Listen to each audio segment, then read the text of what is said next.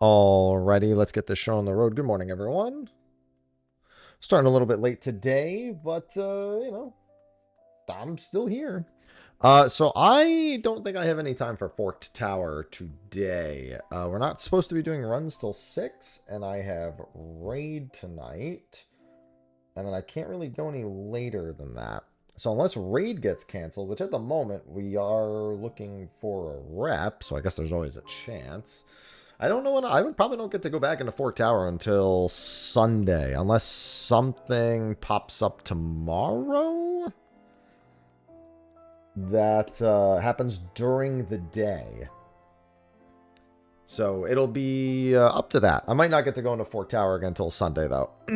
So it's going to be Grind Central until then. I want to finish getting Monk leveled before State of the Realm. So I'm going to be popping in on Ether here in a few minutes. So if you're just looking to rise and grind some job levels, some silvers, then I'll have a PF open.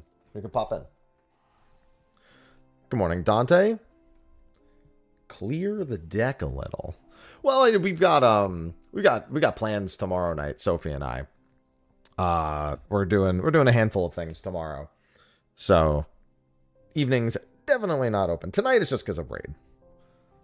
In reality, I'd rather, do Fork Tower tonight than raid. So, if we can't find a caster for tonight, can't raid, I'm not going to say no to that. I'm going to be like, oh no, what do we do? Oh, I guess I'll just go do that instead. I guess I'll just go do Fork Tower instead. But yeah, if not Sunday, I'll probably be doing a long session for Forked Tower. Should be a clear. I don't think anyone's cleared it yet. I think there was like about a 3% wipe. I mean, maybe. I read in Discord someone talking about like a 3% wipe on the last boss. I don't know if anything's died since then. I didn't see what time that was posted. So yeah, something like that.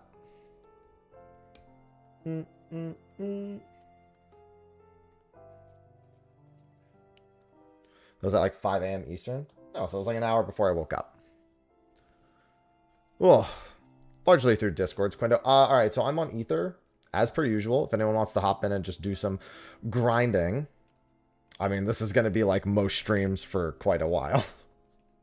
1227, and there you go. You've done it, Tia. You've done it. Good morning, Veltus.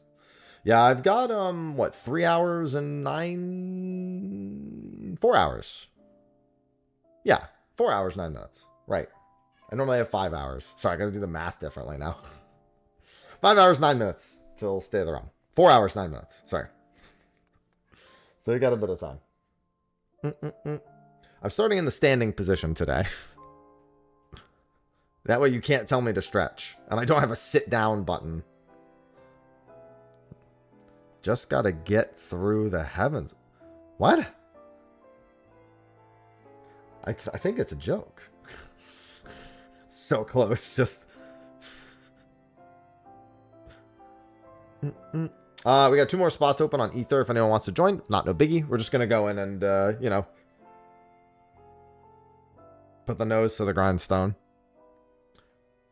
I'm gonna start buying some tank pieces too. For solo gold farms. If anyone else, if we got no one else coming, then I'm going to pop us into the zone. Hello, Jam Jam. Good morning. Morning, Kinch. There we go. Eorzea's unity is forged of falsehoods. Its city-states are built on deceit, and its faith is an instrument of deception. It is not but a cobweb of lies. To believe in Eorzea... What's your budget look like for Gaius? Nothing. In Eorzea, the beast tribes often summon gods to fight in their stead. I mean, we have one spot open anyway. Only rarely respond in kind, which is strange, is it not? Are the 12 otherwise engaged? I was given to understand they were your protectors. If you truly believe you did say something in party chat. Why you not repeat you the did. That served you so oh, well I see it. And call them down. They will answer, so long as you lavish them with It'll be there when you're done wars killing. and It's going to be a while before you run out of Your things to do in gods there. are no different from those of the beasts, icons. No, this is the everyone. new field op. Except for this. 24-man See stuff how is Final Eorzea's Fantasy fate 11. is bleeding the land dry. Nor is this unknown to your masters, which prompts the question, why do they cling to these false deities? What drives even men of learning, even the great Louis Slaw, to grovel at their feet? The answer? Your masters lack the strength to do otherwise. For the world of man to mean anything, man must own the world. To this end, he hath fought ever to raise himself through conflict, to grow rich through conquest. And when the dust of battle settles, it is ever the strong who dictate the fate of the weak.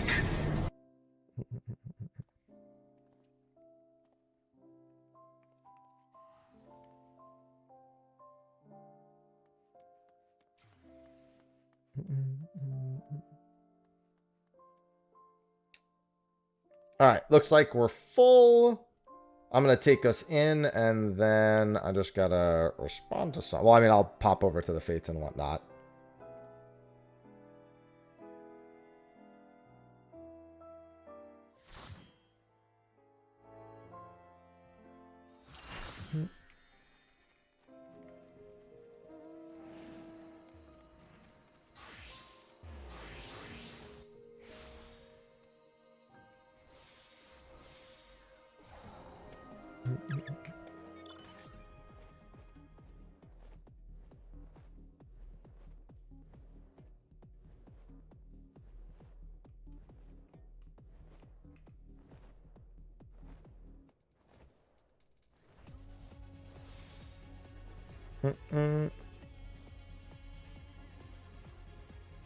Damn it. To be fair, that was already up when we got here.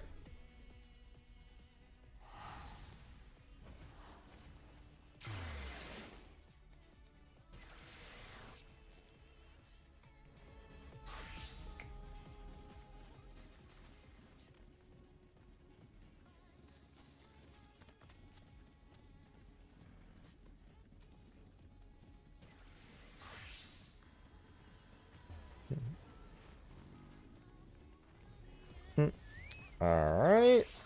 That is correct. It is like those.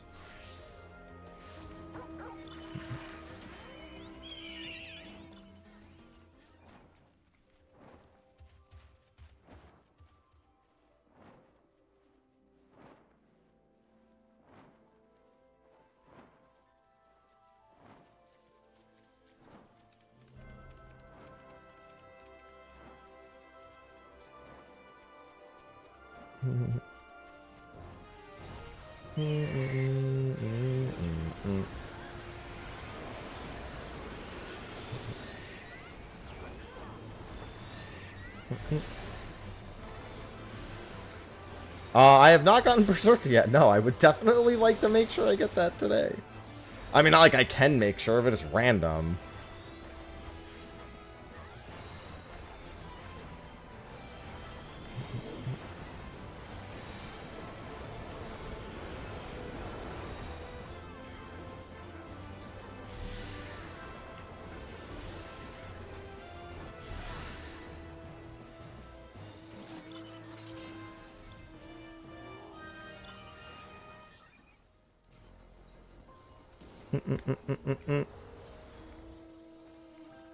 Alright.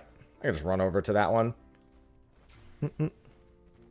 Yeah, I think I'm at like 6 Berserker clears without getting it. Meanwhile, I've gotten like 4 Oracle Stones. I've only gotten 1 Ranger Stone, I think. I don't think I've ever gotten a dupe of that one.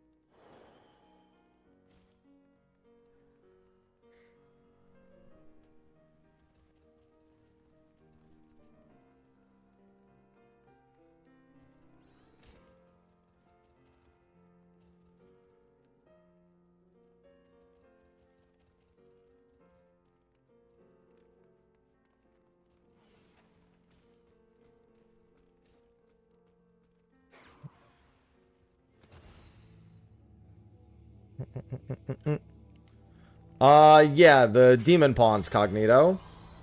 Yeah, I mean, but 10 silver pieces is like nothing.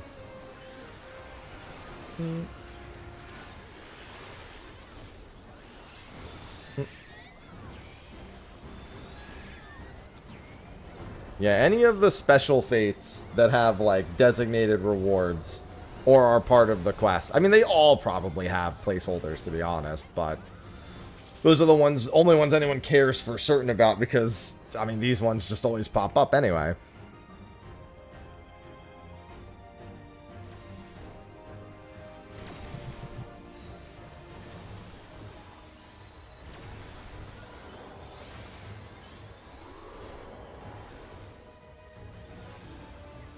I should really start... Well, I don't have float. I need to get Geomancer and start bringing it to this. Although I guess, well, while I'm leveling Geomancer eventually, it'll make sense.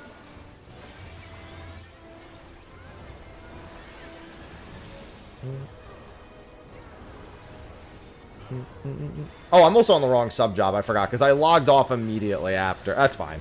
It's only 1 CE's worth.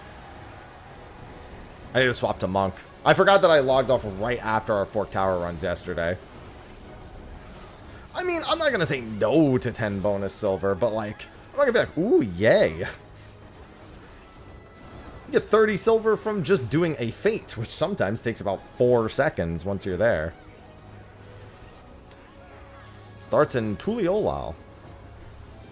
That's true. I didn't know it was their final ability. That's true. I guess you have to you get the bell first and foremost.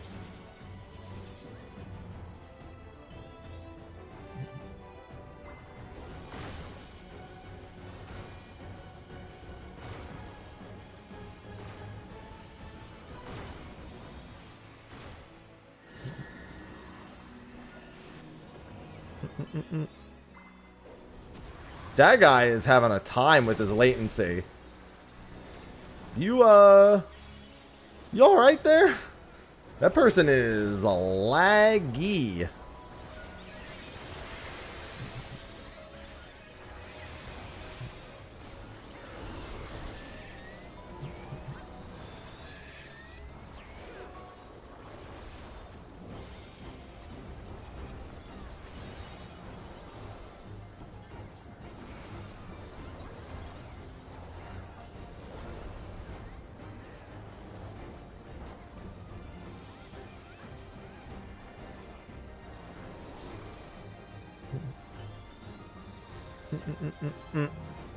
Hey, what's going on, Vivi? Yeah, the Black Chocobo requires the Coerls in the area.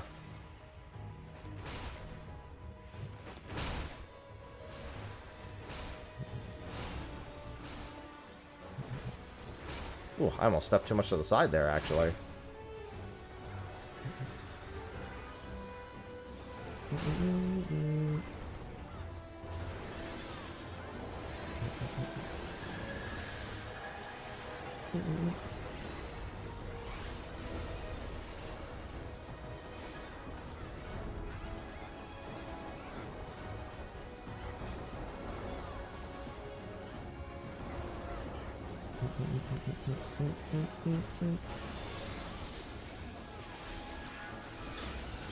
Yeah, I'm willing to bet most of them have technical requirements that nobody really notices because they're not important.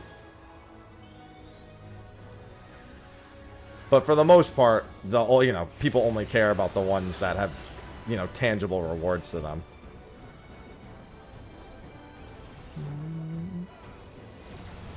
It's pretty random.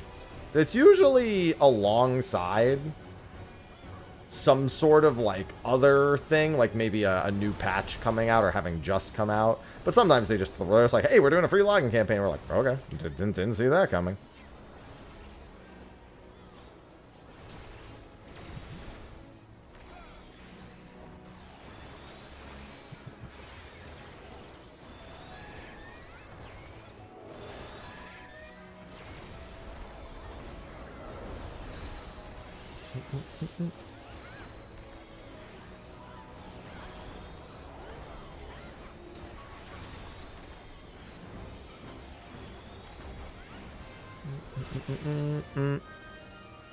Yeah, I'm on the road to mastering my 5th too. Let me remember to do this immediately, since I forgot to do it before. But I need one more to get back to 20, I think. Yeah, this fate will put me to 20. Why does the death have to be bare-fisted? Because that's how he likes it. Why not?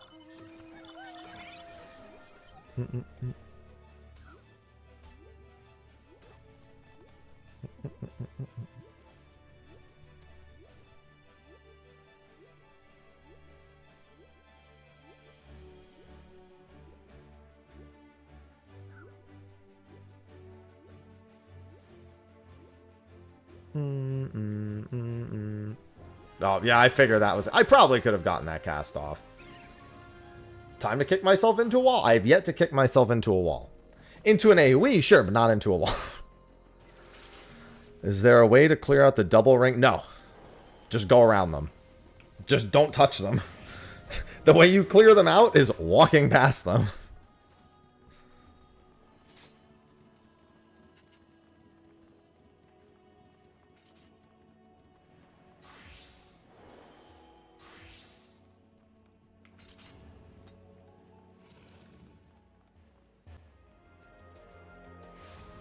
Yeah, the unstable traps. Good morning, Argus. Yeah, you can, like, move a fucking billion years away and use a tank in Vuln, but it's like, that's just, don't step on it. Why make everyone run back a billion miles? Many wipes? I mean, if people are wiping, that's because they don't deserve to. If you're wiping because people are stepping on a trap in a revealed trap, if a trap is revealed, and the reason why anyone's wiping is because they touched it, good. Like, that shouldn't happen because they shouldn't be doing it. All it's asking people to do is walk. Honestly, it sucks that everyone else has to die because of it, but deserved. That's true of the stable and unstable traps, but especially the unstable traps.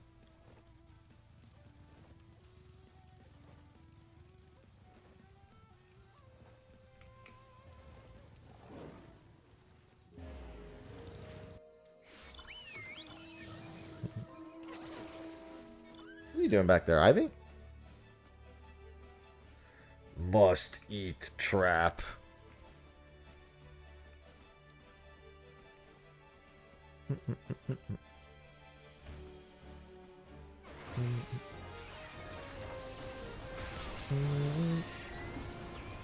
Hi. Ivy's so full of energy.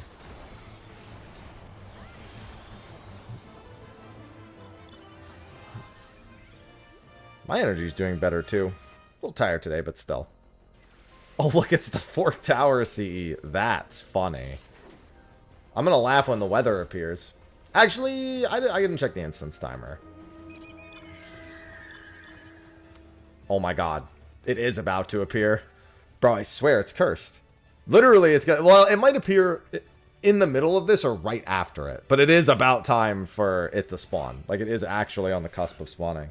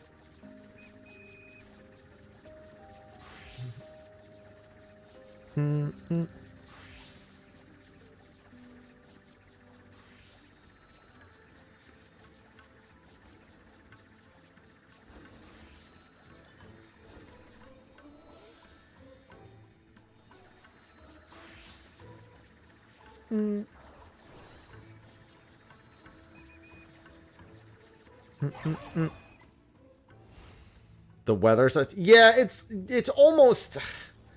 It's a little strange because instances open slightly before somebody populates them. So saying it's exactly 30 minutes is weird. It's most of the time comes pretty close, but it's based on the instance timer, not on anything else. So it's a little strange.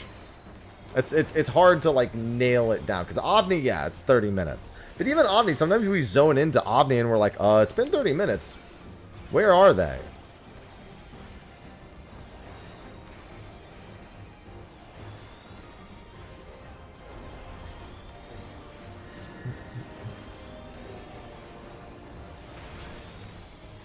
Knockback, donut, knockback, cross.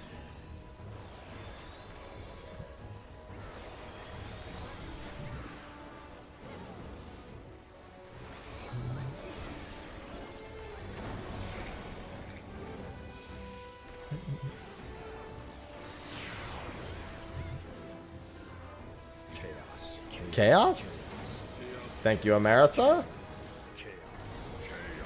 Thank you for the 31-month resub. Subscribed with Prime.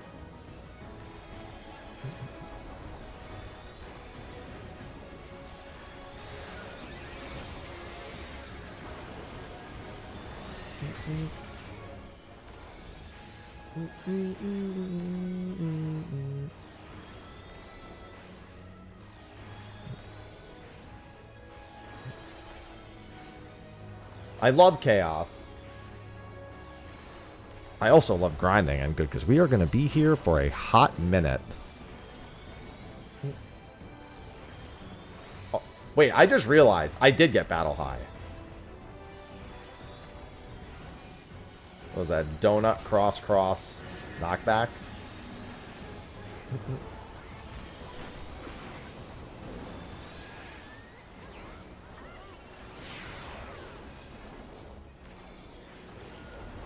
Ooh.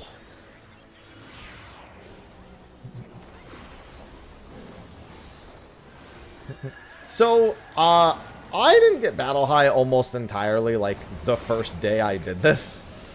And so I was like, oh, it's random. And it seems to be just random. But after I started getting it, I have, like, been getting it non-stop. It's been real. I don't know what is causing it. Because, like, I still get hit by things occasionally, and I still get it. Like, I'm not, like, doing anything, like, giga different. Like, I guess on average, I understand the fates better. So maybe getting hit less does have something. I don't know. It just seems completely random. And I feel like I've been getting it more. It's just strange because my anecdotal experience just went up so drastically from the second day onward. Yeah, and the first time I ever got it was I got hit. Again, yeah, that's what I mean. It's just like so strange. Cross knockback. Cross knockback, knockback donut.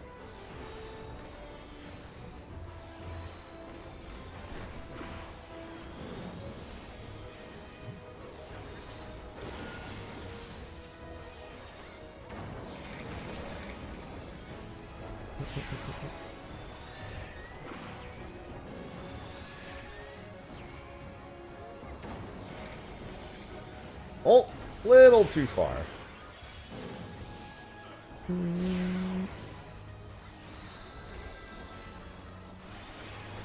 Because sitting around doing nothing is not efficient, France. In fact, getting gold coins is generally, if done well, more efficient than getting silver coins. And that only gets worse if you're actually not doing fates.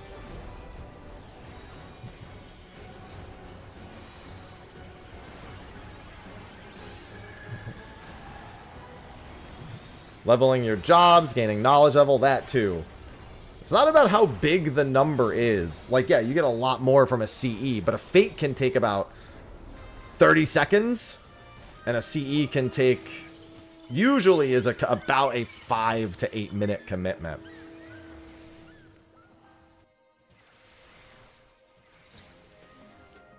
There's the weather, by the way.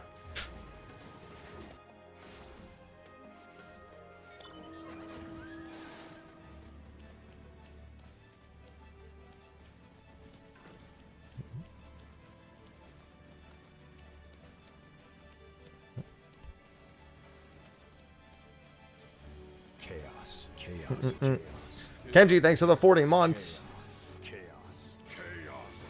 Kenji _ there was a group that was close failed this a few hours ago.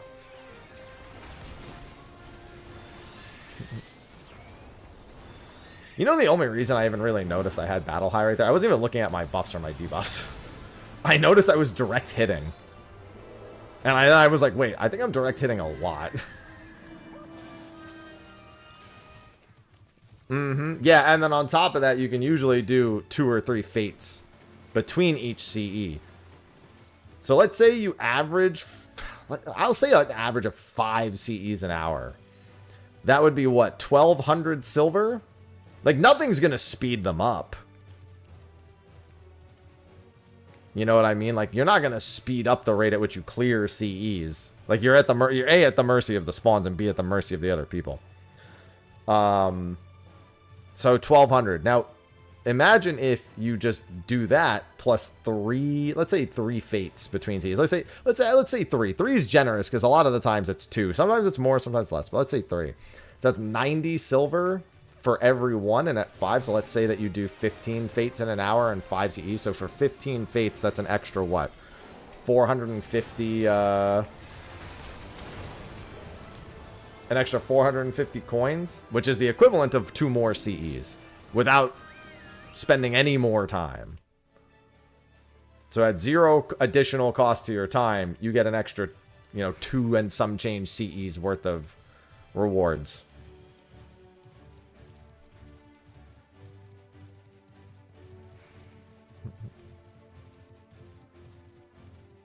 Oh, let me see if the silver is here. Yep.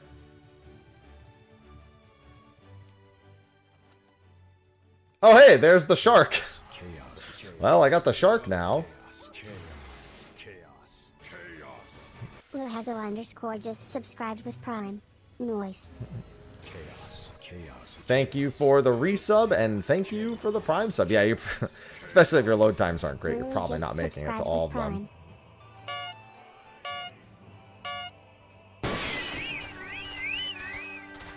There's the chocobo.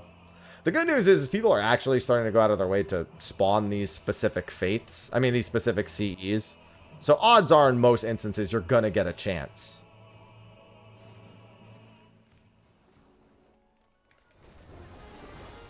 Oh, I don't think that counted. I don't think it propagated. I got blocked. No, it did. Okay. Whew. Close.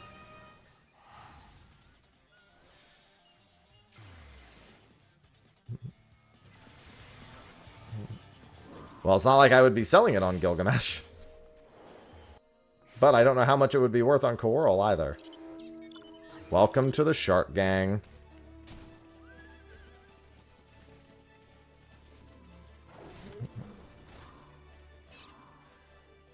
Alright, let me use that.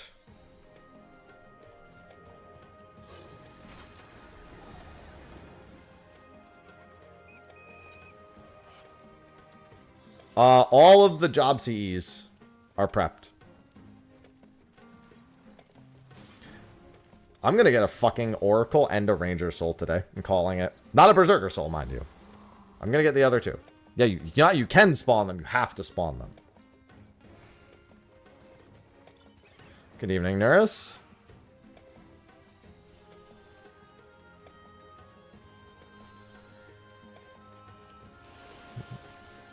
Well, one's a shard and one's a crystal. Obviously.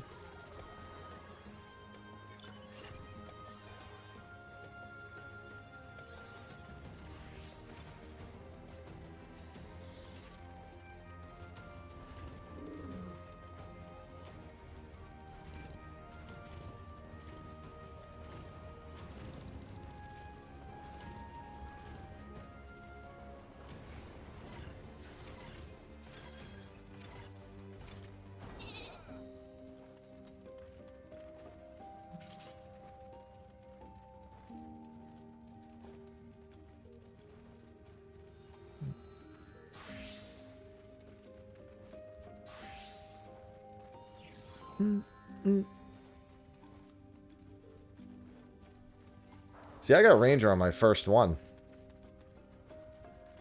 Gold farming is not too slow if you set it up well. I don't know which setup I'm going to run for it when I do it. I'm probably going to do... I want to test the solo methods. But I want a few tank pieces first. I'm going to go buy a tank piece after this. The special attribute, as per the NPC that describes it, says that it increases the action of some phantom actions. It would seem it's anything that says it increases with item level.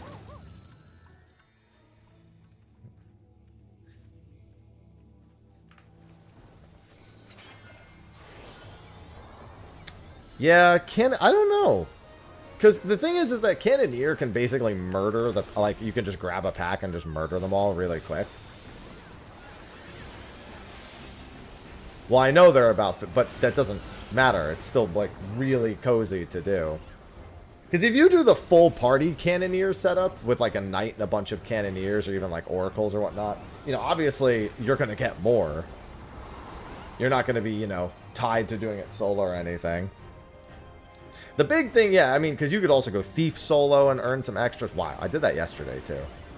I'm not paying attention to the ones on the side. Sorry, I'm checking something on my phone. Yeah, the move went well. I don't know if I'm still waiting on anything in the mail. I have, like, 2 or 3 packages I haven't opened yet.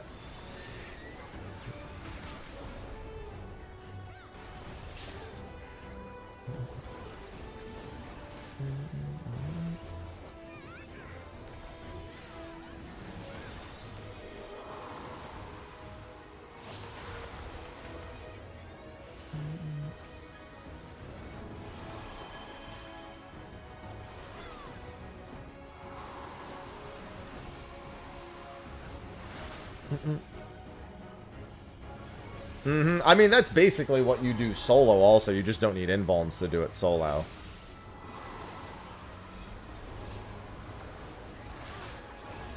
And you don't even need to... Well, I mean, I guess, yeah, if you're running 8 tanks. Because you don't... I don't think you really need 8 Cannoneers.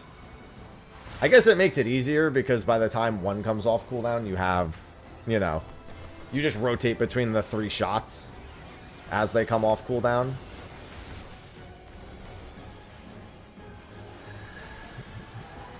Cannoneer just doesn't really require any thinking.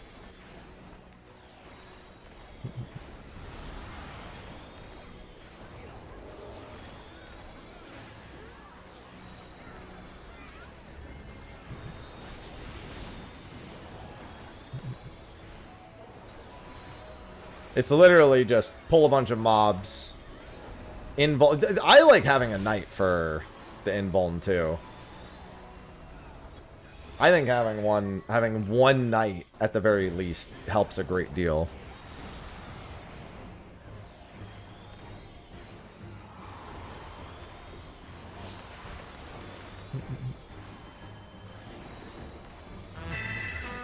Explosion, thank you for the 90 months. Explosion just subscribed.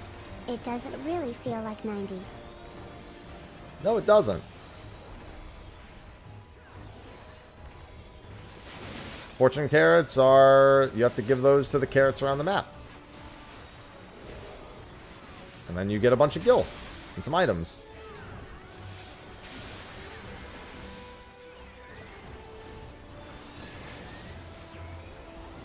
Good morning, Axel.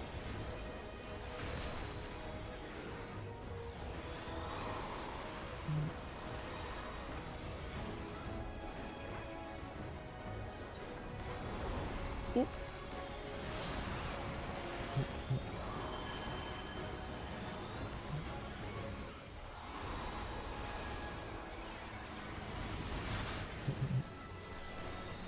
I still have not gotten a fortune carrot.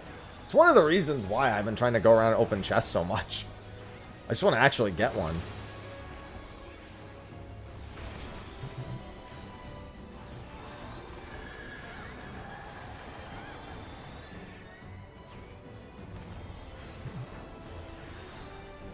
Oh, never mind.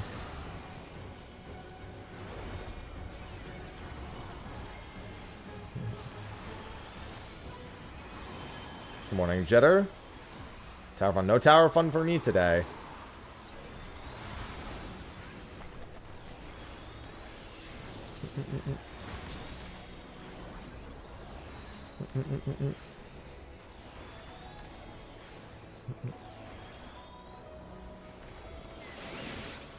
I don't know what the I didn't look at anything past the second boss.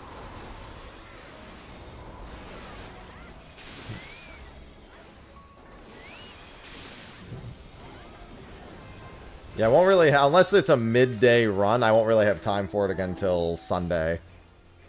State of the Realm. It's a podcast. My podcast.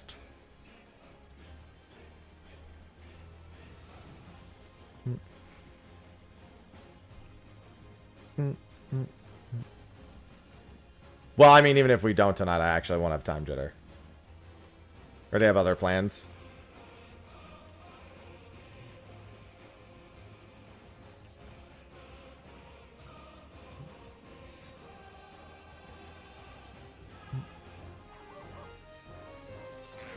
Yeah, I was really hoping to be doing this mostly in the day, but, I mean, the Discord just isn't doing no life runs. The carrots are tradable and sellable.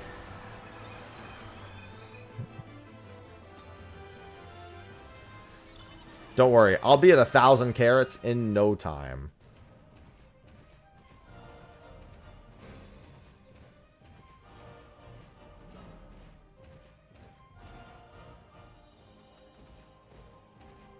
Horns aplenty. How many chests is that now? Is that 100? That's got to be the 100. Open 100 treasure coffers. Dude, I'm almost there. I'm like what is it? 10,000? I'm 1% the way there. To the 10,000 achievement. 5,000. 2%.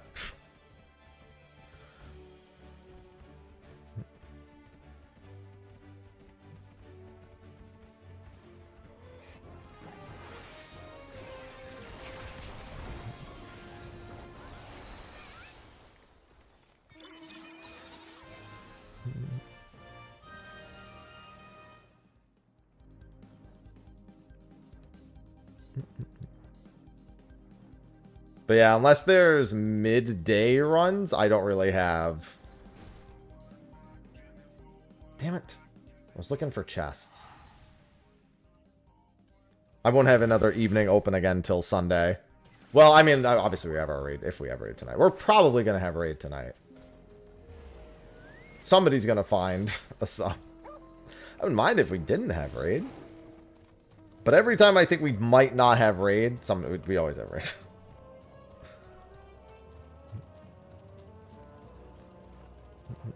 They need a caster sub for our raid tonight. Our caster isn't feeling good. I think they have all their loot also. Well, they'd be missing a book, so we would need to get another run in anyway after that. The following week.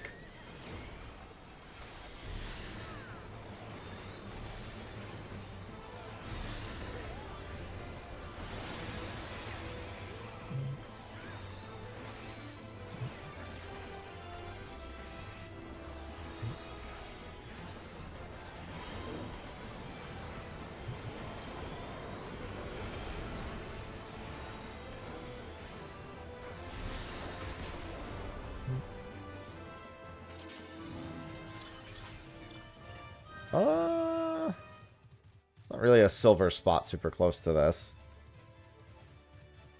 Alright, well, I'm already going the right way anyway. Oh, god damn it. I'll just go to the CE. Let me pop by camp and buy a tank piece real quick. Find a group for... I mean, I've been doing Fort Tower all week. It's just I've only had certain time frames with which I can actually do it.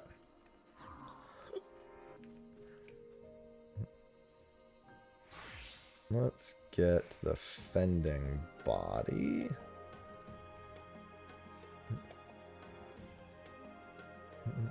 Yeah, it says I'm in a hardcore group.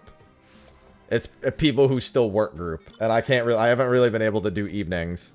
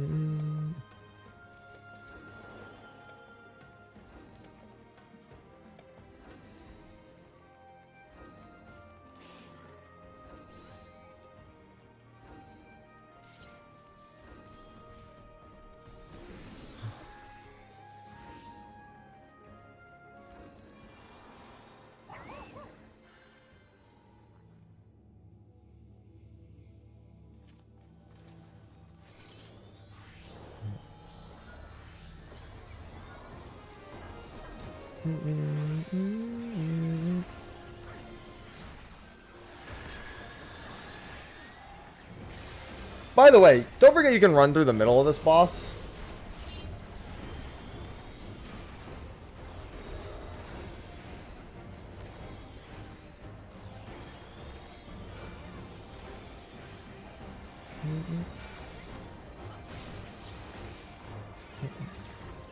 It's funny, because I definitely was running around the outside of this boss for the most part when I first did it, so...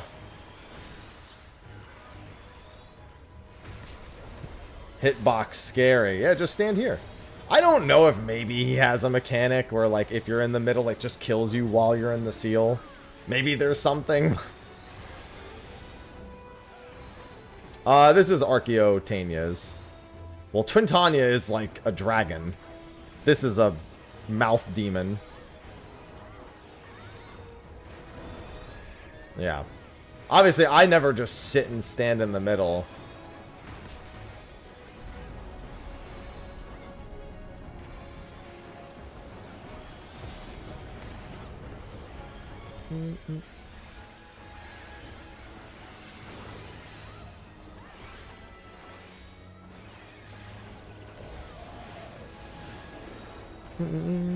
Oh no, it is called Twintania in Final Fantasy V.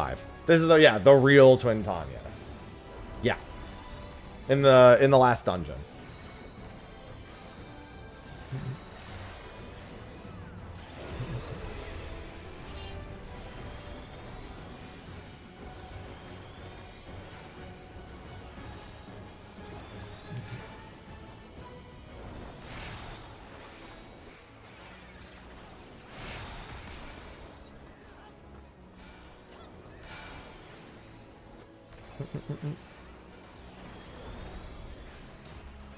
Yeah, they did a good job with the Final Fantasy V references here.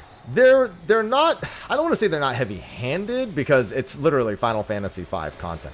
Yet, there's no part of this that makes it feel like you need to understand Final Fantasy V, which is the kind of reference that I like. It's like, it gets people who are familiar, it gets them going, oh. But you don't need to know anything about Final Fantasy V to, like, feel like you know what's happening in the Occult Crescent.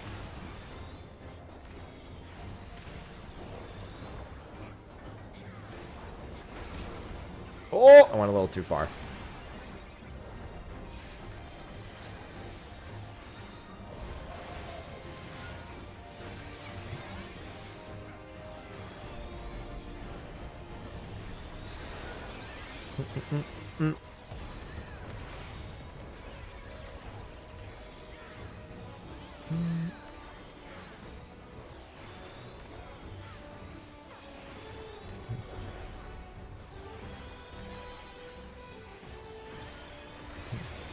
Love the Occult Crescent. Actually, I need to finish my thumbnail. I was uploading a video for it today. I already made the first thoughts, impressions video and all that. I just haven't uploaded it yet.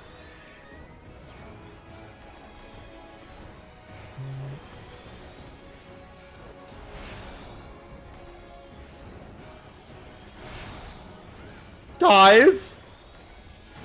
That's gonna hurt!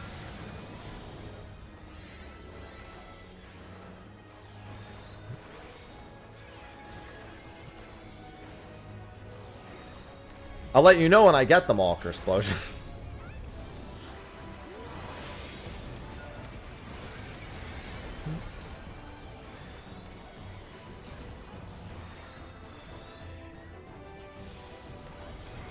Yeah, the War of the Magi is a 6. Like, the existence of it is a reference to 6. But literally nothing about it is like there's literally no Final Fantasy VI flavor other than the name. In terms of, like, prerequisite knowledge to know what's going on. Such a terrible spot for kick, man.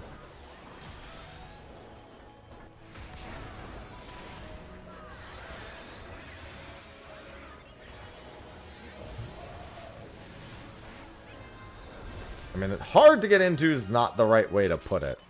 There's just going in, whether or not you get in is irrelevant to whether or not you should be in there. Like, there's a cost associated with going in, but then, you know. I'd say for coordinated groups it's annoying, just because it's got the whole, you know, 48-man pre-made thing, which I bring up in the first impressions. There is no FOMO. There's no FOMO in any of the field ops. Well, I'll say that Bozia probably suffered from a good bit of FOMO, just because going back later is a lot tougher, like doing Delubrum normal. There are, like, Discords that run Delubrum normal speedruns. If you open a PF, you can usually get some people. But definitely the one part that's like that.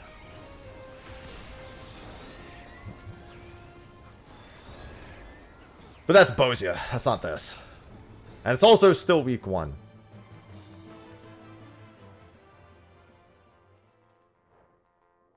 Let me see if the silver in the back of the cave is up, and then I'll teleport to the next thing, and I gotta reply to something.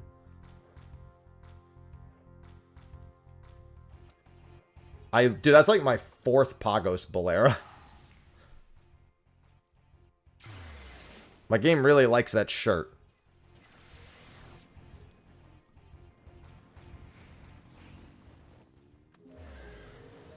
You can only change phantom jobs at the entrance of the Fort Tower. Once you leave the opening zone, you cannot swap jobs. You cannot swap... Well, you can't swap anything at that point anymore. Phantom or normal. It was exactly like this Forbidden. But there was... but the instances were bigger.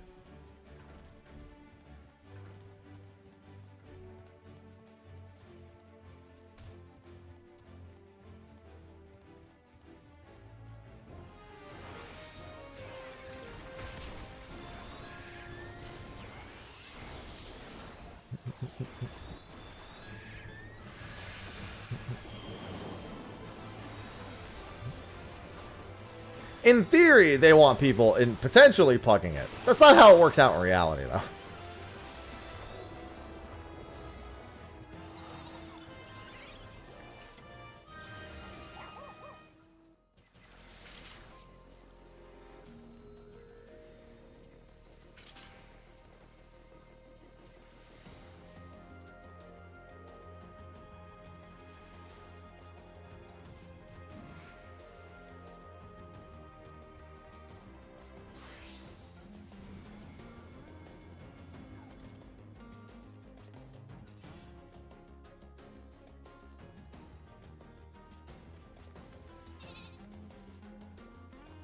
Could try to do both. I'm going to see if anyone goes to this to try to hit both. Looks like they are, yeah. They even shouted for it first.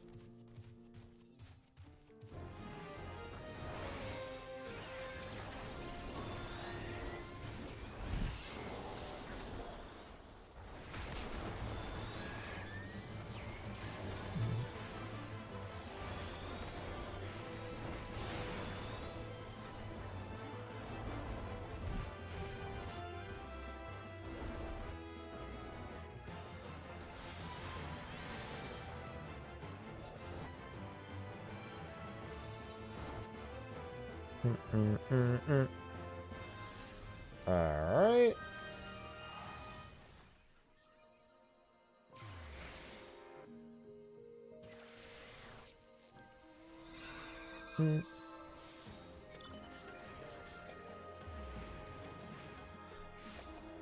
Well, I mean, it's wieldy if you're actually doing solo farm. It's why Monk is a pretty solid solo farm option. Cannoneer is probably the better one because you just blast them with all 3 cannonballs and you just pull a bunch of shit, blast them with all 3 cannonballs, and move on with your life. But Monk is also pretty cozy because you just throw up the permanent parry buff, kick counter, and then just kill them as you would. So it's different speed.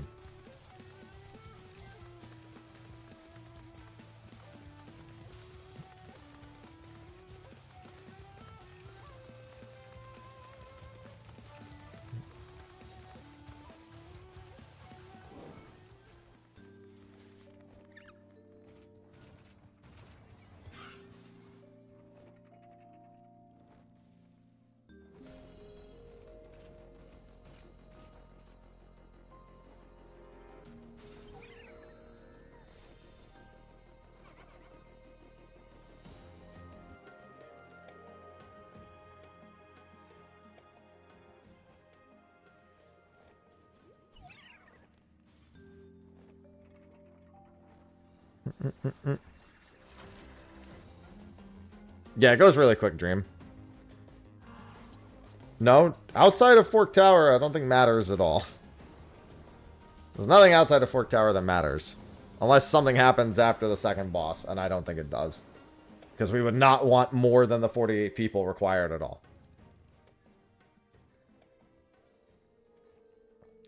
Well, oh, there is something outside? Oh, God. There is a support fate, huh? That's not good. That's very not good.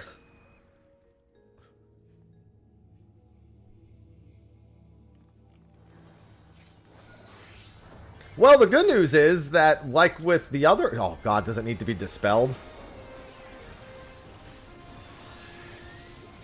It's not a fate, per se. That's even worse. Oh, it's just a mob. Sure hope people on the outside feel like helping.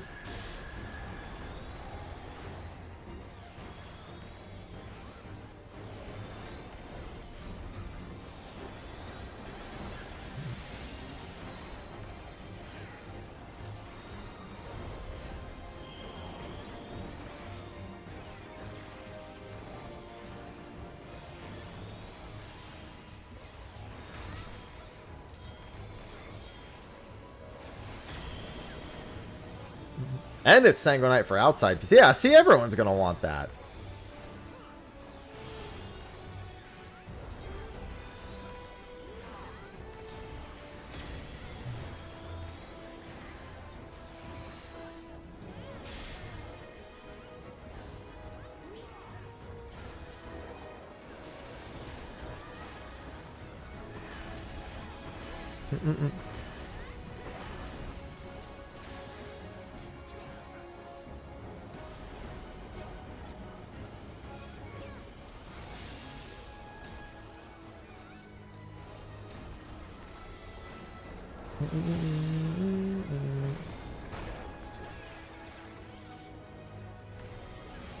No, not quite yet, Kaladin.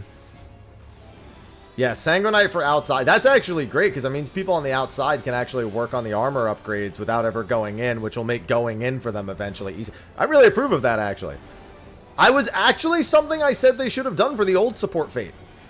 For the whatever the fucking... I always forget the thing's name. I actually said that they should have done that. For the BA support fate, that it should have given them Eurekan fragments. Yeah, Tricidia. I just always... I just like, oh, it's the Fuebo. That was actually one of my feedback, one of my pieces of feedback that I had for Tricidia. Was that it should have dropped Eurekan fragments.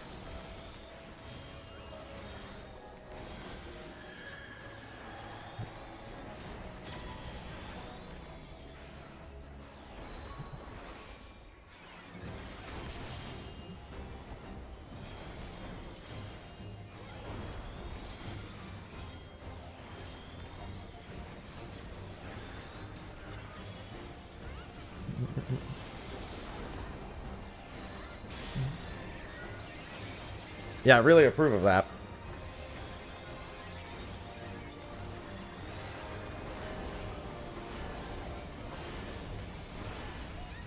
Look at that 50k occult counter. I'll take it.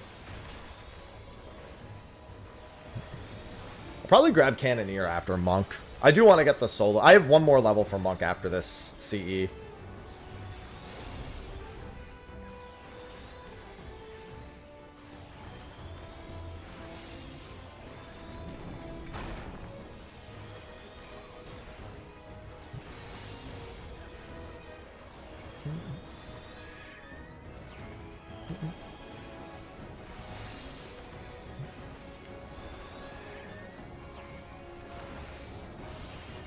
Alright, I'm not kicking.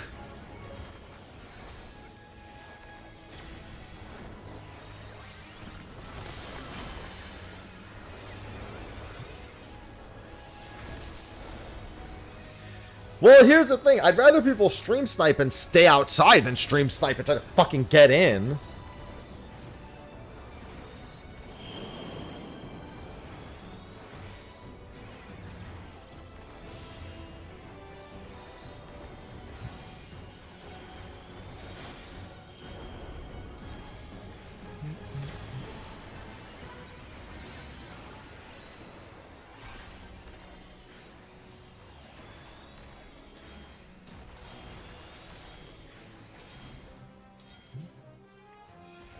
Occult Chakra. Give me MP.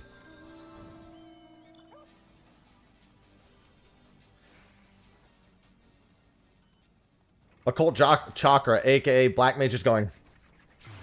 Please tell me I didn't get him Oracle Shard. I didn't even look. I got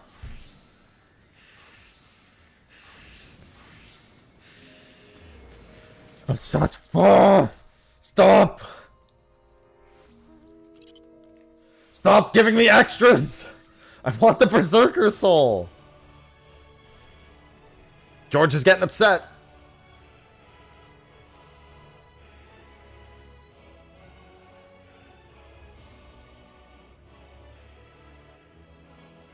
It's like, I heard you really like Starfall.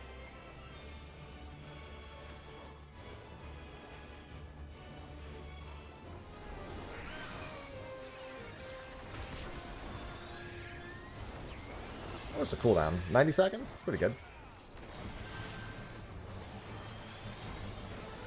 Well, eventually what stats your Relic has will be completely irrelevant. A, it should be irrelevant now because you shouldn't be using it. If you have better, equal to, or better weapons anyway, it should just be a glam piece for now. But they always let you customize eventually. Yeah, it is still technically Biss here too, in theory.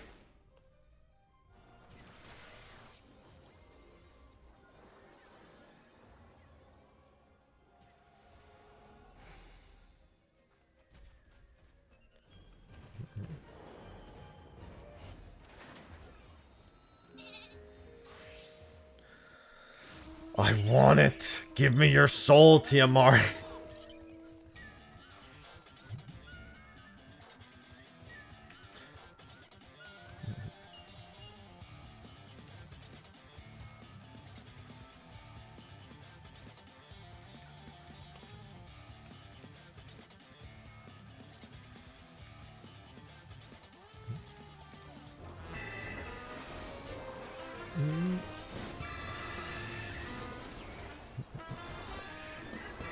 Devio_Riders just subscribed.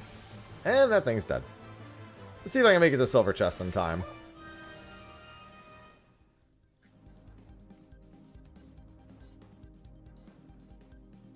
Yeah, I figured it was just the substat spread for the sinking. Oh, pots. I don't even know which one I want to try to go to. I'm going to look for this pot, and then whichever one I think... Oh, now there's a sinking too. It's all here. The question is, did people... I think people probably started running up to pots. I think I'm going to go... It's a question of should I... There's no point in me going to Pots, but should I go to the Fate? I'll look at the... Because that's really close to the teleport anyway. Yeah, Pots is scaled down, which is why I won't make it there in time.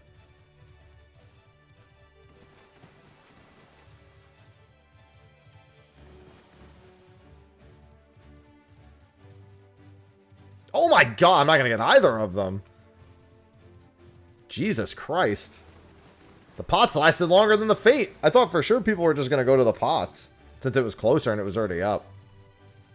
I mean, do we try to go to the other right? I mean, I'm gonna poke the Mudman and see what happens. No, there's no way. People are just going to go to the CE. It's like, oh, I don't know, there's quite a few people arriving here. Can I do both? How greedy can I get?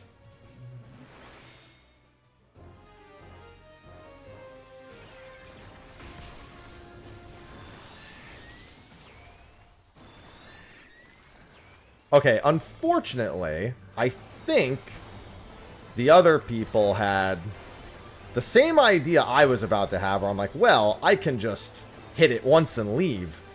I'll make it. It's fine. It's not that far.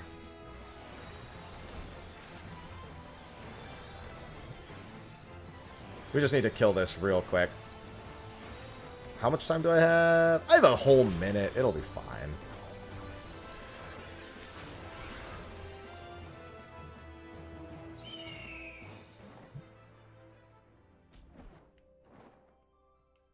It actually would have been faster to return, but still. I'll get there even without it.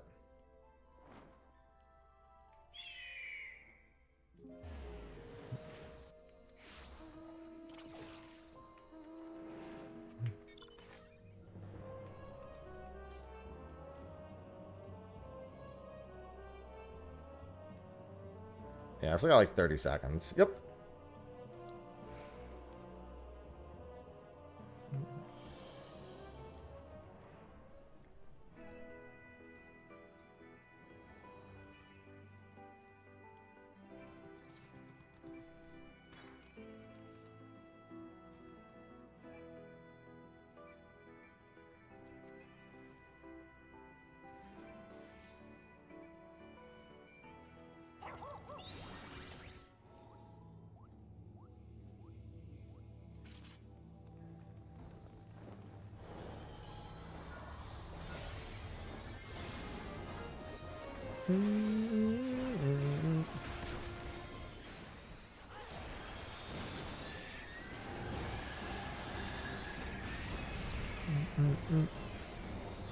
That is the entire duty, Phantom. You get a total of 4 lives. The first one you started with and 3 extras. Also, only chemists pretty much can actually res people. Pretty sure healer LB3 can too, but I've yet to... I haven't experienced it, so I, you know.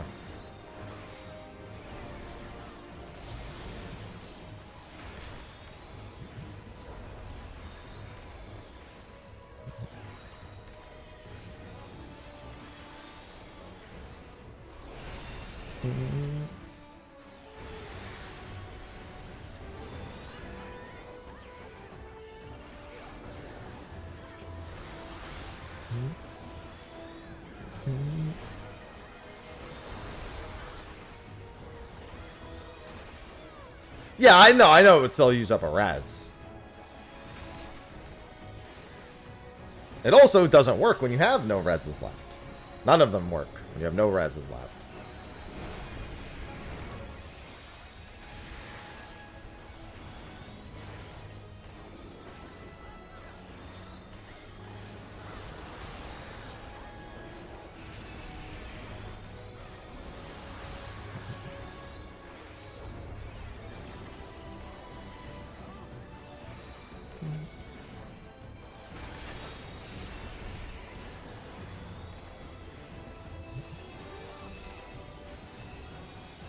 Middle and forward.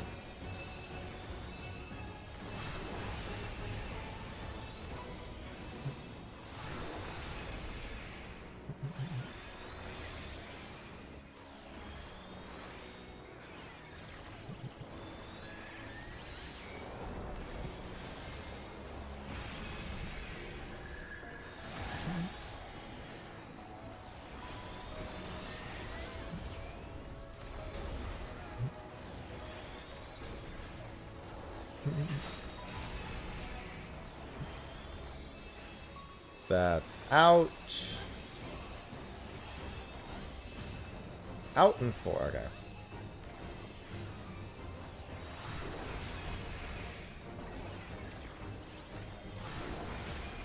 Out, middle, in.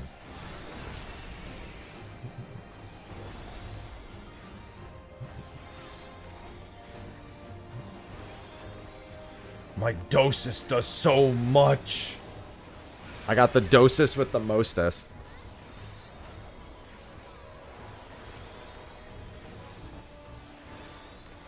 I feel like all of my drop rates were worse the first day. This feels intentional. My habit drop rates were worse. My job, well, I mean, I got the ranger job the first day.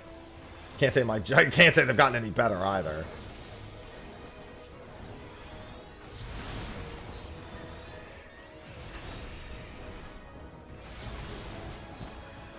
Kind of lost myself when I got in there to kick. That's out first. Out in middle.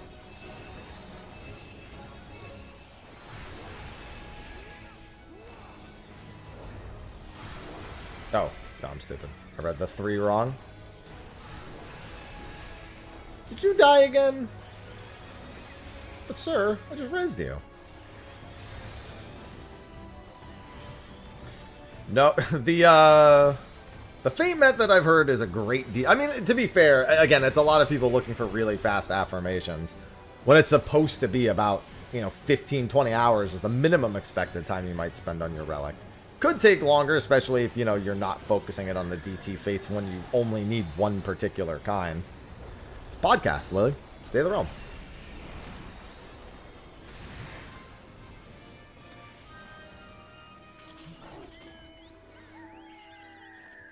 Okay, well, this return was hardly necessary. Yeah, 20 hours estimate. And it's a one-time grind.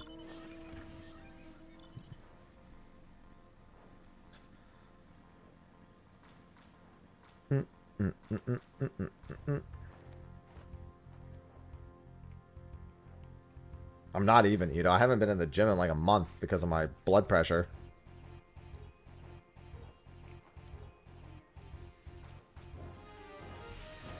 Ow!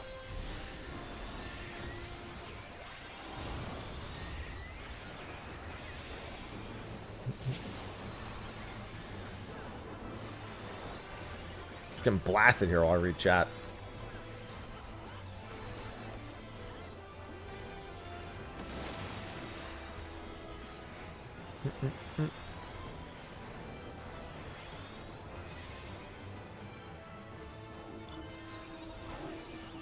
Bam, bam, bam, bam.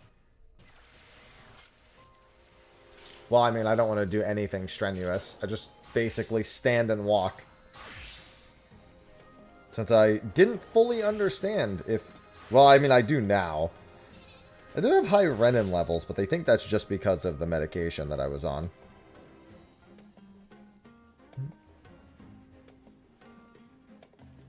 Oh, I'm probably not going to get to that in time. I was busy checking something. I was in the hospital with high blood pressure.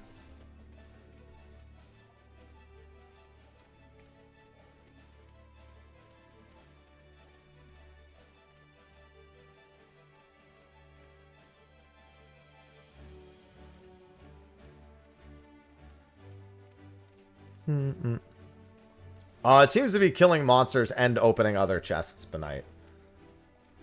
You can't just, like, respawn without, like, just without punity. Like, you need to actually be going to other spots and opening the chests.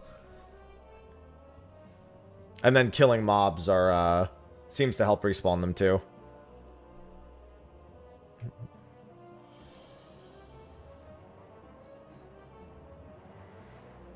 So stopping and maybe grinding some gold coins goes a long way.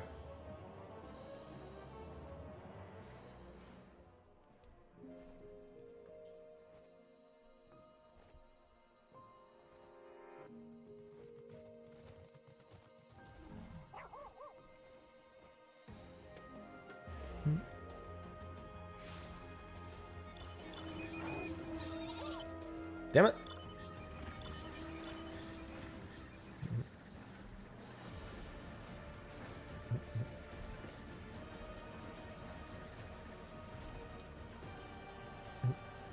See, I love grind content.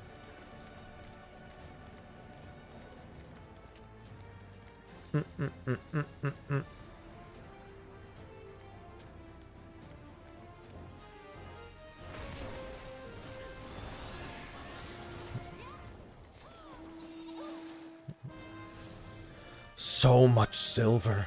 I need so much silver, dude. I mean, I'm not doing Fork Tower for the next 2 days unless I get a midday group. So at the very least, for the next 2 streams, I can just flood my silvers into gear and gear upgrades.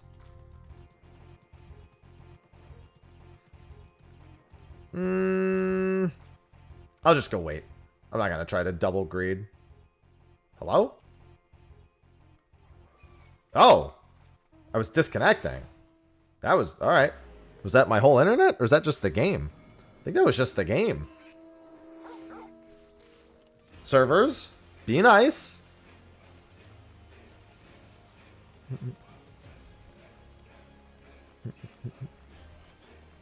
Server hamsters.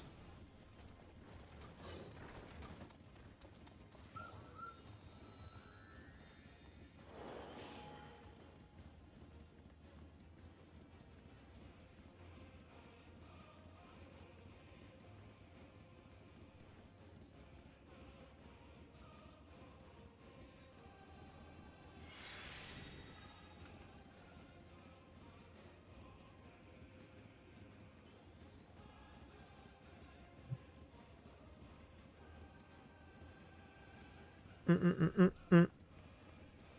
a Friday, but it's still work hours for most people.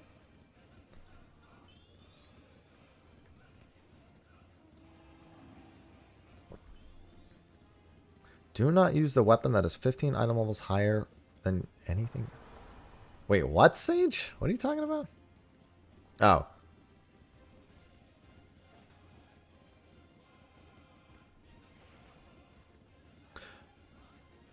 Oh, are you saying... I mean, we're just saying that the Relic is not really your go-to option for anything important at the moment.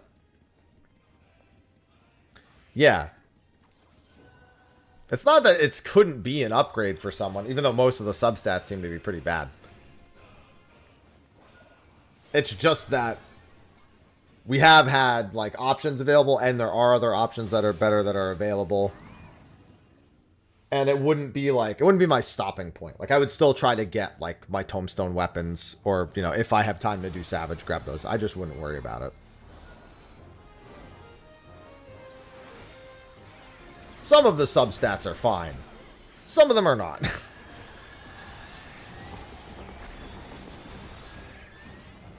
You mean the bronze chests? Not wood. That's the confusion.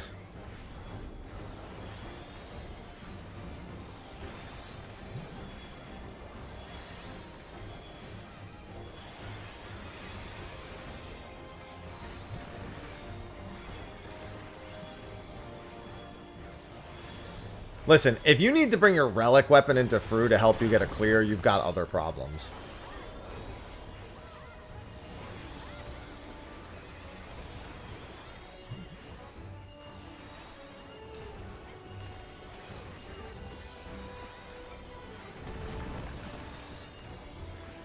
I mean, they're literally called bronze chests, and they're exactly the same type of... If you target them, they say bronze chest, and they're the exact same type of chest that you get from the pots. Hence the confusion people had.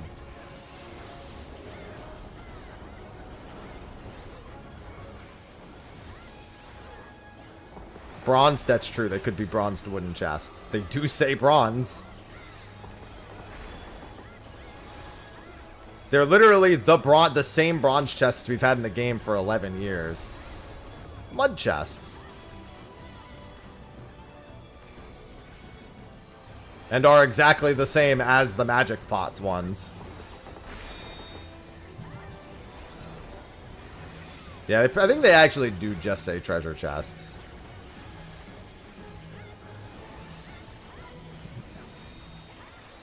I mean, 16 is generally the debuff cap, yeah.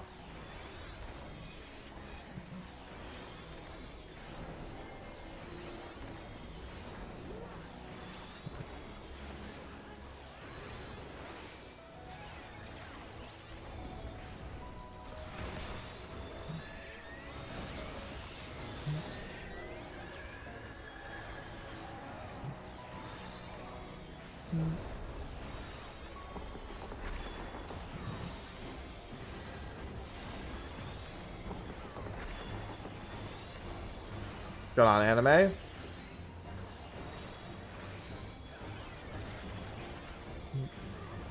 Alright, where am I gonna phantom kick here? Oh, I'm gonna get hit once. That's fine. Realized I went the wrong way. Because I couldn't see the other one. Far away. Up close works too.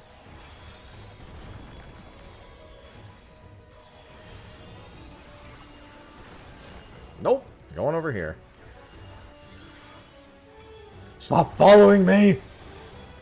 I swear they're following me! Yeah, I think they do actually just say treasure.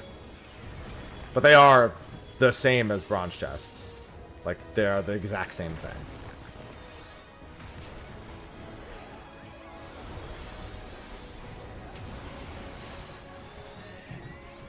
Holy corpses.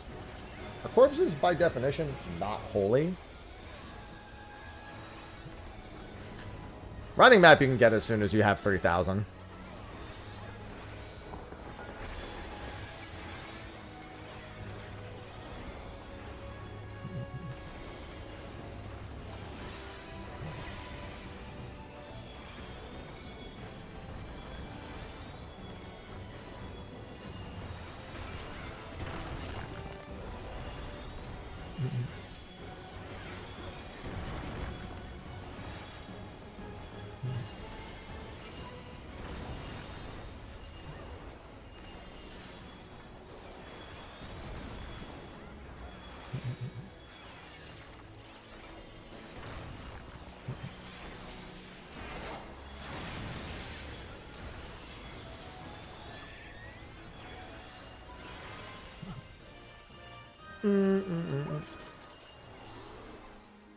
Oh, dude, those orbs still going across.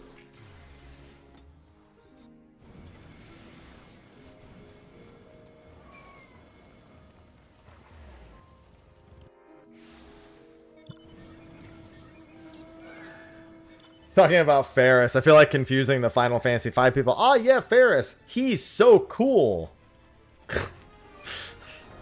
Then you do a little wink and see who gets it.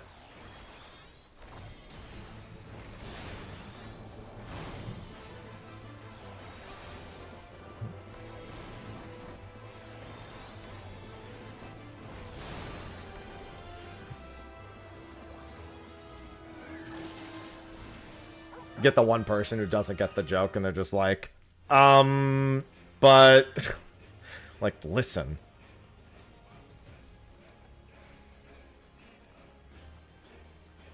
Alright, I gotta clean out some inventory spaces. Should trade on that. Oh, well, I guess I'll just go this way. It's funny because, you know, the sets we got here are like, they're good sets. They're sets people want. But it also makes me think about how we've got the fucking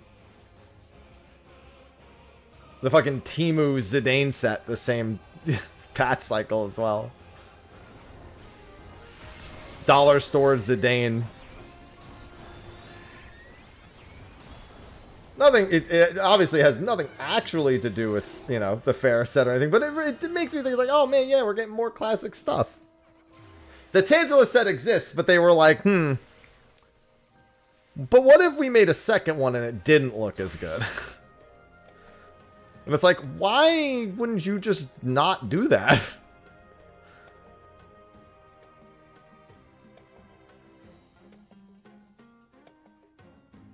Couple of spare. My favorite Final Fantasy is 6. Zidane. Black Mage still has a little bit of confusion coming into the job from the early levels. I still see the whole Fire 3 when you get it problem, where people go from spamming Fire 1 to spamming Fire 3. Like, that, I don't think that's ever going to stop unless they just change it entirely. So it's a bit of a new player trap still, but not really much at all. Zidaniel, damn Zidaniel. No. It was not 14 at all. I don't even rank 11 and 14. They're MMOs. They don't function the same. They shouldn't be ranked against the single player ones as a whole anyway.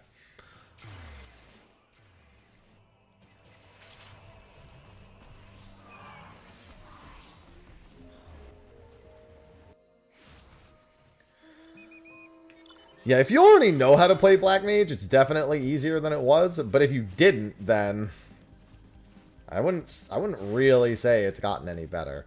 The early levels are still really confused. I'm getting rid of these fucking... I don't care about the 4% enough. I already used the first 9. I think I'll hold on to one. No. What the fuck did I do? Oh, I can go through here. I'm going to check for this silver chest real quick, too.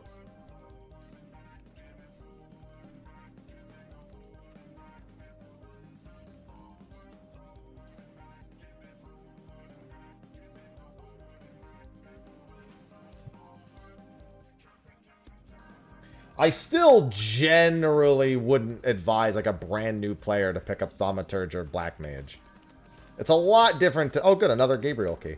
It's a lot different to say that it's easier versus a new player would have no problem understanding it. Those are not the same statement. You know what I mean?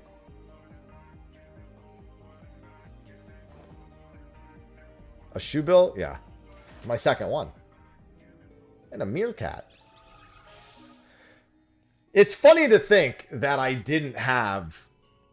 Of me of all people, didn't have the meerkat. If you know my emotes, you would definitely assume I had the meerkat.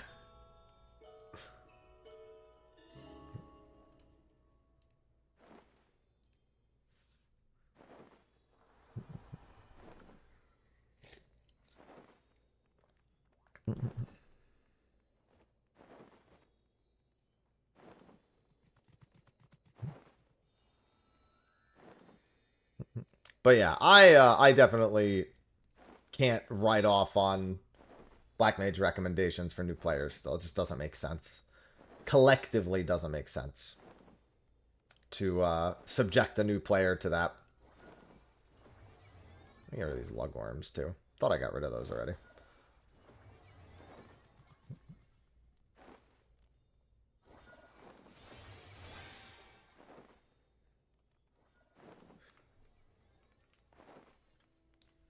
Hey, hyperbole is what makes the world go round.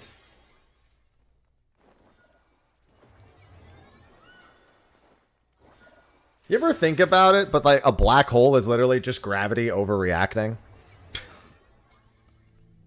See, hyperbole. Or oversimplification, the other way around.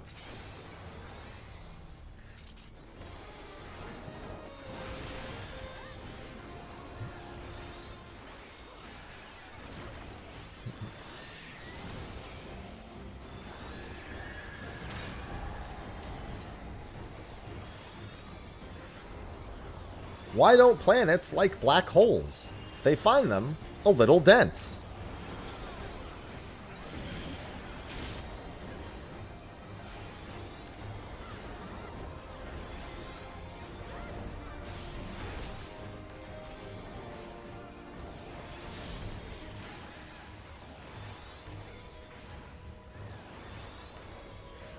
Best gear. I mean, you literally just buy all the left side gear. And I guess you could get the nuts, the nut gear. That's it. I mean, nothing. You're not going to use anything else. The nut accessories. You can wear nut stuff on your hands. Yeah, it's just upgraded coin gear.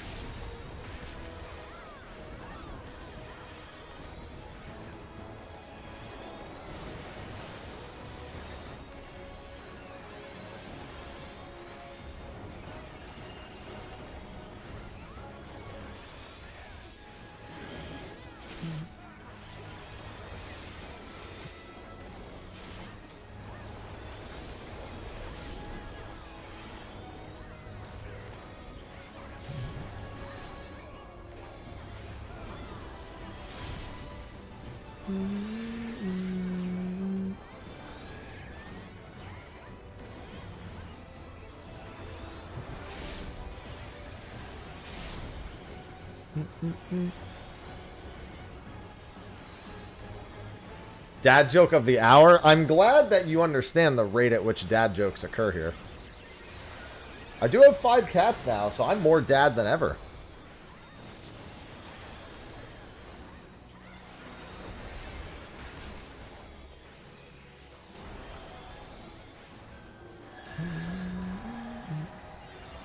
Mount. Well, my Ozma was a world first mount, so I really like having that one. Bit too infrequent of the minute.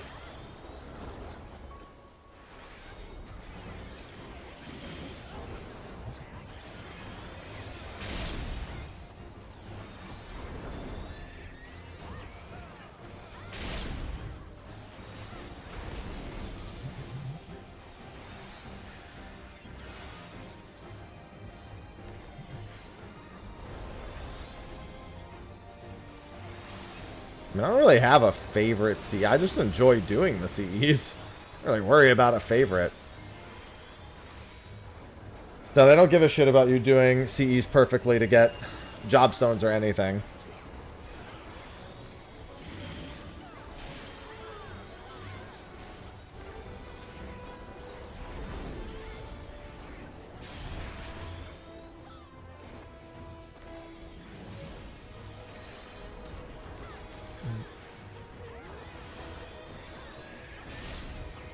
The merry-go-round of death. Yeah, I mean, most of them are pretty good. Honestly, the only single mechanic that actually bugs me is the gravity wells on the Mystic Pot.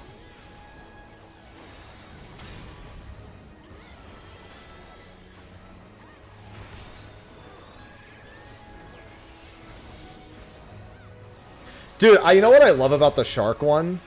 I love watching people just walk immediately through the rotating splashes with no regard. There's like no attempt to ever do it correctly. They're just like, no, dude, I'm just going to dodge the conals. You just subscribed with Prime.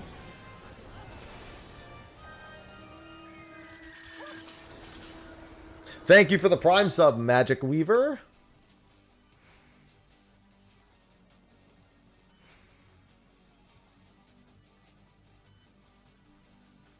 Oh, the Mimic's not here.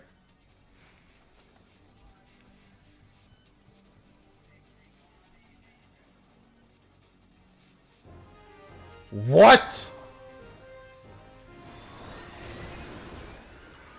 This is probably the fate, one of the 2 fates that if it survives too long, so many people die. Like, all it's asking you to do is look away or look forward. But man, that is asking a lot from people.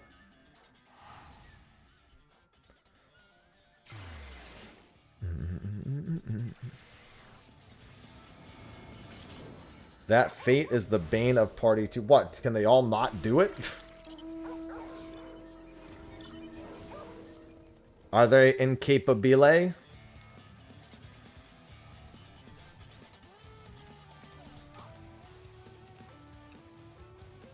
I don't really have a favorite CE. I like things about different ones. Because none of them are terrible. Like, Black Chocobo doesn't really do anything too special, but it being a Chocobo automatically gives it points. Because it's funny. It's funny to watch people be like, why would you do this?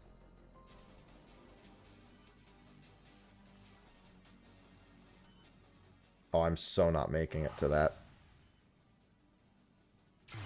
My favorite is the Oracle one for all the extra job stones that it gives me. Ha, ha, ha. It's going to be a situation where I go to the first one and I get neither.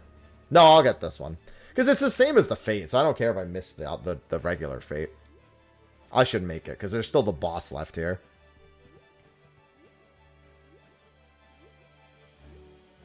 Oh boy. Boop.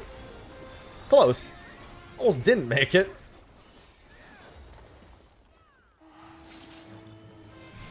That's it. I've got pot.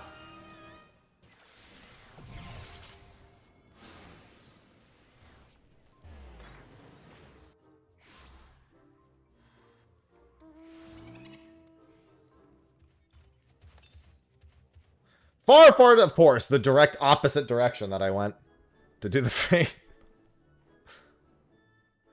I love pot.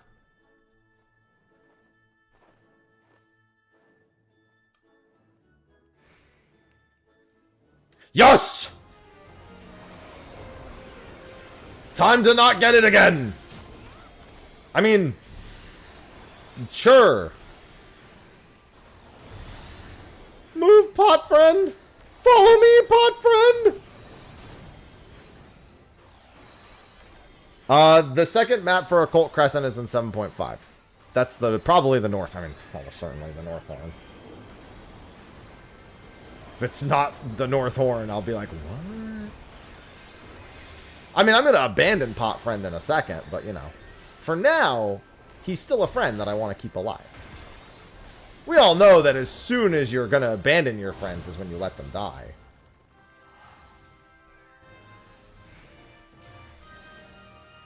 The more southern horn.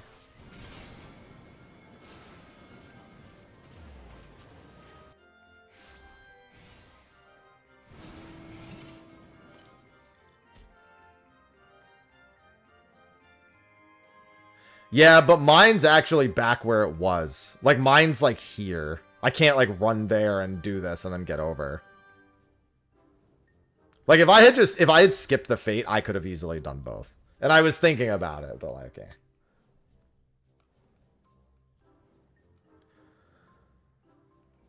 Chaos, chaos, chaos, chaos, Chaos. Rionetto, thank you for the second month. Ryanito just subscribed with Prime. Here to help feed the cats. Well, I mean, the southern Bosian front doesn't necessarily imply the need for an east, west, or north. Geographically speaking, we basically use the southern front to assail them, which then sets in the motion of the Delubrum setup.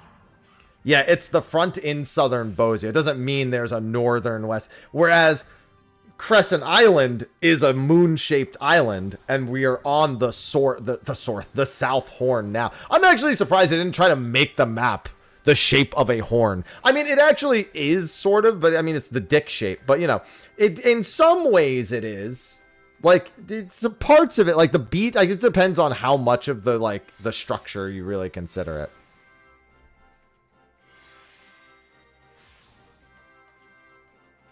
It's a shape like a dick. Look, the plains area on the map is a dick. See? Look. Yeah, you can see the silhouette of the whole island from the base camp.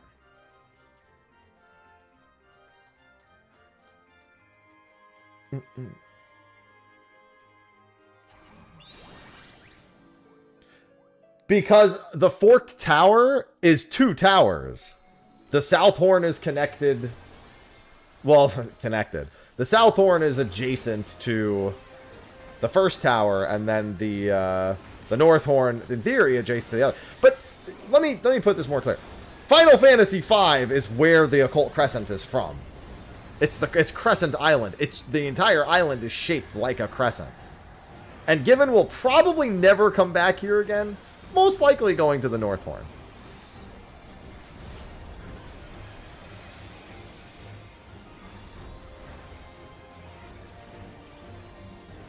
What do you mean I've been in the zone too long? Literally the go-to resource for the Atma map had lines drawn around it, and it was shaped like a dick. And everyone noticed it when we opened the map.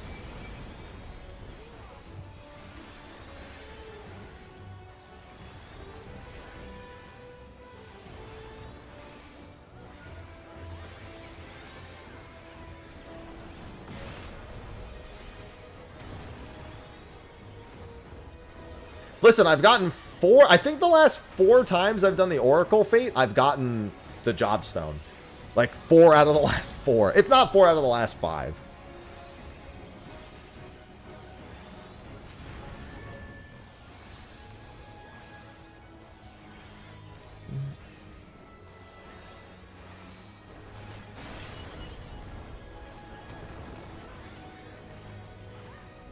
Looks like a lobster. Your dick looks like a lobster. You've got other problems.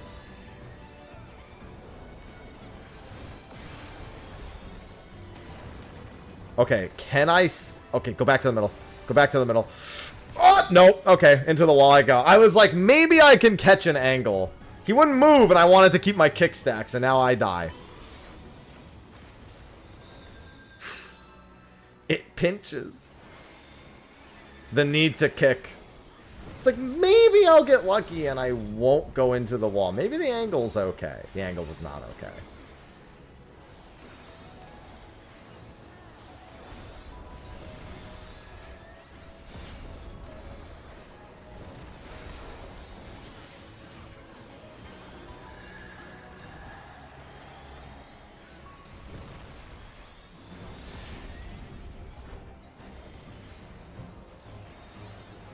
I had to lease in that bitch, yeah.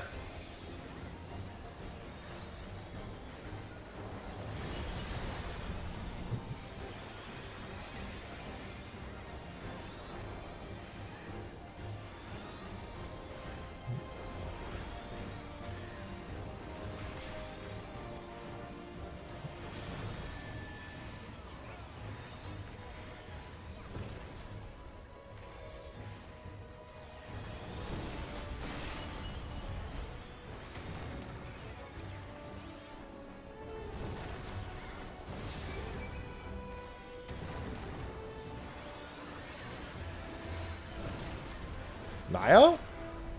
You good? Wait, did you... Oh, I see. That's, well...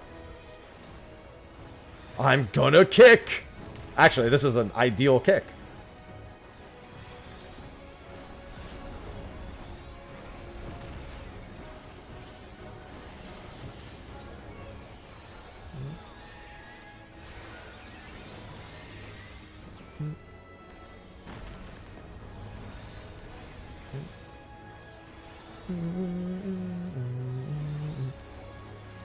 Yeah, I just kept my shark. I just got a shark like an hour ago or something. That was my first shark. I look so cool.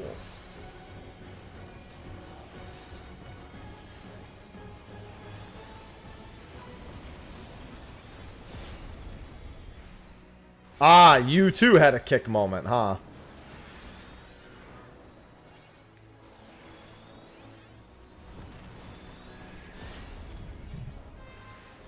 Now, Aetherspun Silver looks like it has to be purchased.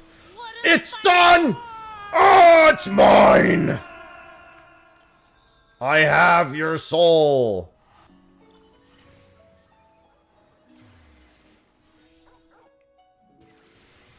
Alright, now I have all three of the drops.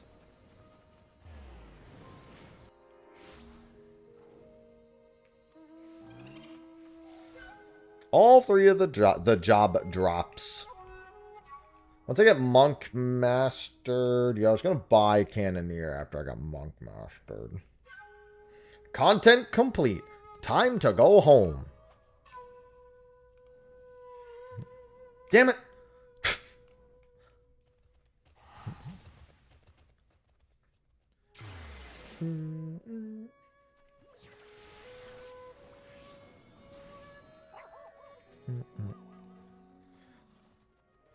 I'm glad to have my Zerk.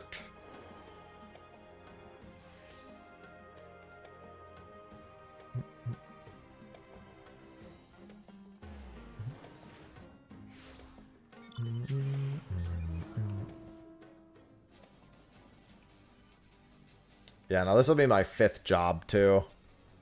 Monk. The damage buff is, it's getting up there.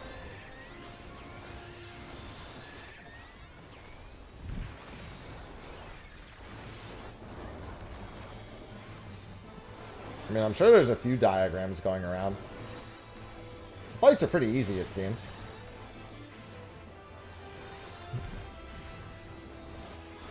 I mean, the first 2 aren't really hard. And I've heard the 3rd fight's actually probably the easiest fight. I don't know about that.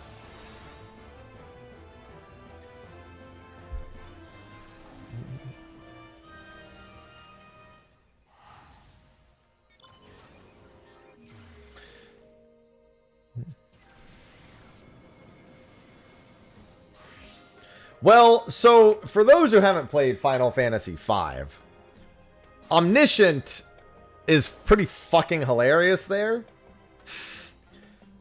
If you ever physically use a physical skill or attack on him, he just resets the fight back to 100%. So I was really interested to see. I haven't looked at Omniscient at all. I haven't looked at the fight. I haven't even looked at the third fight. I only know. I mean, I pretty much. I called Omniscient being the last boss here. Actually, I think I called the Minotaur being the last boss. I knew it would be one of the two.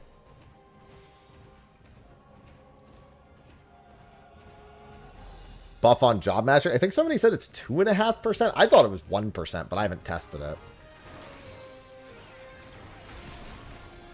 People told me 2.5.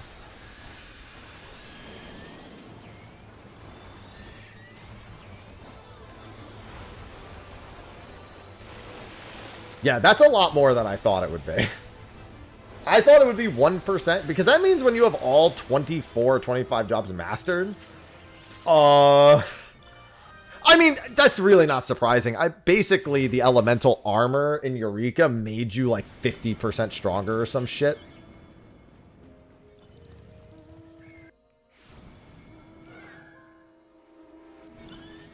Oh, is it Omniscient and the Minotaur? I guess you can answer me. Or is it actually just Omniscient?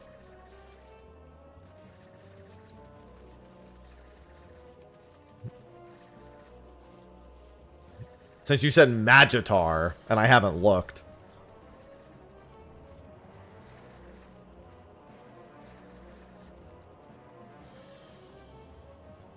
Well, I mean... Oh, is an ability called Magitar. Okay.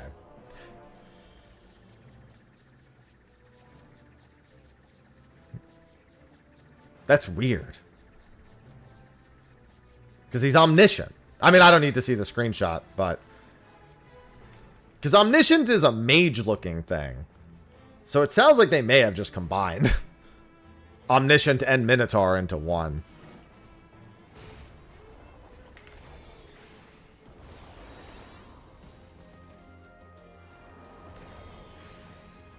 Which I actually want to be the case. Because I want my theory of Enuo being the final boss of the second one to be true.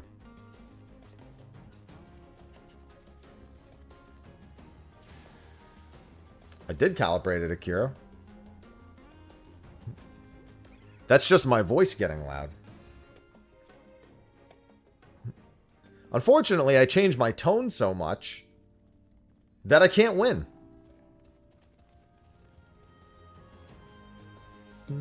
I actually adjusted it again this morning. No more pot friend. Mage-looking thing. Yeah, it sounds like they might have combined Minotaur and Omniscient into a singular...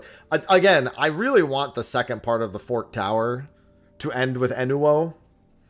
I think they will. I think they will.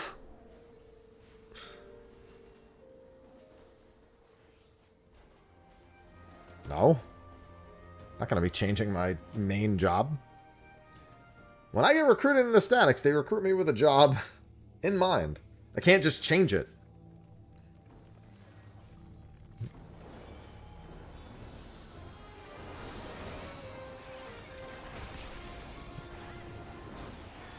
Ethereal fixatives are 1,600 gold each. I've heard somebody claim you can get them from Magic Pot chests. I can't validate that. It hasn't happened to me. So I've been to the end of the second boss. I haven't had nearly as much time in Fork Tower as I originally wanted, because I didn't have a hardcore group set up for it, because I was in and out of the hospital and moving, so I just didn't prioritize getting a hardcore group. Well, no. They were saying the fixatives were from pots. The pot chest, specifically.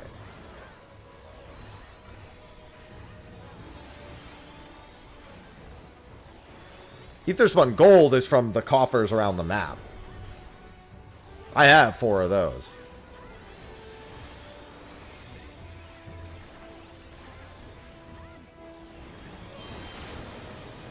Oh, that's fun, Bunny. Sure do love when that happens.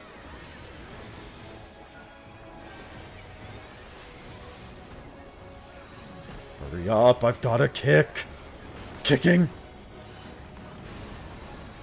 Okay, yeah, but only the ethereal fixatives. Hospital. I had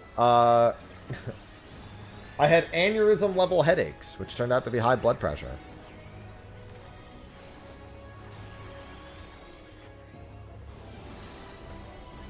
It sure is, Dantetsu. I found the carrots on the ground. I found plenty. Carrots in my inventory. I have found none.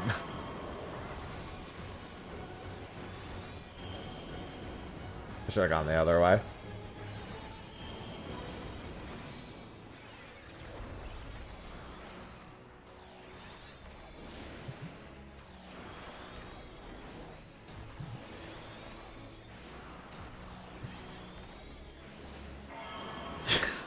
Make sure to do your ABCs. Always be kicking.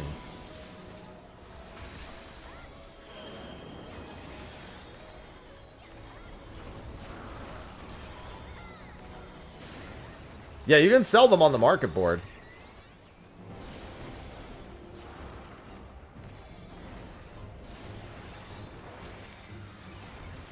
Listen, kid, I got 2 words. Attack!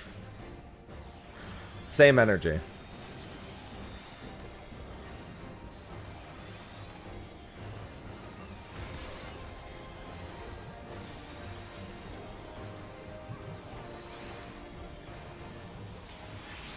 What's that from? Kingdom Hearts 1.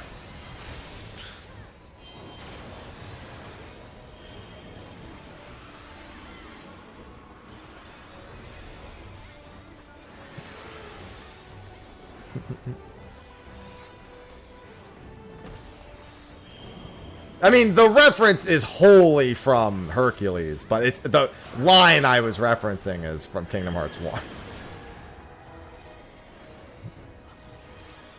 It's everybody's friend Phil.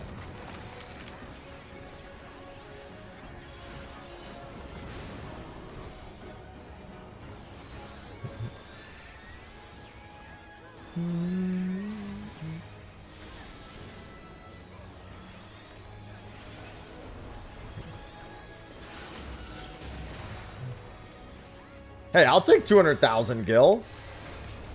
Listen, as long as I'm not buying the carrots, if you tell me a carrot hitting my inventory is just a few 100,000 gil, I'm not going to be disappointed to get it.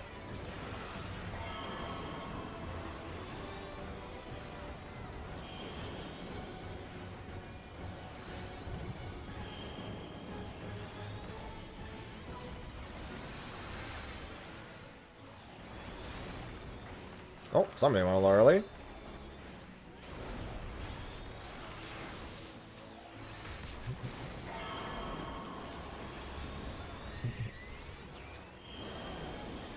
Monk as a phantom job is a lot of fun. Realistically, you're really just using it for kick when you're doing stuff like this. I mean, Chakra's really good on some jobs. As like a healer, I suppose for extra rezzing, like it doesn't hurt. But like, you know, if I really want extra rezzes, I'm gonna go chemist.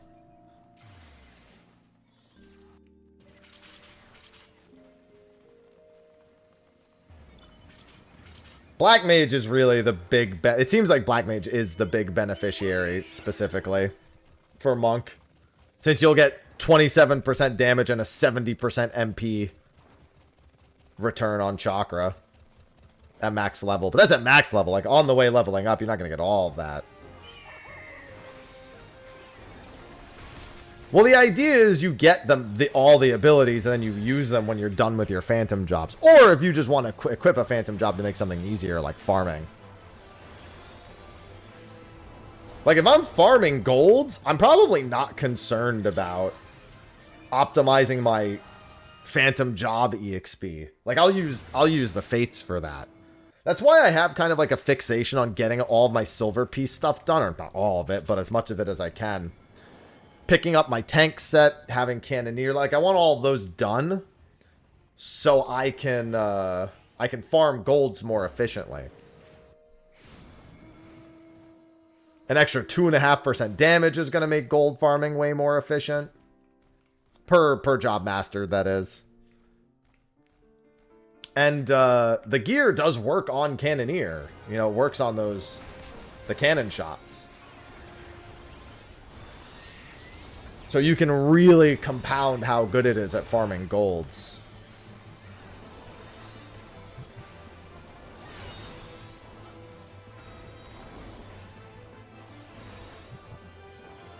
Let me see if I can check for the silver just north of here.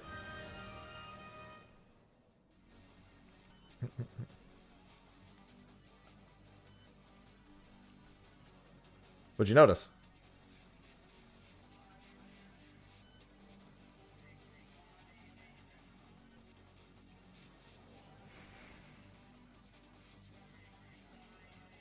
Yeah, he's gonna aggro me, and I'm probably not gonna... Or not, never mind.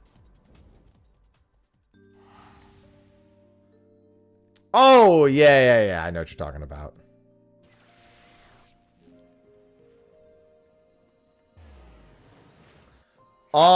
So the problem with farming to upgrade 1 is that you need 4,800 gold.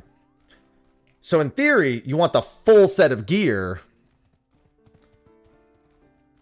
to make the farming the golds easier to then do the upgrades. Especially if you're going with Cannoneer for gold farming.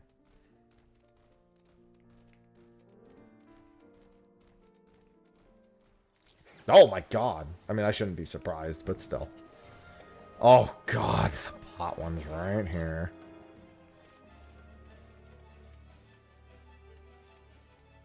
If you have a carrot in your inventory, you can use it next to the carrots on the ground and get some big money.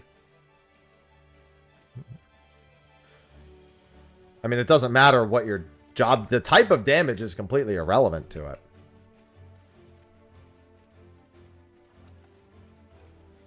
That's an irrelevant factor. How do you get carrots? From chests.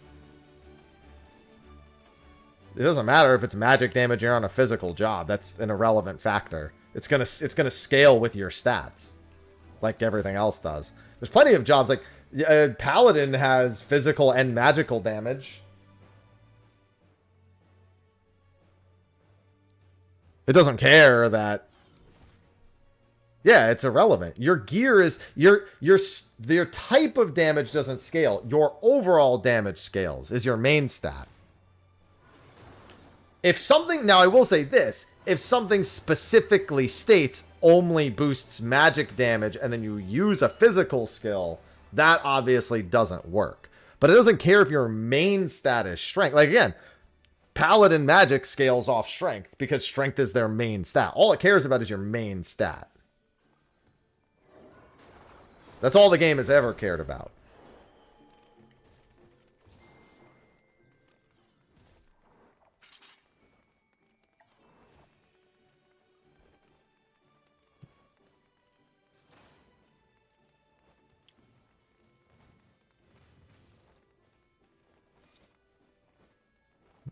But for the most part, yeah, the phantom jobs just don't really care. All right. I've been standing all stream. I'm going to sit.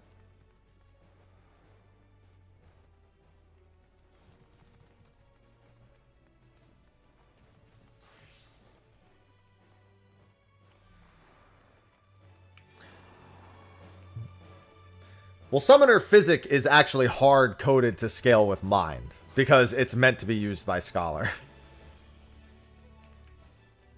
I don't know why they refuse to change it, but... Or even make it a little better, because you still wouldn't really want to use it. But that's always been hard-coded to specifically scale with Mind. Because it's the main Scholar's main stat. And they don't want Arcanists being good healers.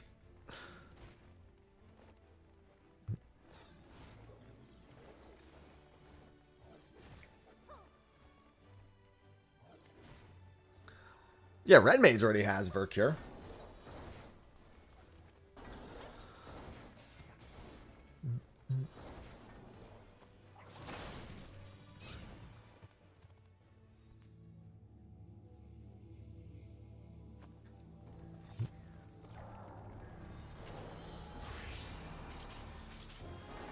Kick.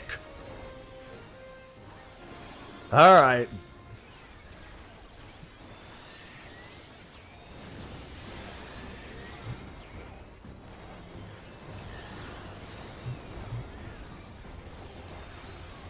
Yeah, definitely not the most ideal of circumstances.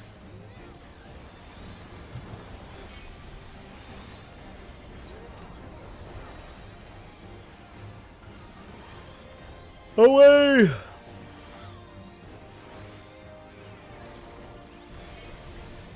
Come on, I need to kick.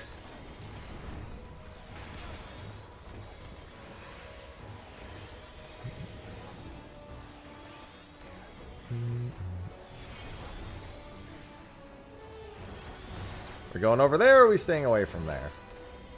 Oh, that's right. It's one of each.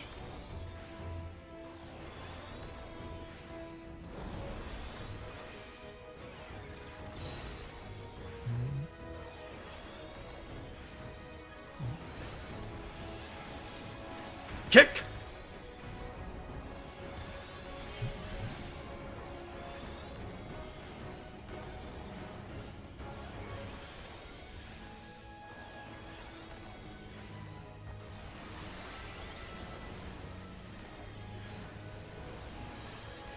I'm so good.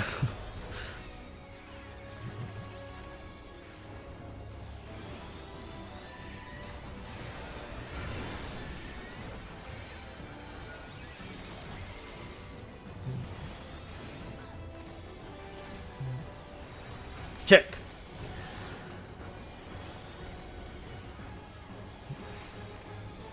Phantom Samurai is very good. Mostly if you have the guild to just spam Zeninage with damage buffs. It's really the key thing about it.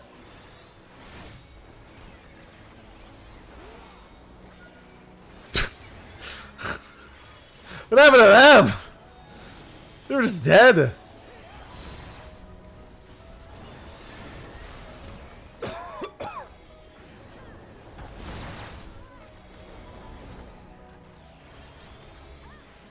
It's kicking time. Alright, we're going back the other way. No, you don't want to go that way. You don't want to go that way. There's bombs over there.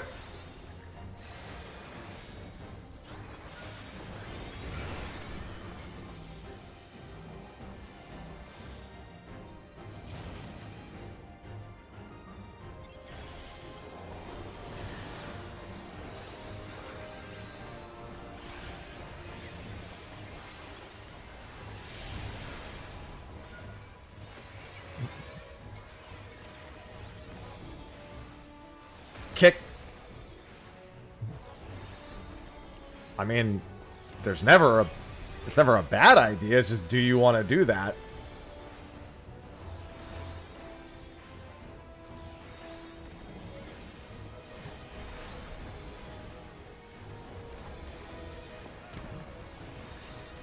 Just, is that what you want? Is all that really matters. Well,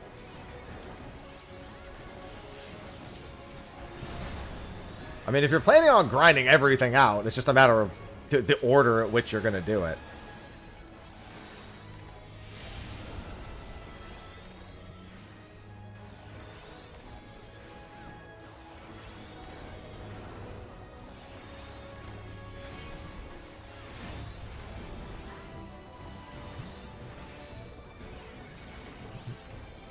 Like, I'm grabbing most of the tank gear right now.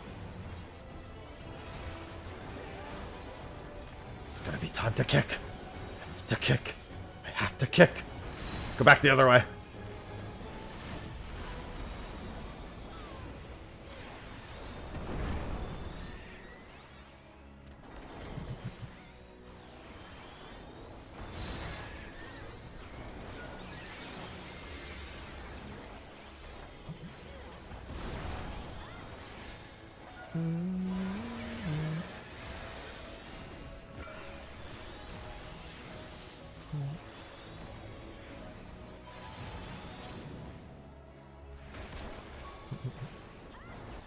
If you want to, then go ahead.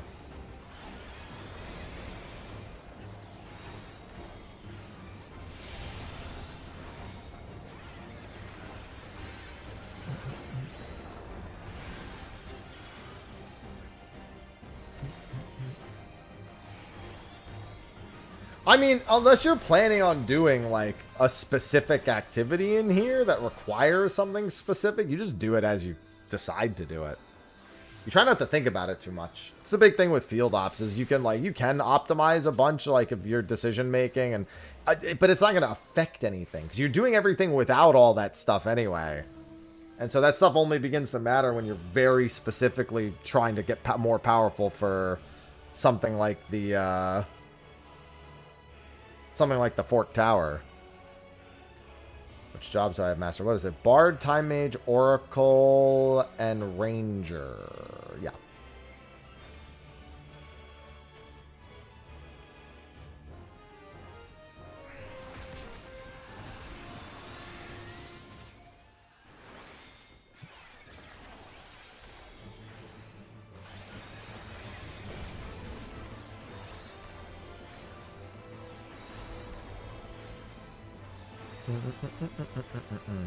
I'm about to have Monk Mastered, too. I'm less than 1,000 EXP away from Monk. I figure if I'm not going to get to go into Fork Tower for the next 2 days, most likely, I might as well really try to get some jobs mastered. Although being, you know, I'm going to be healer in there, so it's not like it's going to matter that much. But hey, every bit counts.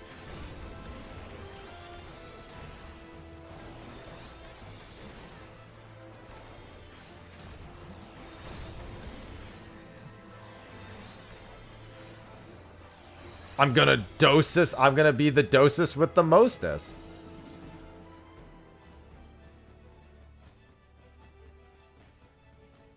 The CEs drop field notes and the pots too. There's one for the pots and one for the CEs. Wow, that fate respawned quick. I regret coming this way. Especially when my silver isn't going to be here. Oh, it is.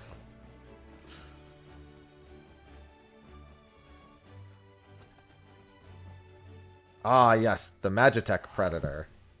The minion one. And some Rebel gear.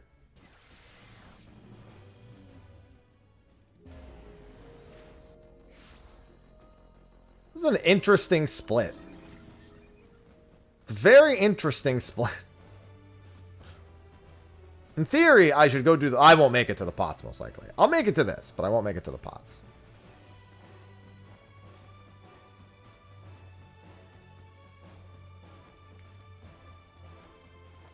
It's the boss, but, like, I have to walk past... Here's what's going to happen. If I go to the pots... and I walk past this, I miss... I bet you I miss this. And I double back to the pots, and I don't get that either.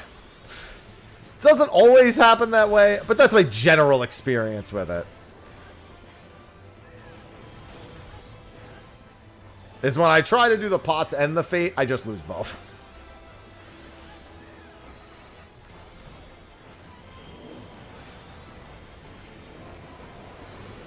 You hope I'm doing what?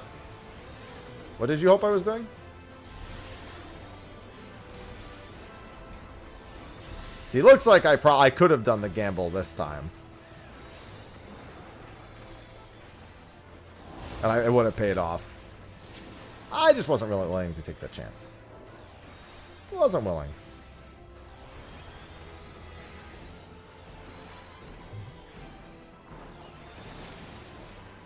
Somebody's pot almost got instantly sniped there.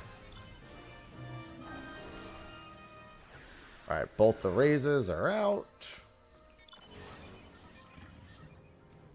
I don't think so, Seraph. But I also don't know. Drop rate for those? I don't know. It seems pretty high, though. I've gotten one from the first boss of Fork Tower every time. Every single Fork Tower. I have gotten the fucking demon tablet notes.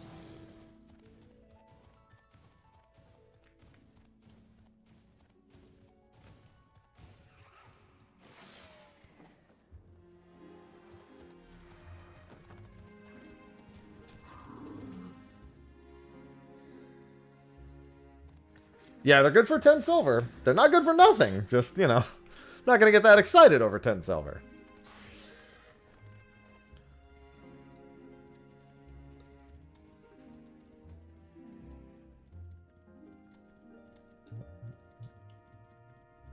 I have 2 hours until Stay of the Realm. I have to constantly remind myself.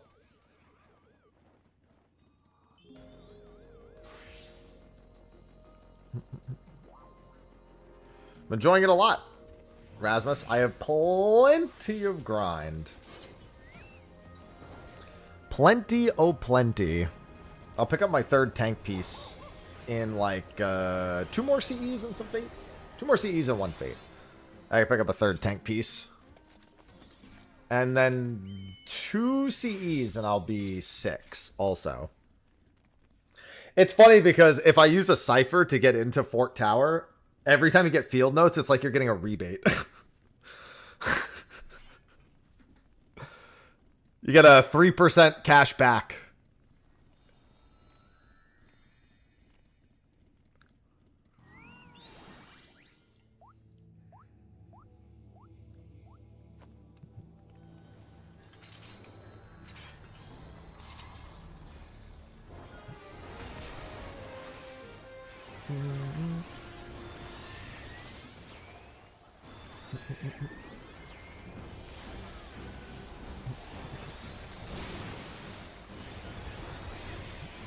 Oh, don't worry. There's plenty of other items to clog up your inventory. That was a brave move, given we had a dot.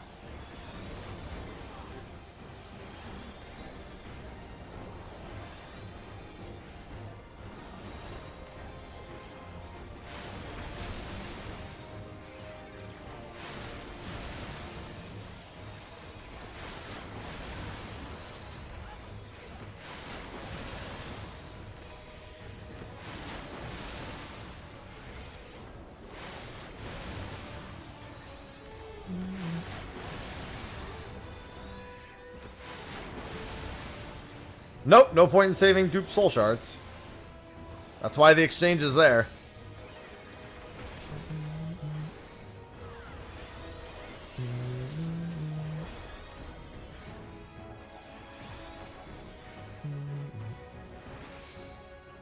Who's ready to get kicked?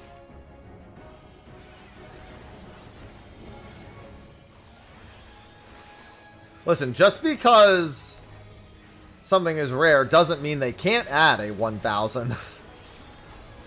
Doing it 1,000 times. I mean, they put an achievement in the game that no matter what was always going to take minimum 7 years to do. I don't think they really care how long it's going to take. They just make it ridiculous for the sake of making it ridiculous. No, well, the exchange for Demi-Atmas is the one time that you turn them in and then you toss them.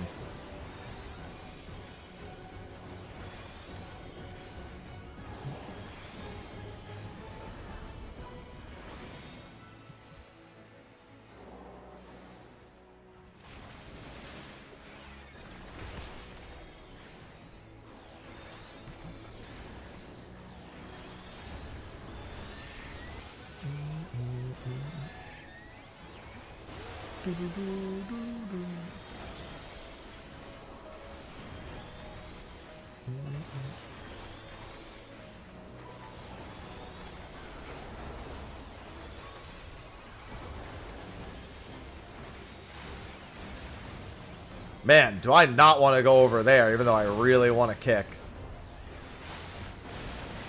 Just kind of hoping whoever the tank is just, let me do this.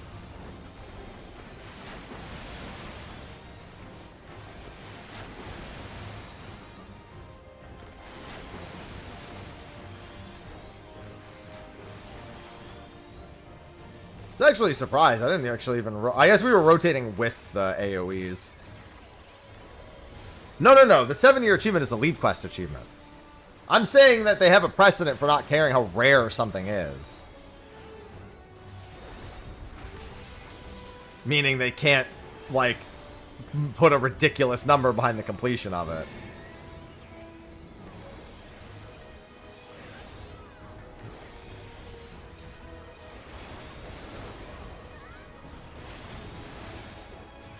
It's not there to be reasonable in the first place.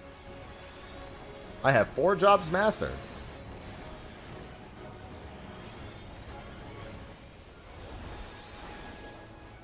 Oh, you moved over too much. I shouldn't have dashed to you. Whee!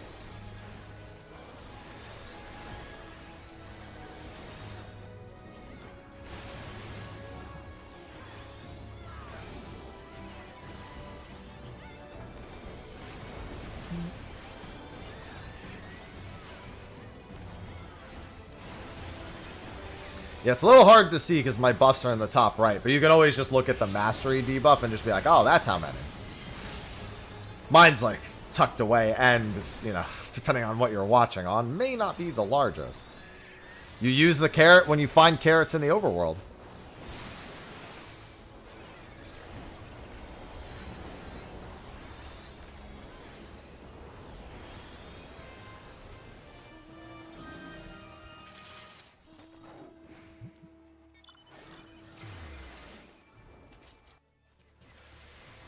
The math says that the mastery buffs are 2.5% each.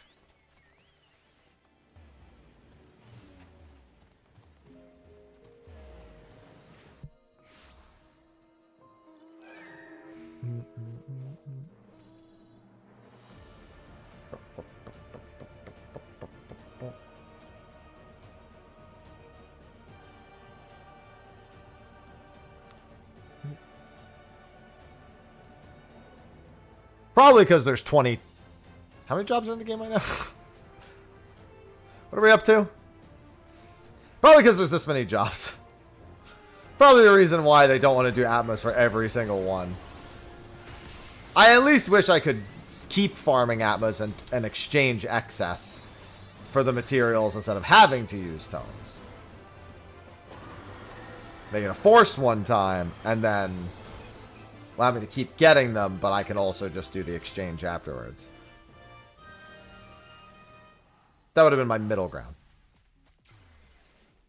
Because I would probably still spend tomes on the upgrade mats. I would just also be like, oh, that's a free upgrade mat. That's a free relic mat, because I got some Atmas. That's what it do, Yugi! It does what it do.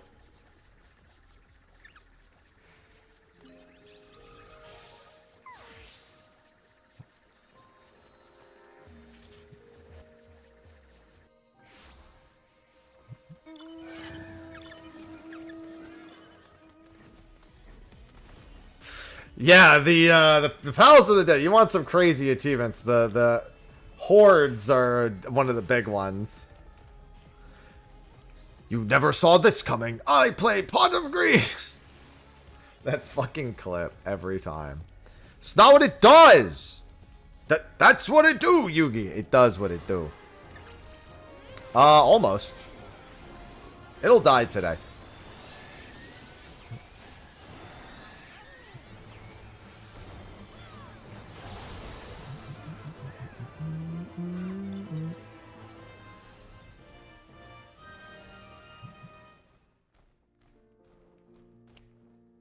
Good luck. I'm not killing it today. I've barely even been in there. The group that I was, well, I didn't find a group until like the day of Occult Crescent coming out. And so the Discord I was running with is only doing evening runs, and I can't really do evening runs. Not until Sunday. So they're probably going in again today and tomorrow, but I can't, unless they decide to add like a midday time. I can't go.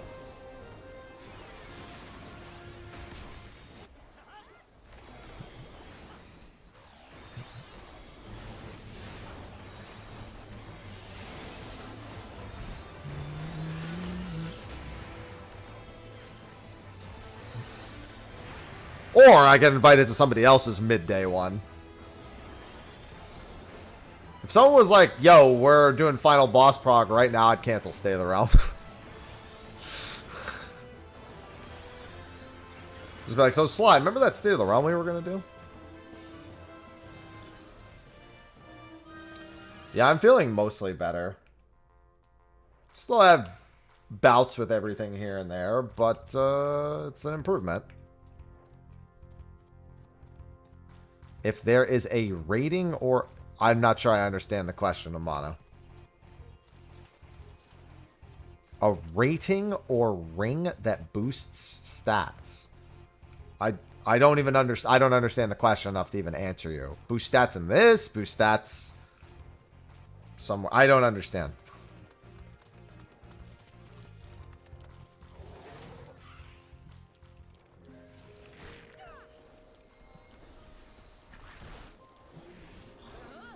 Well, in months, people are also going to have everything mastered. Just wait until everyone has every job mastered, and then they come back and do Fork Tower.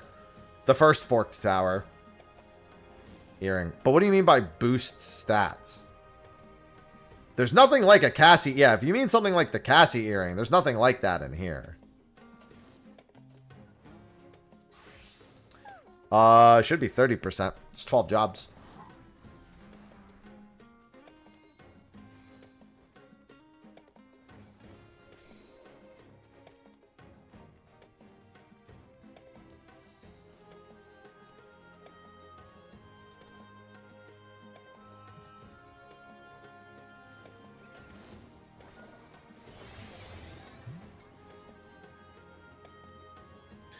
Plus the full gear on anyone that's bringing like Cannoneer. Any job that actually still scales with the special. I mean, honestly, even just the main stat's a pretty big deal.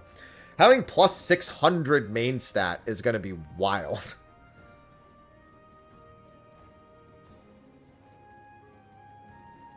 Like, before you even factor in the Phantom job special attribute scaling, the extra 600 main stat is going to be it's going to be very nice. That's literally the equivalent of like a body piece.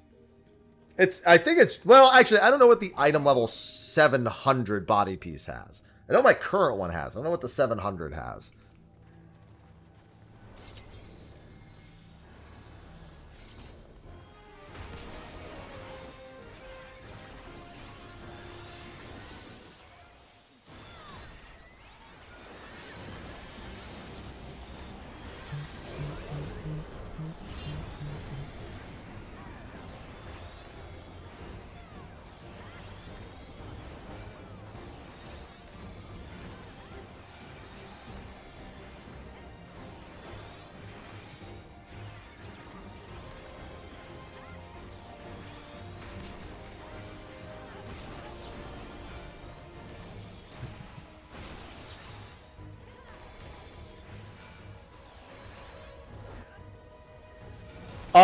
Guys?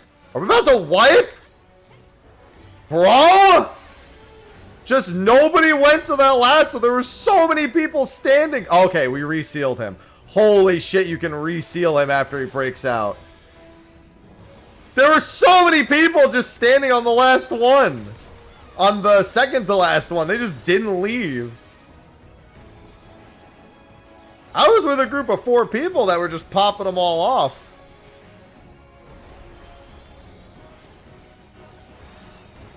There's still mechanics here. Little bit of poo came out.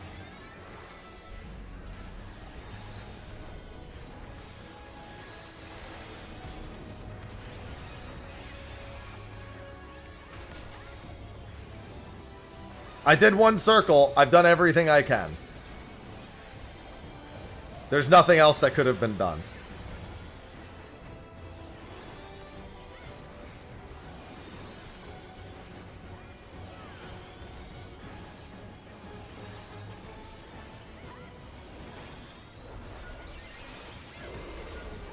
I know he wipes you if you let him break that seal. I just didn't think he was going to give you any leeway on resealing him.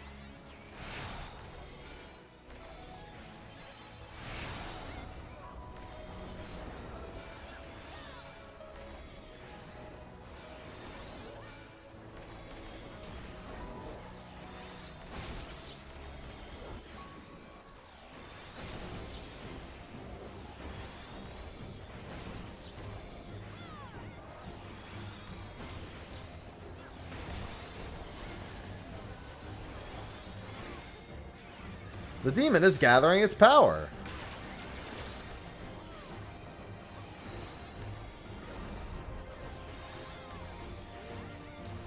Oh good, my kick's not up here this time. But I did step into the explosion smile.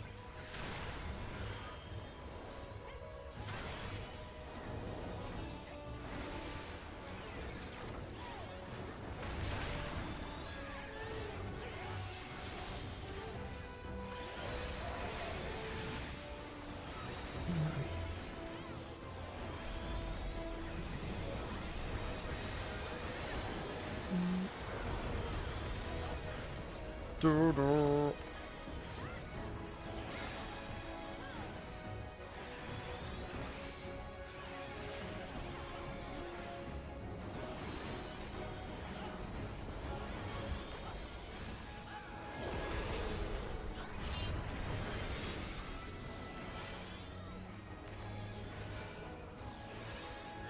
Alright, please kill these.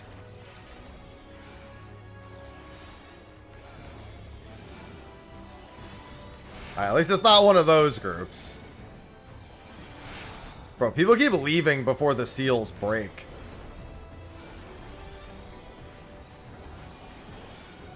Bro, what? Yeah, I think it was just a lot of people stepping into a seal, thinking it was going to go unsealed, just going to the next seal. There's another set of bombs! Never seen these. I mean, they're dead, but, you know. I've never even seen those before.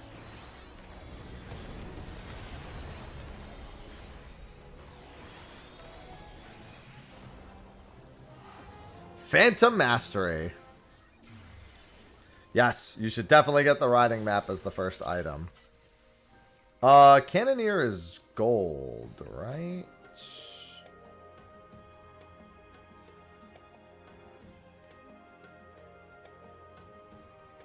No, it's silver.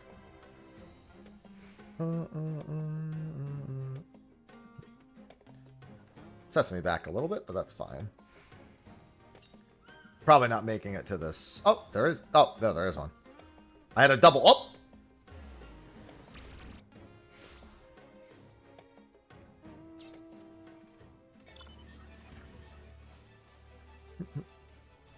Time to blast. Deals unaspected damage with a potency of 210. I'm blasting.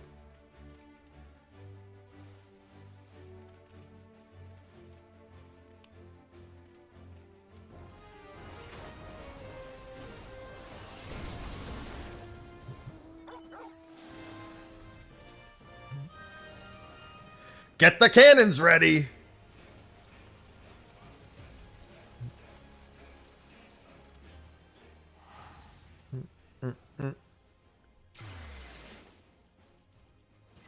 I actually did have one where 2 bombs went off, and we almost all died. Held it together.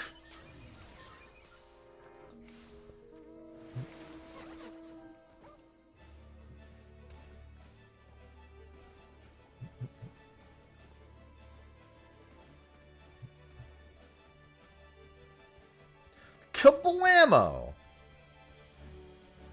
That's a spicy meatball, Waka? Please say you're gonna say that's a spicy meatball. Please say it. Please tell me I was right. I just want to be right.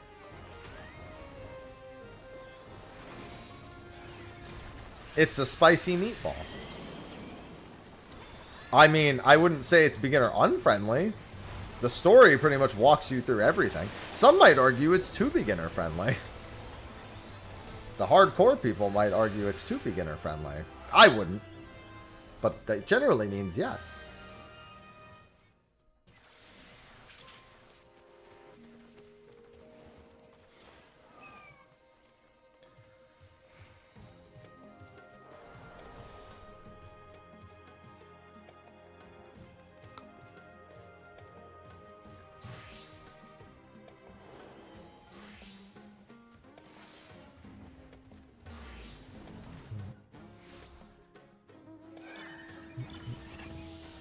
I'm just gonna blast with the cannon every time.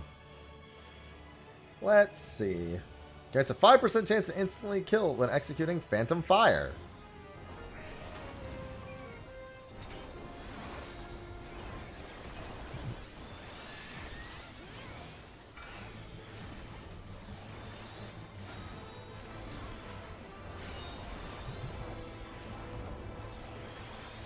Where's my Demi-Atma? What do you mean? I'm done with them. I don't need any more Demi-Atmas.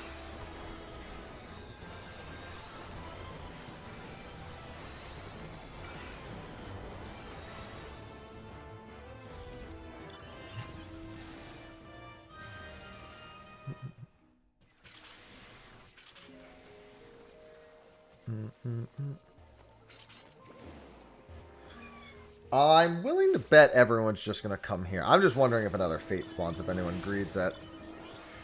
Yeah, I got them all yesterday.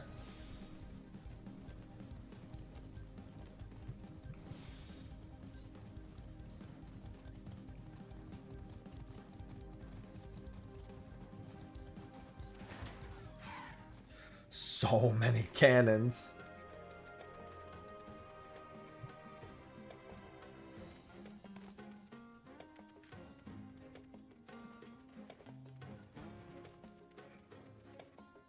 So I started blasting.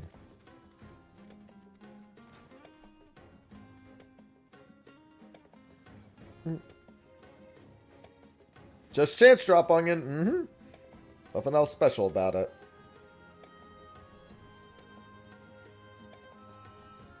Totally could have greeted both, but it's fine.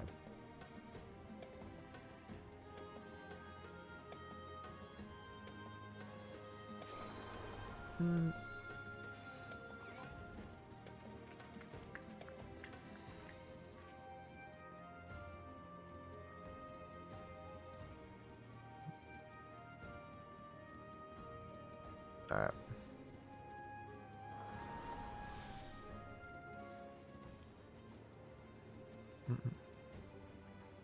Yeah, it sounds about right.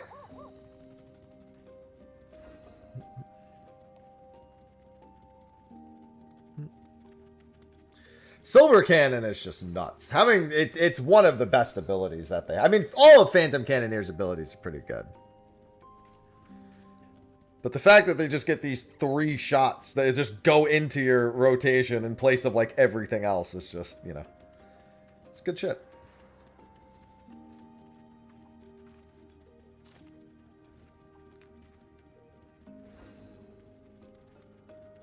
Ugh.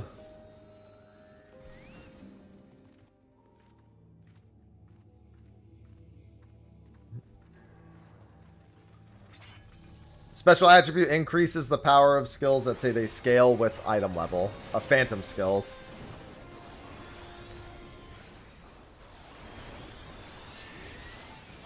Like so. Boop.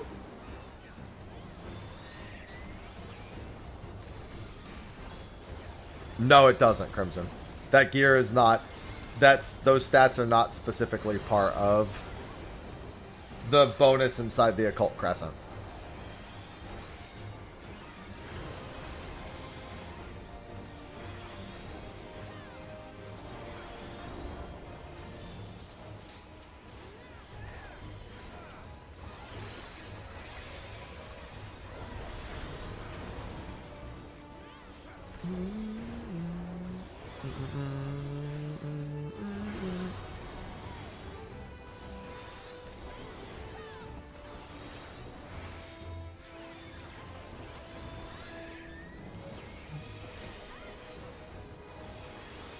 Listen, this turtle's swagged out is what he is. What? No level down.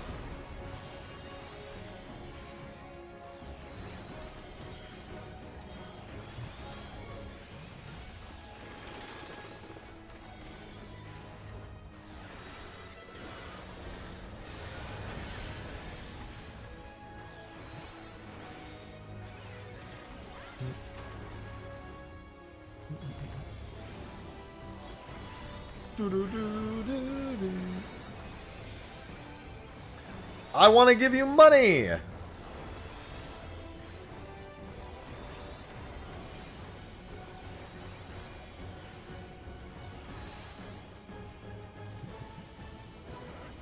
like that he is literally just testing your understanding of how much money he's asking for. It's not like he asked us to bring our own money. He would just take money from his money.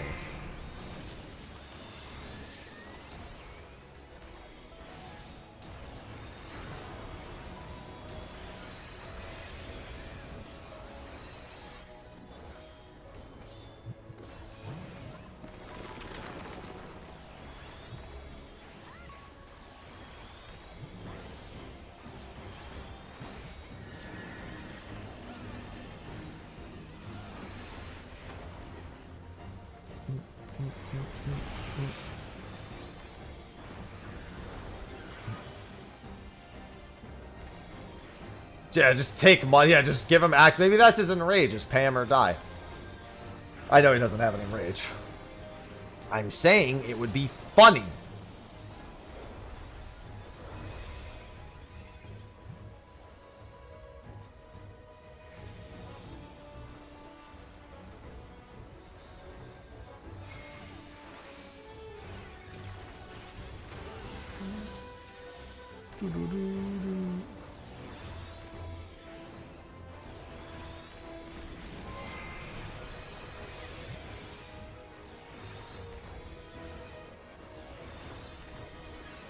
Well, only certain ones drop soul shards, and they are random, Lord. So it doesn't matter what you do when you just are hoping for something to drop.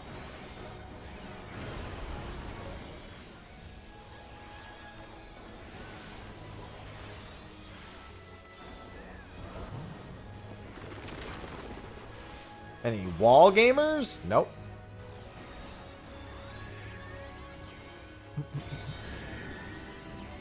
That was a really fast one for this.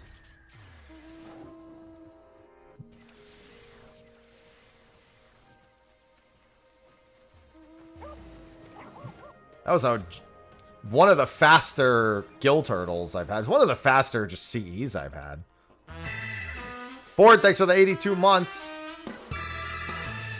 Oh, yeah, I mean, it's just RNG. Board Gamer 1321. I'm pretty sure the CEs have a higher drop rate, Horse.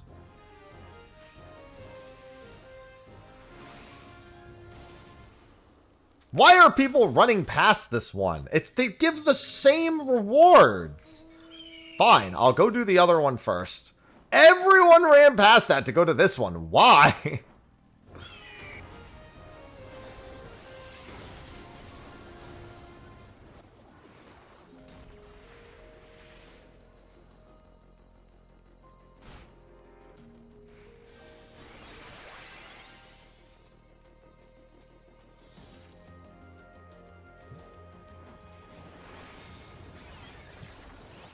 It actually does make sense because then the next fate will spawn faster. I mean, I see, here's the thing, I say that, but they spawn so fast. Do you really give a shit?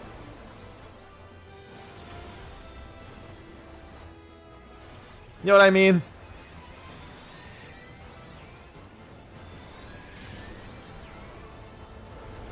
Yeah, and not risking the pots dying. Half the people don't even do the pots because they don't want to miss the fates.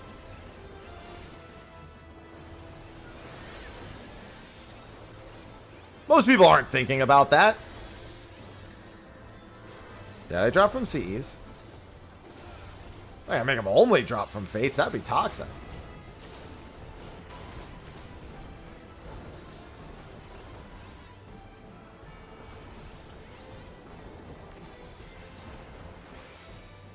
See, any logic you could apply, most people aren't using when they do this.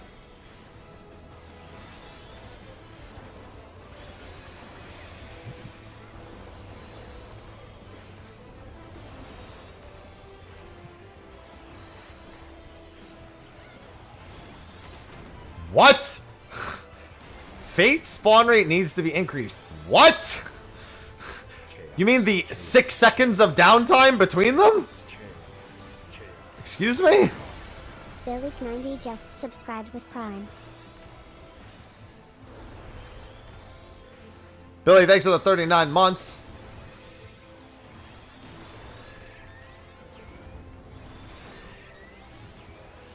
I'm actually going to go do this pot. Oh, I have a golden cap. Do I really have a golden? Oh, hey, I have a golden kappa train. It's too bad we didn't have it the other day, but, you know. Hey, if you want a golden kappa for a day, there it is.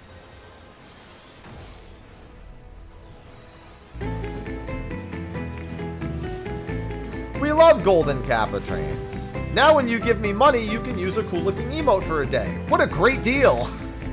The golden mayo is go.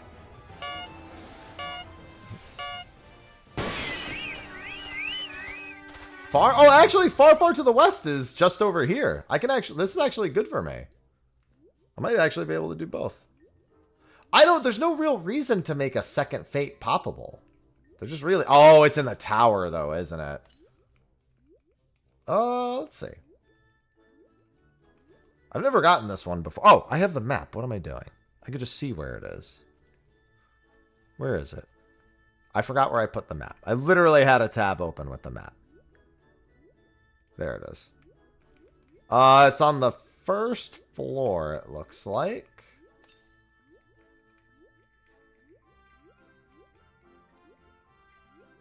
Music start. Oh, it's like right here. Is it on that pedestal? Ah, here it is.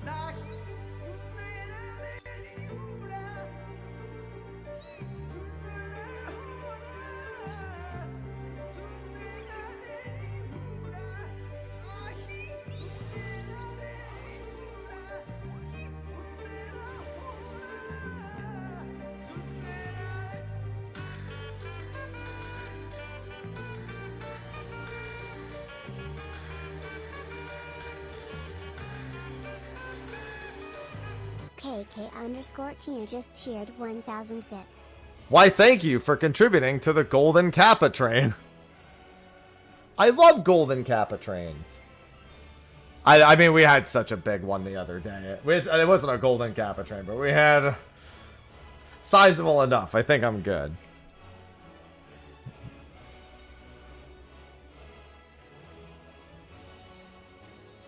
We should do that again? Yeah, no, we don't need to do that again. We're good. Besides, the Golden Kappa train's best when a lot of people do it, because then everybody gets the Golden Kappa who does it. That was, you know, two people going ham. Subscribed. Don't get me wrong. I'm not going to say no. There's not the expectation. Why would you starfall yourself? Why don't you just let the prediction run out? Thank you for the sub, the resub Kazami. Thank you for the resub Eve. Welcome back. It is a good time to resub or prime sub if you have it. That's a nice easy way to get involved.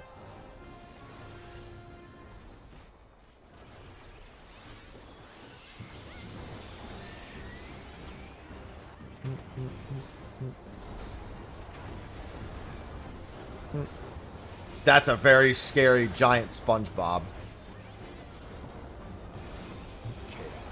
Chaos? Cream, thank you for the resub. See? Perfect time. That I won't say no to during it. I will never say no to prime subs during a Golden Kappa train. Because it's freebies for people. It's that free thing they pay for yearly.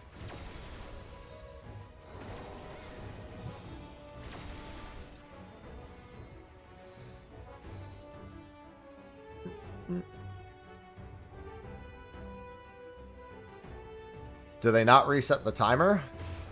They do. Oh, that one actually looks like it might not have, though. That might have, I mean, it might be bugged. Who knows?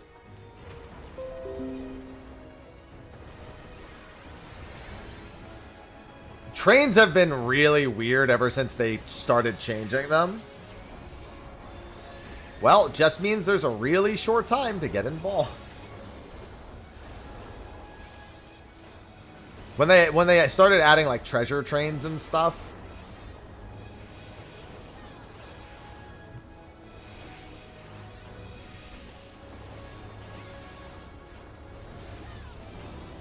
Oh yeah, we should reset this instance. There's actually no, it is actually a dead instance.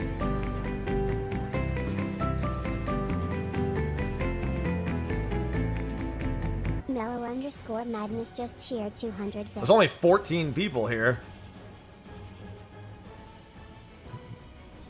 Never had that before. Thank you, Mello. We'll come get you.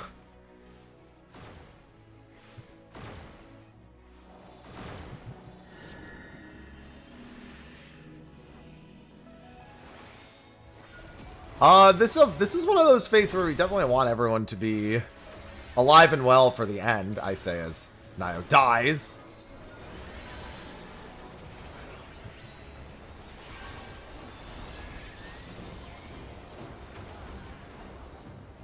Well, there's only 14 people in this CE. fine. The DPS check will be fine. It's going to be scaled to 14 people.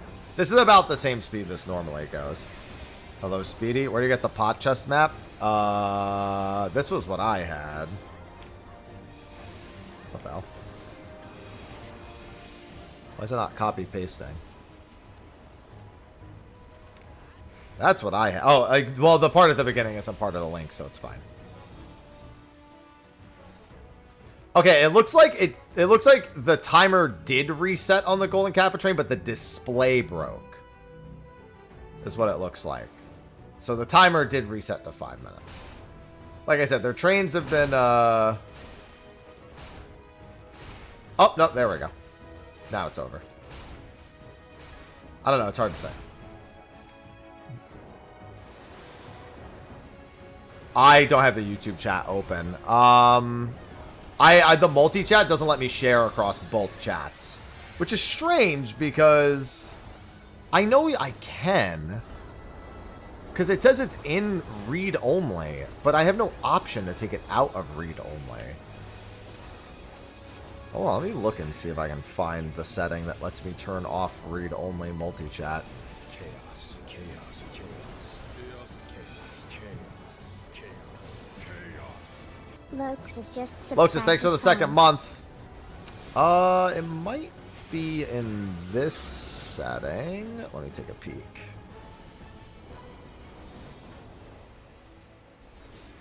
Settings, canvas set, canvas. I might need to make like a separate canvas for it or something. Yeah, they're always isolated.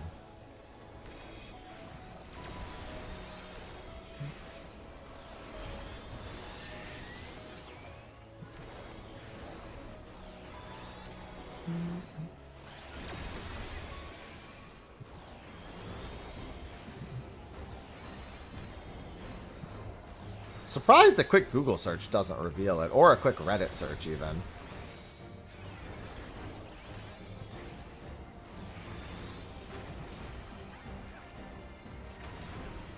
Yeah, see the health scales. In theory, the less people you have, the less dead weight you might have. So if you had like 8 Giga Gamers, it would die like super fast. Giga Gamers with a bunch of like updates and stuff. All right, are you good? Because we're gonna rezone. I've got about. Well, I guess we could go do that one first, but it's probably. I mean, unless you stop, it's gonna die before we get there. So yeah, you're alive though.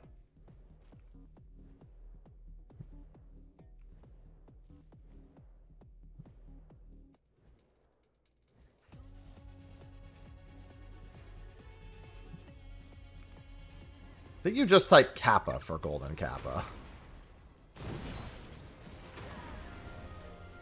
Oh yeah, that thing is... Yeah, I mean, I knew that thing was undead. Alright, let's rezone. I'm not going to refill the party. I'm going for another hour or so. Well, I mean, you need to have the Golden Kappa for it to replace it. Okay. Okay. Yeah, because that was the one I was using. Gotta get some sleep, no problem. Yeah, anyone who wants to go again, just stay in the party. I'm gonna rezone us in a minute.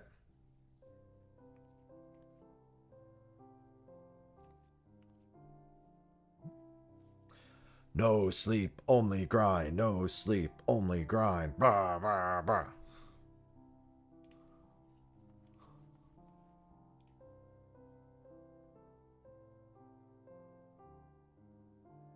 Oh, I was so confused.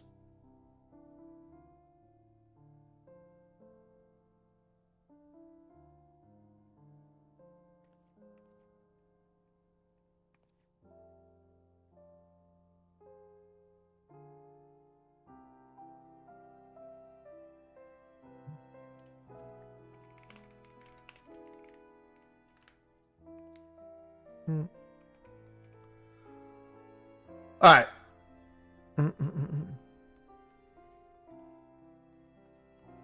I'm checking something.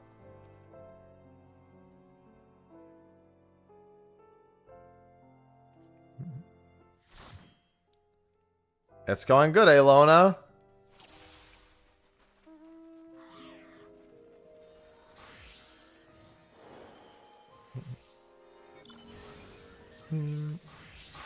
Alright, fresh instance.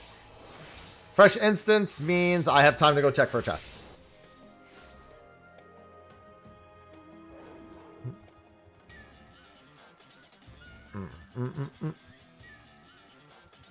And by that I mean I'm going to try to do this and miss the first fate. Wow, a lot of people looking for gold farm in this instance.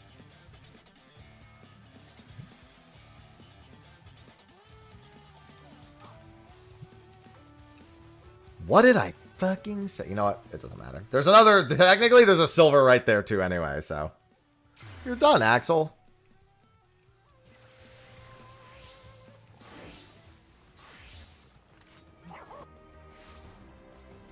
Is it not just a bunch of people bringing Cannoneer and just instantly fucking blasting everything? Because that's all it really should be. I've been into the tower. I've only made it to the end of the second boss.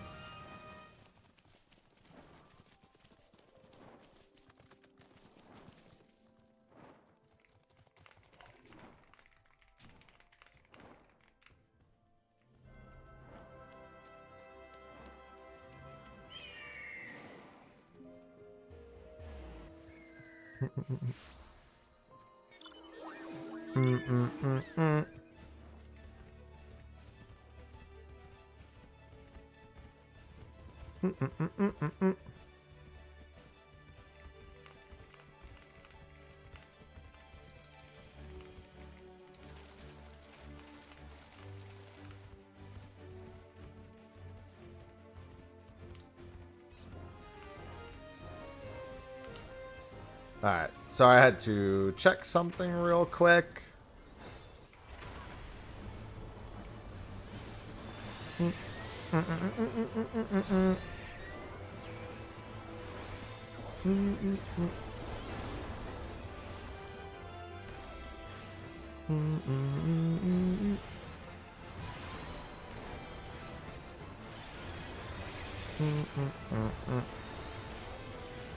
Trying to see something. I might be able to get into a Fork Tower run earlier.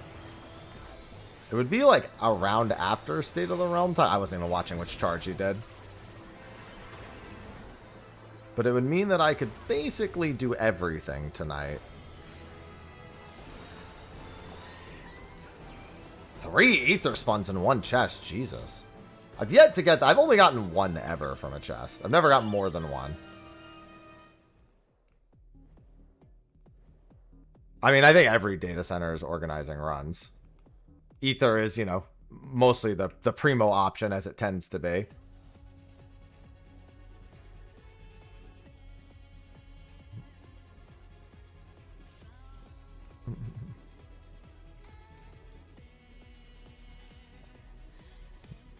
I'm going to check for the silver. I'm almost certainly missing that fate. Oh, Discord servers. Yeah, ABBA, Cafe. Cafe, I don't think is organizing runs just yet. I think the first run is Saturday. You good?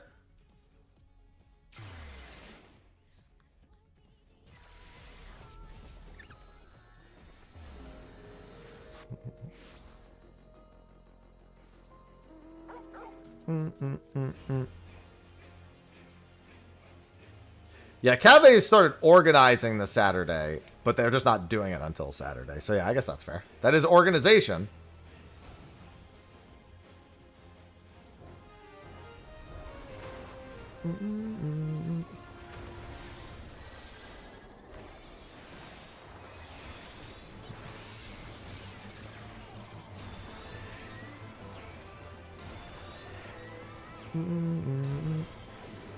Do do do do do do do do do do do do.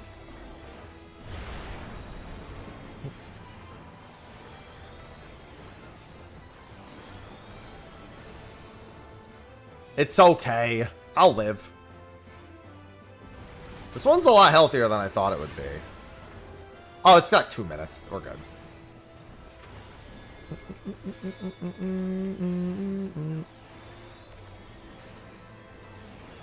Yeah, I've gotten like 5 oracles. Alright, let me do my reses now because I want to leave as soon as this is done. So I'll do their reses now. Still got 2 minutes. Still got 60 seconds. More than enough time.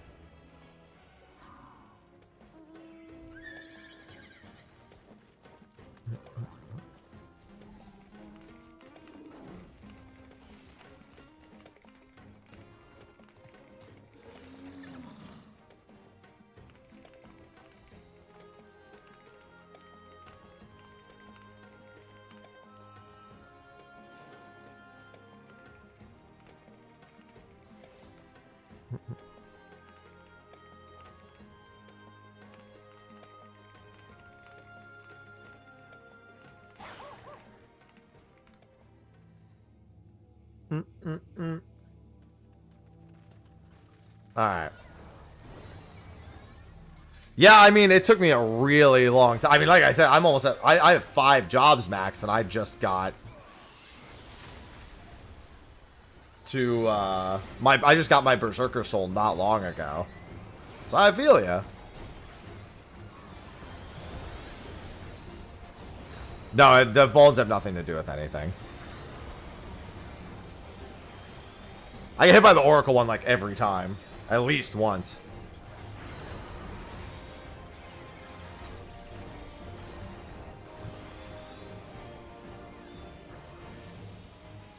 And I got 5 in a row. Hell, my anecdotal evidence says get blasted, get dropped. Which actually is the long-running mantra of the game. It's always the person who dies who, they're the one who always gets the drop. It's kind of tradition.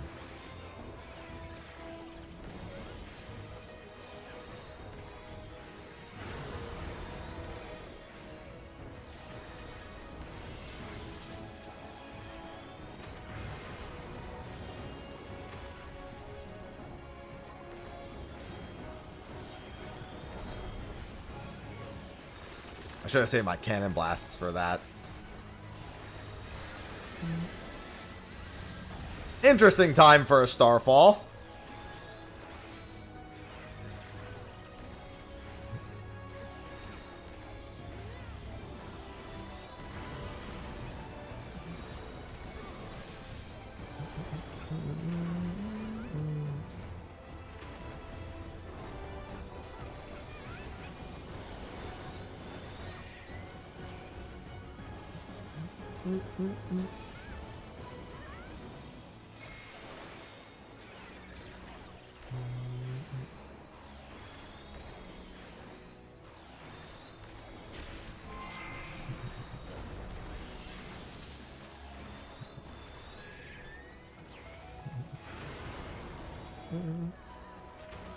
Well, wish I had one more, but that's fine. I'll just do this. Any wallers? I see one. I gotta put that someplace else. I'm going to...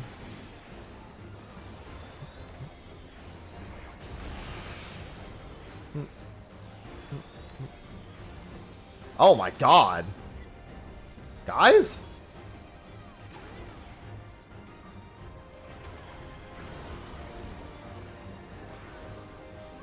Alright, well, y'all are gonna have to wait.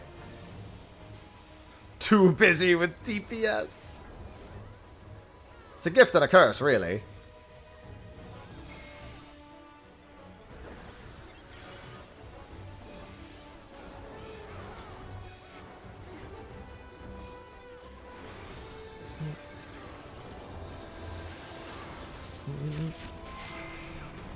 I was on a Starfall high. I understand that. I've been there.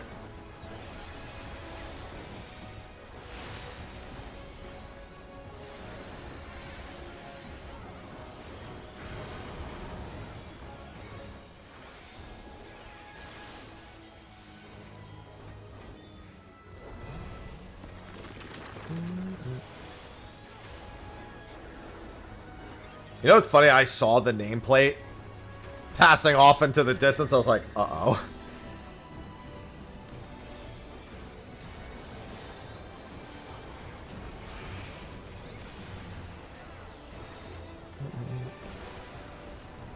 Thank you for the achievement points. Just only take my res.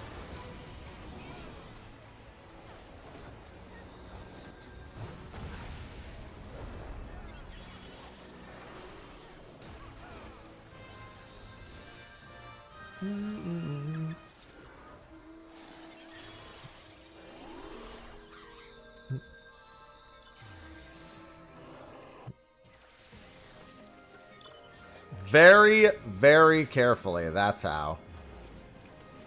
That's how you can fall and be high at the same time. Very, very carefully.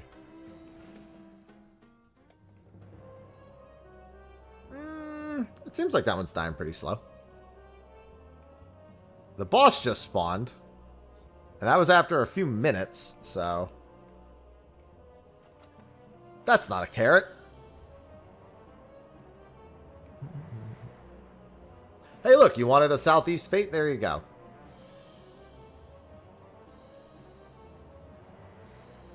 Please don't let this be the case of me making the wrong decision and missing both.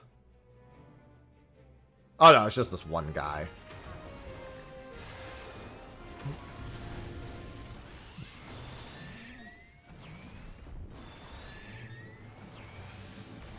Uh-oh.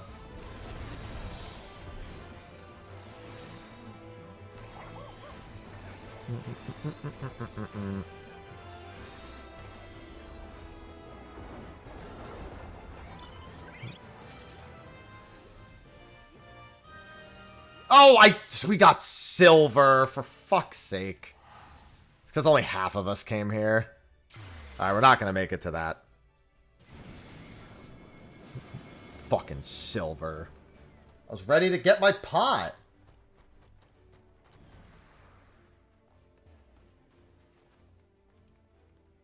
Hello, Various.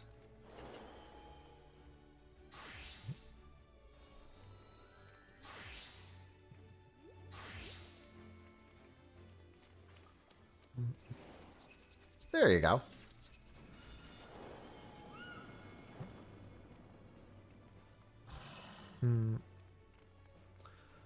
No pot friend. But I love pot friend.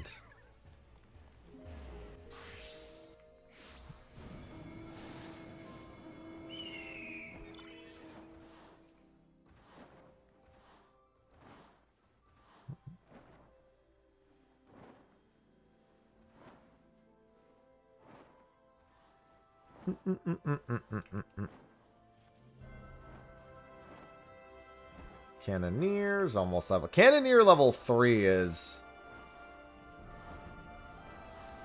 really what you want.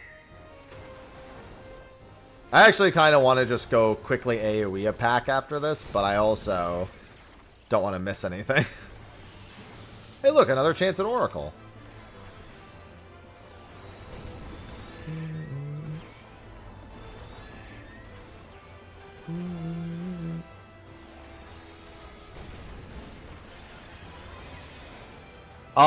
It's Eureka. Oh, haven't played since Heavensward. Unfortunately, yeah, it means you didn't play all of Heavensward. It's a giant zone where you run around killing monsters, doing fates and CEs to get rewards. And it has an entirely separate progression system from the rest of the game.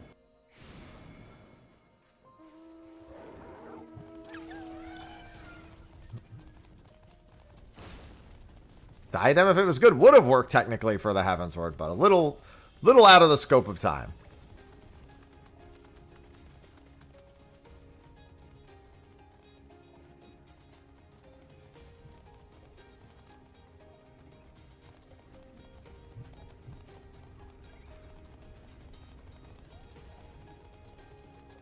It's okay. Square Enix isn't looking right now, Tia. You don't have to lie.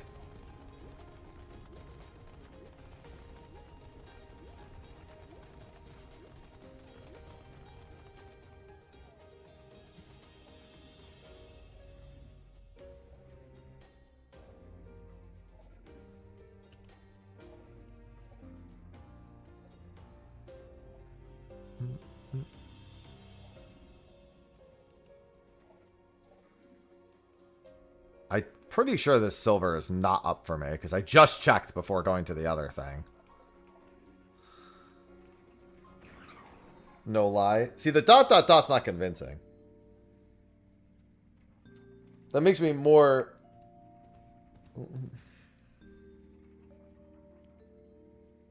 more untrusting. So less trusting.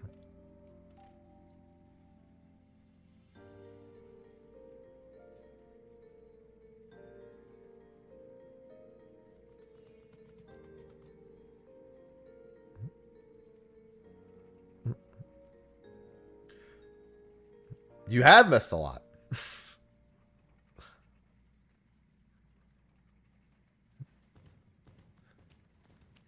Yeah, it's going well. Yeah, I didn't really have any interest in Night Rain. I wasn't paying $40 for an Elden Ring mod. I genuinely won't be surprised if somebody just releases a Night Rain mod for Elden Ring on Nexus mods, and then it has to get fucking taken down.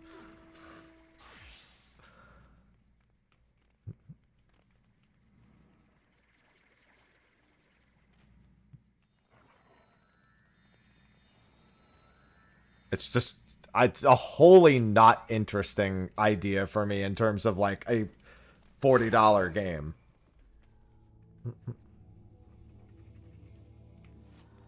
I mean, I probably still enjoy playing it, but like when I have to make a decision, I'm like, I've got other things happening.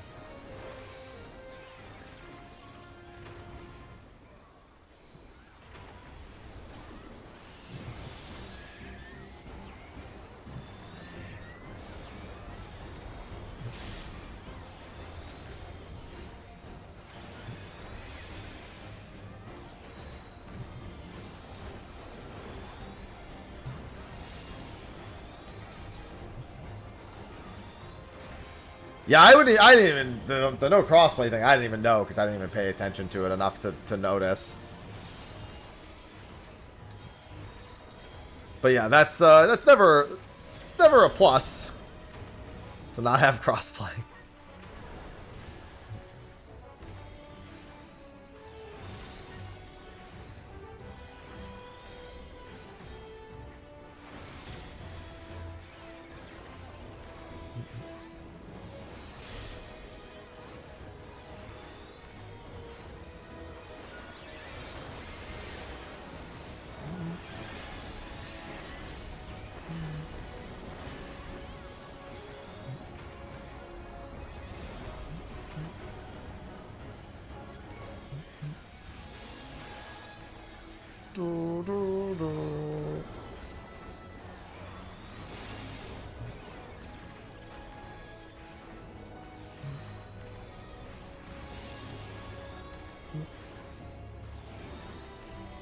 Yeah, I mean, I can usually find enough people, but there are, you know, I'll always be more in favor of crossplay, because why the fuck wouldn't anyone be? I guess there are some reasons why some people wouldn't be, but those people are silly and we don't pay attention to them.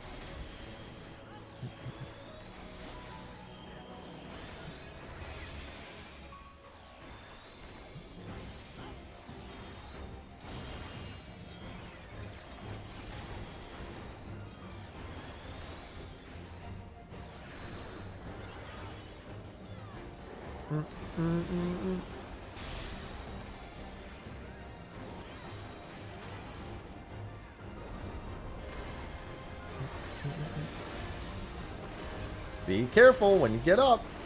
Ah, you had enough.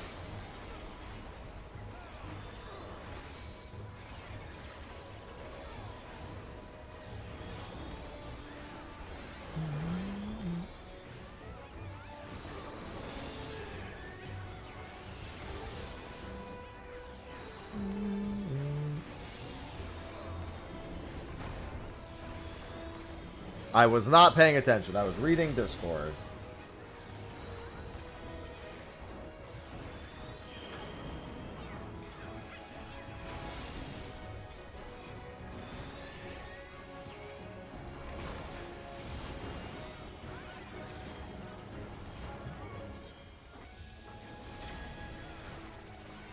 I guessed! I saw a few bodies there, so I thought maybe people just stood there, like, waiting and died. So I was like, fingers crossed.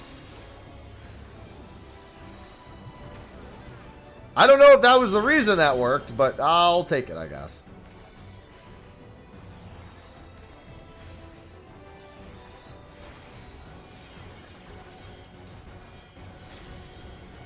Well, I'm getting blasted. Thought I heard the second tick, so I kept running.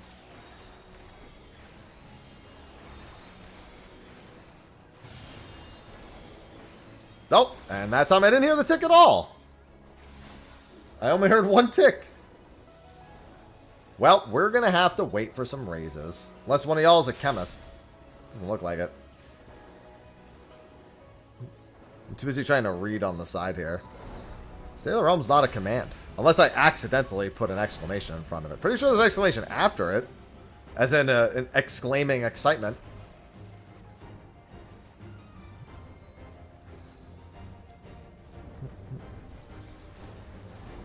Where are all the rezzers? Looking for their achievement. They're slacking.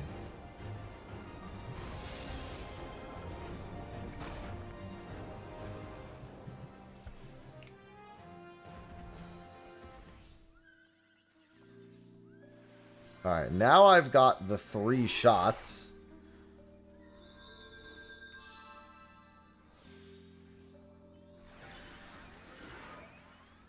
I don't even have enough MP.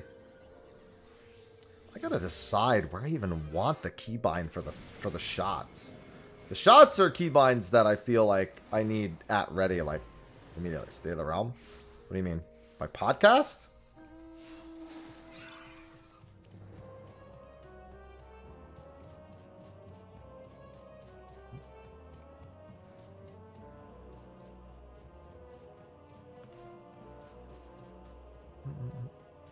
Oh, I am so not making it. Making it to the one right after is always a gamble. Sometimes it works out. Sometimes it doesn't. That time I spent looking to try to do that res cost me. I was also dead on the ground, so I had to wait for a res too. If you're even a wee bit slow, it just doesn't happen.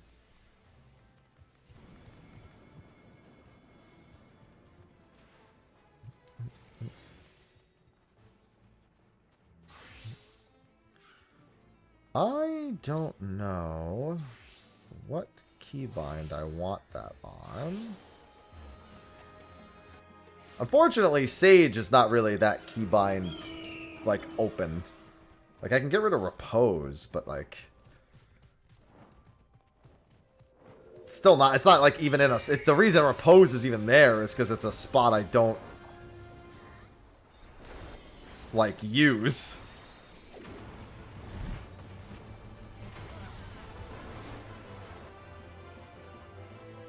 Also, let me get rid of that and do that now.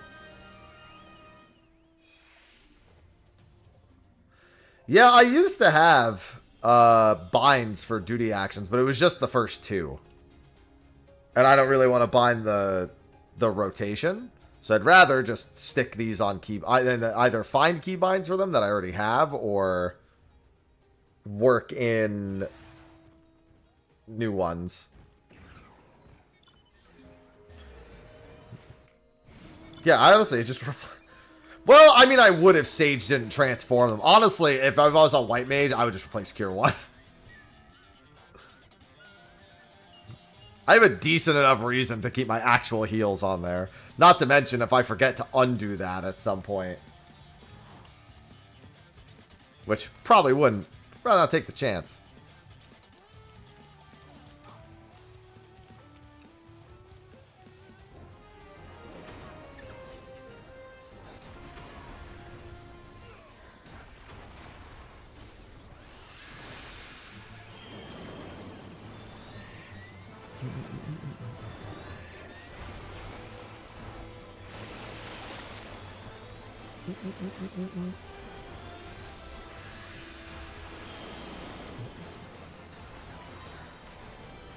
Yeah, I'm just waiting to see if raid is canceled for tonight.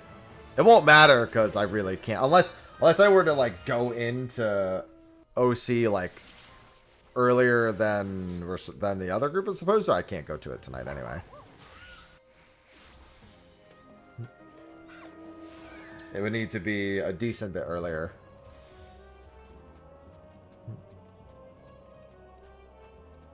Why is there a dead guy at the dummies? Oracle.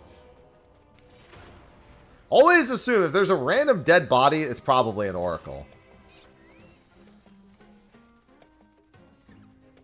Almost always it's going to be someone who didn't do any of the predictions.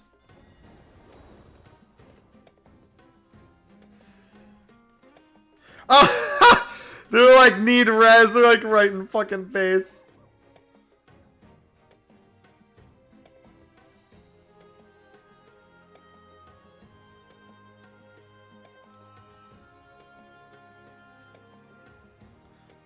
Just press the button again on Oracle.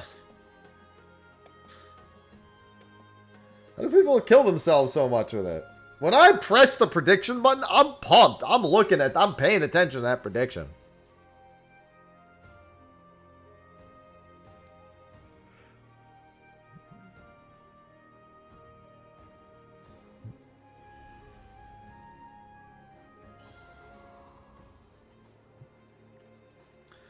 Just press the button. I think the first few levels on Cannoneer, it really helps Cannoneer that the first few levels actually happen so fucking fast. So you get all your cannons super quick and then you just blast shit. See, I didn't read my abilities. That's true. That could be a problem.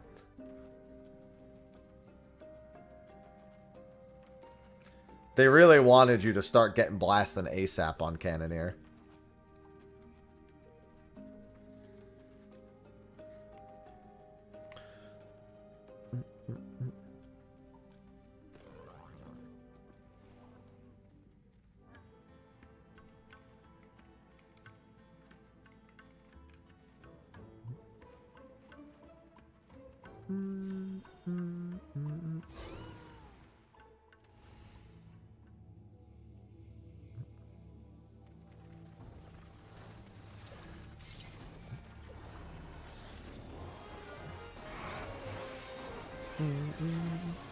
You know what's funny? I keep thinking to myself, you know what? I'm going to wait for raid buffs before I start popping cannons. And every time I look at my party, there's no raid buffs. No one on Bard, no one on a job that has... It's been all jobs. Like, I've seen Machinists, Black Mages, Vipers. I'm like, alright, never mind. I guess I'll just fucking go.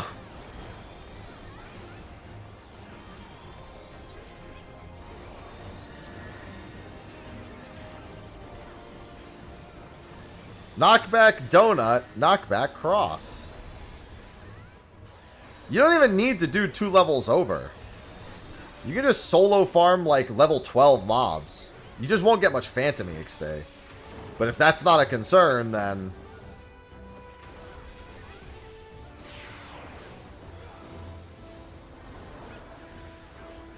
Oh, well, that person's good. And honestly, the difference in Phantom EXP isn't even that big of a difference.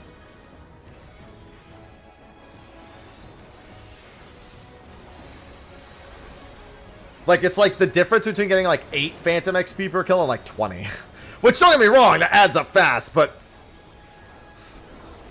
not a big deal.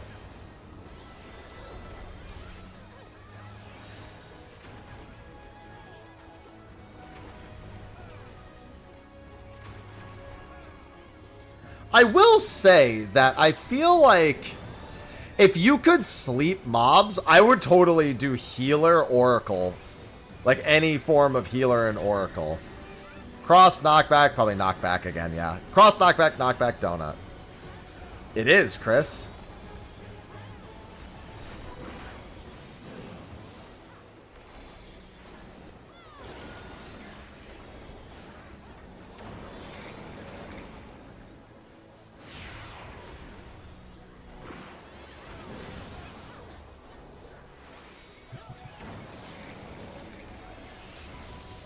But we're talking about solo right now. We're not talking about groups. Honestly, your main job almost doesn't even matter. In all honesty, just going tank as the main job in a group is probably the best. It only works with nearly every mob when you're solo.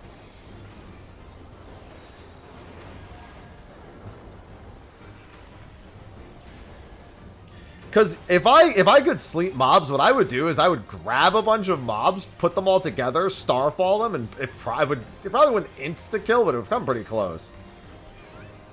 I have not cleared it, no. I'm not going back in until Sunday unless one of the groups has a fill for like midday tomorrow. I have plans tonight and I have plans tomorrow night. And all the groups I know are running evening groups.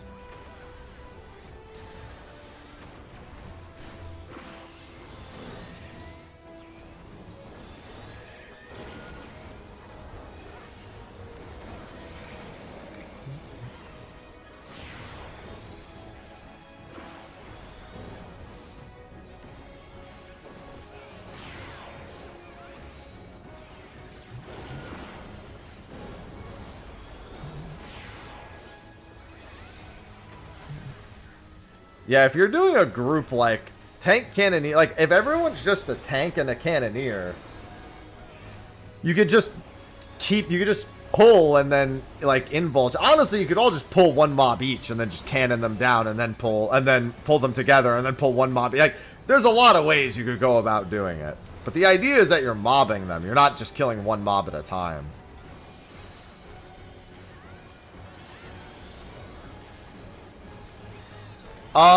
No, I think they do something else. I mean, I've seen those mobs around. I'm not 100% certain what any of them do, because if you're solo, you get gold on them anyway. I don't know about when you're in a group or not. Knockback, donut, cross, knockback.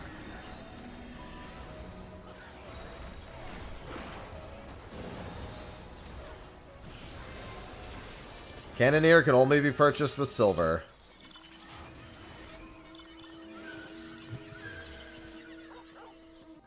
I might drop from this party and do a little bit of solo. Just because I kind of want to just take a peek at the speed of it. Since I'll need to for a video. But I'll do that in like 20 minutes. I mean, I've killed mimics. It just gave me some gold. Honestly, it didn't even give me more gold than what I would normally get. So, I don't know. I haven't tried thief stealing from it or anything.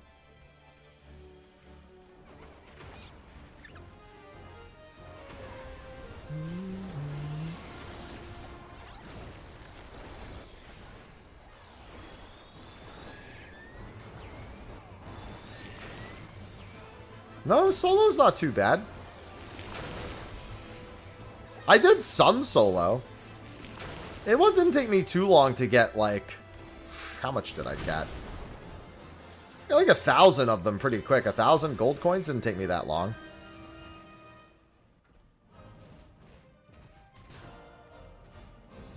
Obviously, it's better to do in a group, but... Not everyone's going to want to do it in a group, and some people just want to, you know, vibe.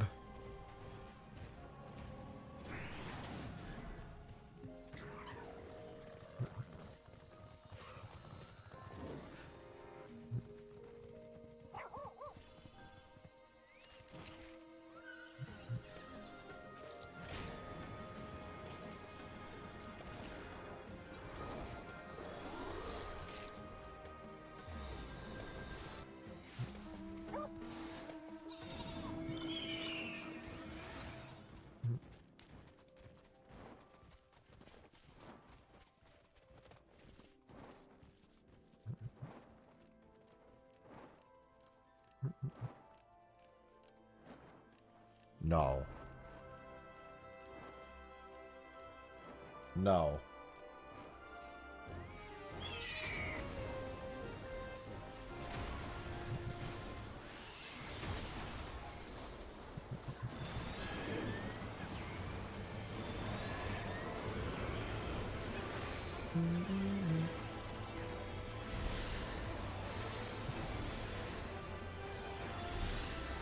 I mean, the big thing is if you could go Ninja Cannoneer, that'd probably be pretty good, but I'm probably not doing that.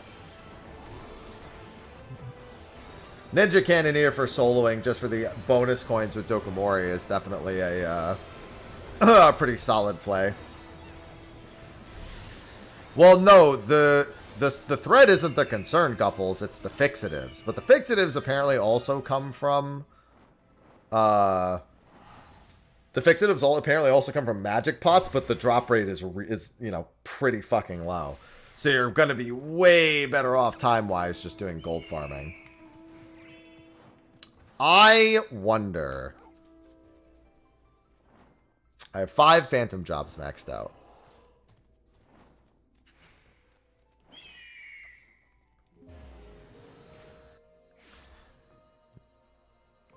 Yeah, solo paladin with fighter flight definitely seems like really solid play. Solo warrior with monk is a lot of fun too.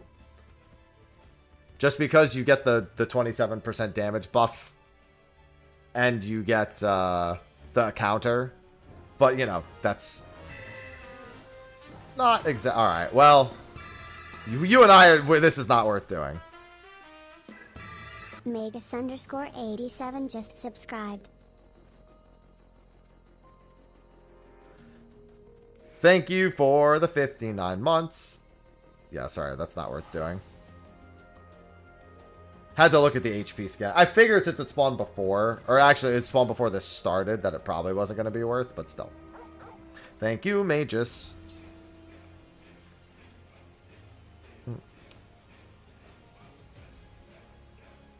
Yeah, but the thread isn't the problem. The thread's not what they're referring to for the gold farming. It's the fixatives. That's 4,800 gold per piece if you don't get any from magic pot chests. There are 13 phantom jobs, although one of them is freelancer. It's my favorite, what, phantom job? I mean, Oracle's probably the most hilarious.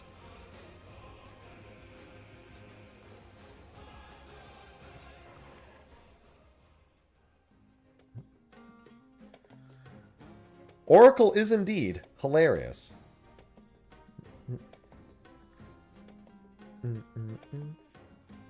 Oh, the pots! I'm going to the pots right after this.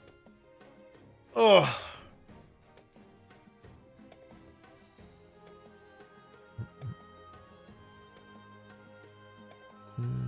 The literacy test. Well, I read it the moment I unlocked it.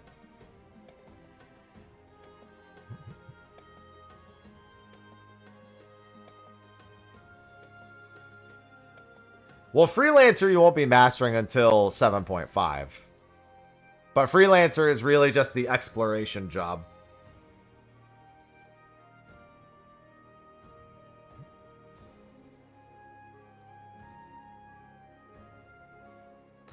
Well, I wouldn't write it off entirely, Arthur. I mean, I wouldn't write it off at all. I don't even know why I said entirely.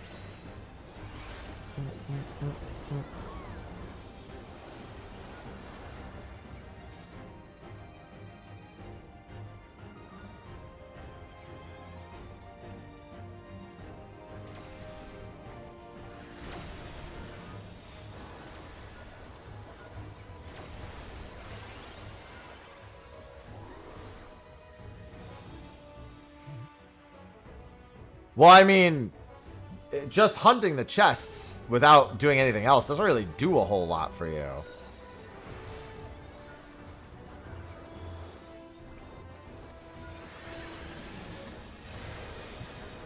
You don't get gil from opening the random chest. You have to sell the items from them, and because everyone can just pick up those items, they're not super valuable.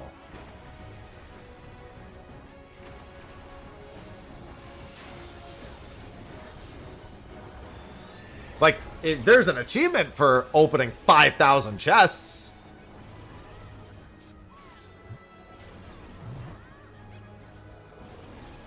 I thought that red mage just went into the fucking wall right there.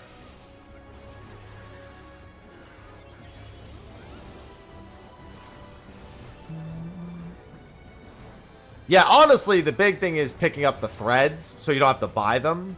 But again, that's not really the thing. It's the fixatives, which everyone has said specifically comes from the magic pot chests.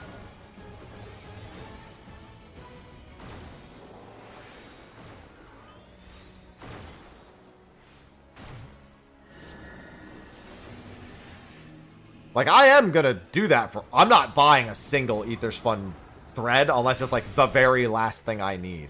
And even then, I'm a bit hesitant to do it. Oh my god.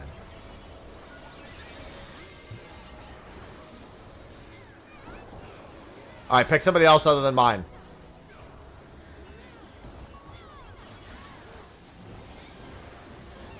That person's going full Oracle right there.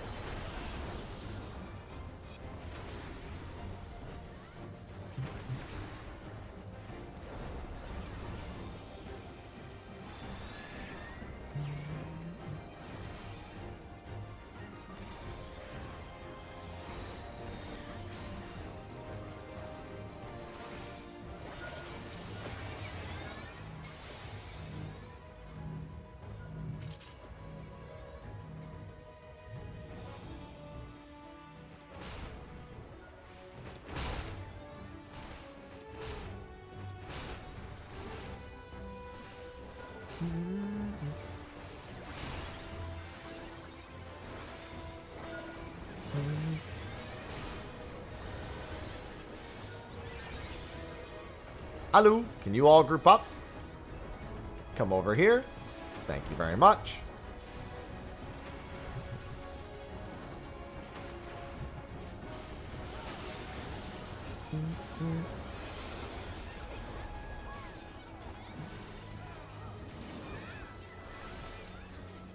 I wonder... Nah, probably not. I was wondering if I would get to Cannoneer level 4, but I don't think so.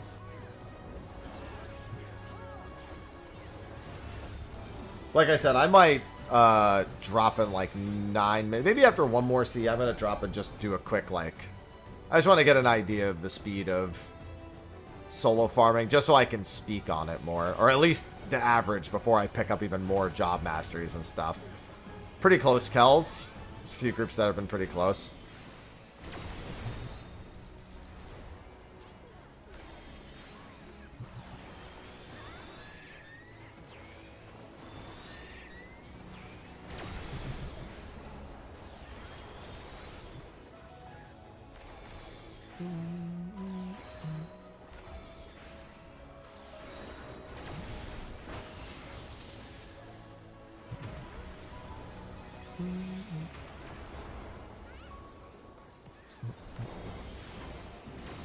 Yeah, we were talking about that earlier. I didn't know that. Chat ended up telling me.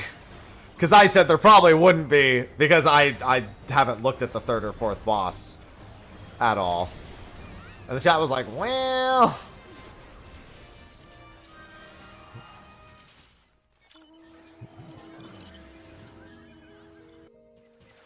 Oops. Well, I mean, if you didn't do it, someone was... As soon as I said that, someone was going to do it. I can't do any runs today.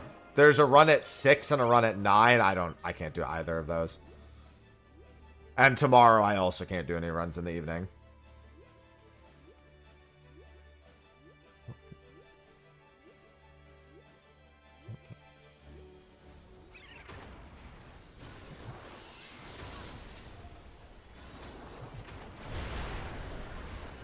I'm actually surprised. Oh, I guess this was scaled up. Mysterious, thanks for the 21 months. Well, the thing is that the pot fate timer is completely separate. To the cat on the bed. Is Temmie back there? Oh, hi, Temmie. I didn't even know you were back there, Temmie. Temmie's usually, if it's not Ivy, then it's usually Temmie behind me. Who has now jumped away. Timmy likes spending time in here, and I work in here, so Timmy and I naturally spend time together. Hi.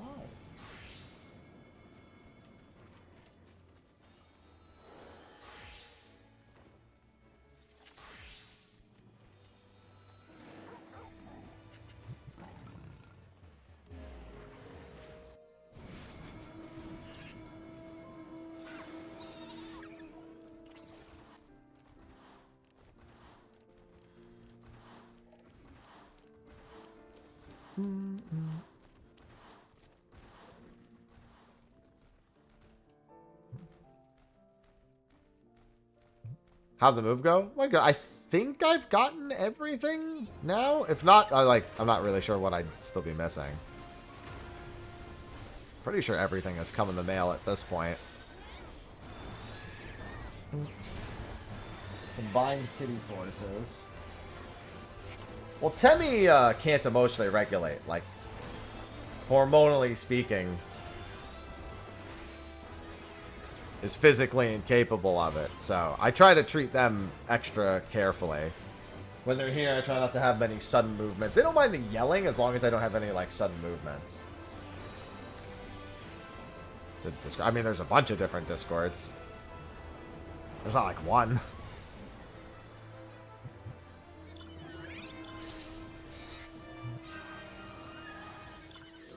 Yeah, there's different data centers, different ones on each data center, etc.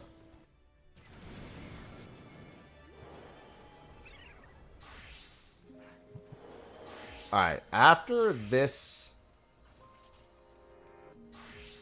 CE... Oh, wow, that's very convenient.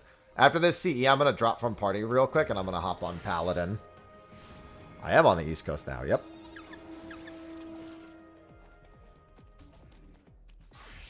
I have to clean out a fucking space in here. I've just got... I've had so many extra items enter my inventory this expansion that I have not cleaned out. I'm going to do that right after we kill this.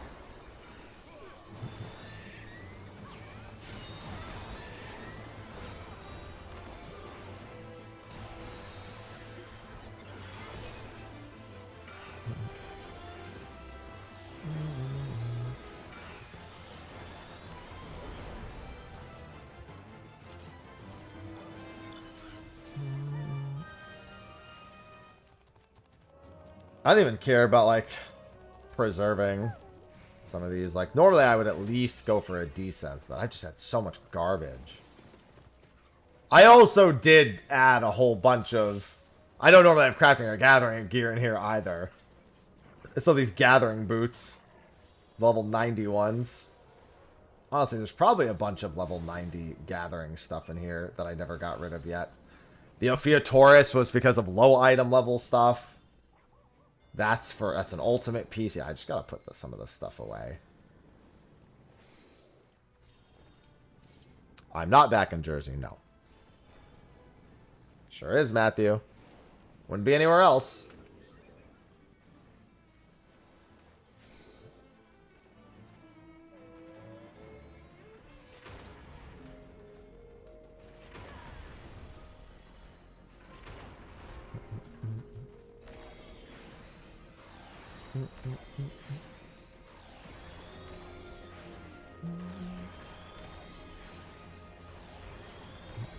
Yeah, I still wonder. I feel like Oracle is still... Because Oracle can at least attempt to doom some mobs.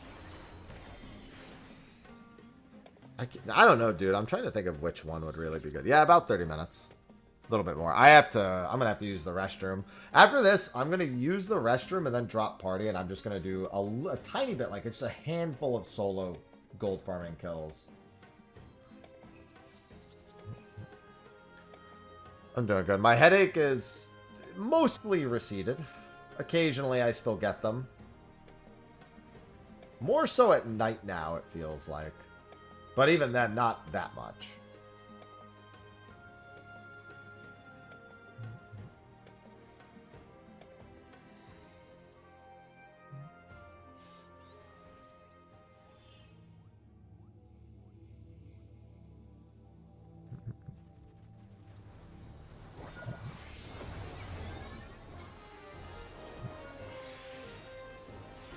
Well, no, no, no, no, no. I'm not doing like on mobs. You don't, for gold farm, you don't have to do it. When you're doing it solo, there's really no, I guess there's no reason not to, because I'm pretty sure the HP doesn't even, they don't even have more HP. You can literally just do it on like level 12 mobs. You just like pull a billion mobs and just AoE them down. And then just keep going. But you need, nobody else can be there. If anyone else is there, then it's fucked. Yeah, Oracle only or Cannoneer. I mean, Cannoneer and Oracle both murder. Whether you're doing Starfall or otherwise, it almost doesn't even matter. If you have that many Cannoneers, they all just die anyway. And Cannoneer gets its cannons back every 30 seconds.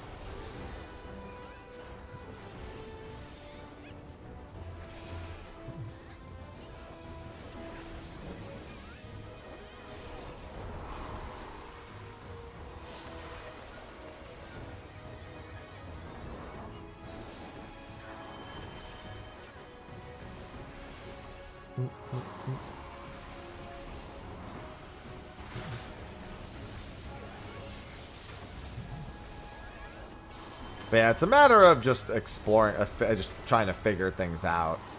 See how each thing feels, what works. Because like when I was doing Oracle, I would just slow kill through one and attempt to doom another. Since the gold farm, since the difference it doesn't really seem to make a difference how many, what level they are. If the accuracy of doom is 100% on same level or lower, and the kill speed's the same, it becomes like questionable which one I want to do. Because I can solo, Oracle is already one of the better jobs for it because of Starfall. Even if you ignore Starfall, the potency is just pretty nutty. So when you're solo farming, just like burning through predictions, that's what I want to figure out. Yep, gold farming is chaining mobs. I mean, I say chaining. Technically, you don't have to chain them. You just have to kill them. But most people are going to do chaining. As long as they're actually obtaining gold, that's all they really care about.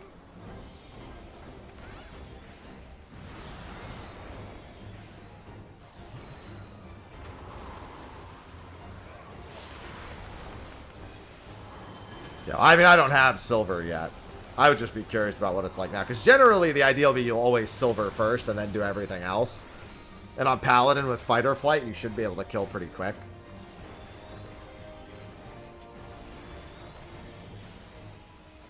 But without silver, it slows down. I mean, it slows down by what, 10%?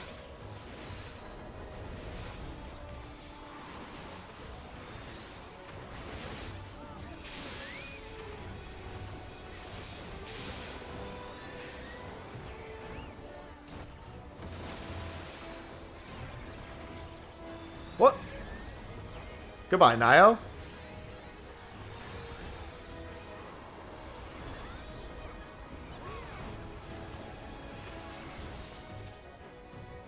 Yeah, that's what I'm saying. Paladin's really good because it has Fight or Flight.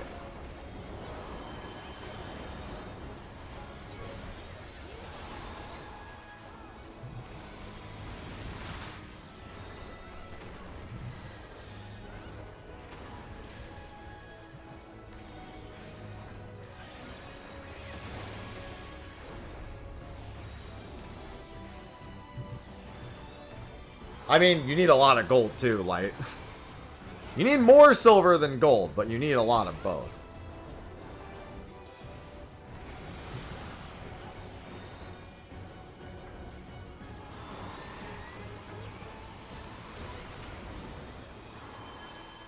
I mean, most people will just do... I mean, it's whether or not it's the fastest... I actually think it's faster to chain farm and go to, like, camps that are higher level. But it's a lot more effort than just doing Fates and CEs.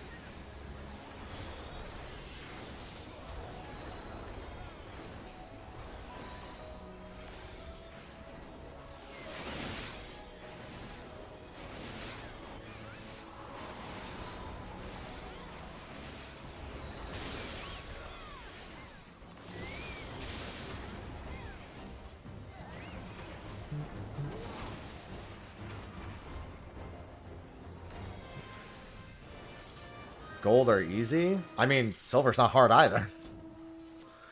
I definitely prefer to farm the silver, but like, you need 4,800 gold per piece too, so it's not like it's nothing.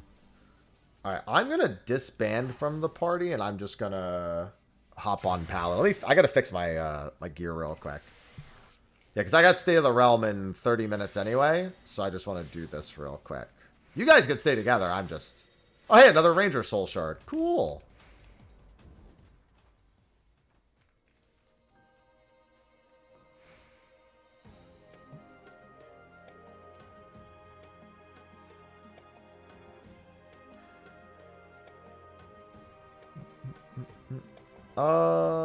Okay, let me do this.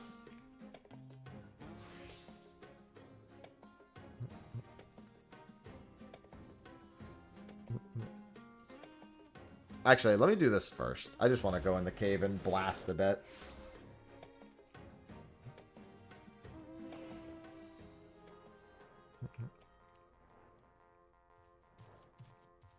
Anyone cave blasting in here? Doesn't look like there's anyone cave blasting at the moment.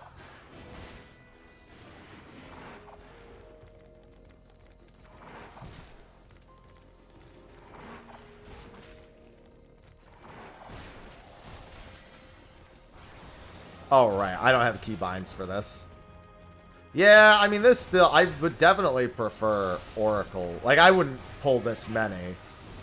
But, generally speaking... I mean, I guess with Confiteor, it's probably not too bad. With everything upgraded, you might be able to do it at a more reasonable speed. Because you get the second cannon up.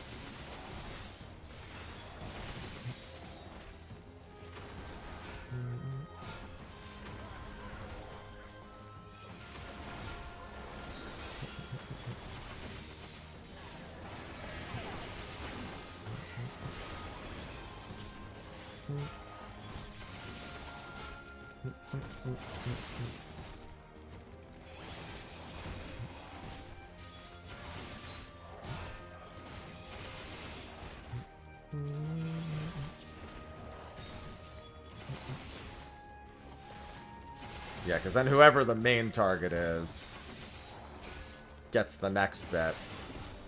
And then you'd have to go over here. Yeah, because the other cave spot where you actually do the party ones is a lot more succinct, I believe is the word I would use. Yeah, I'm also missing the other cannon.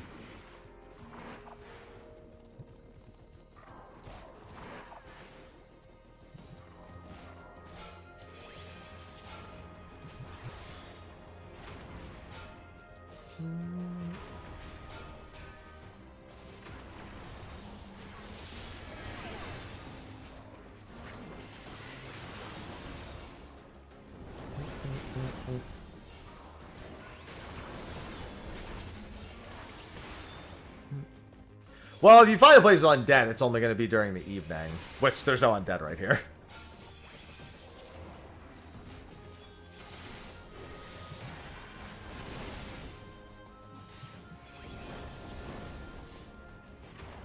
No, the only thing that the being leveled matters for is the chain itself. Because why would I be using Berserker?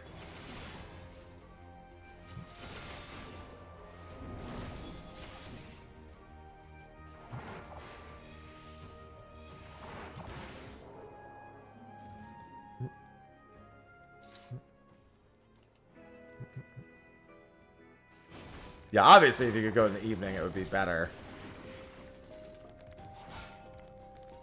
I mean, they do give a teeny bit of job EXP.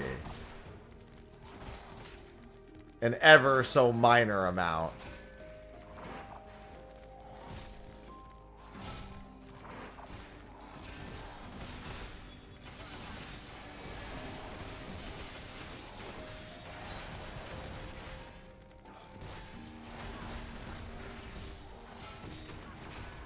Oh, I did that wrong.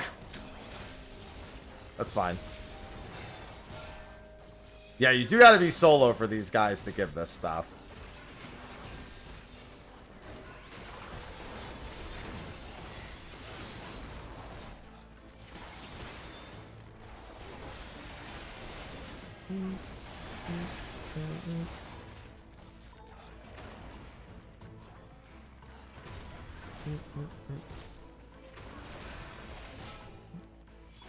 The blind is also nice here.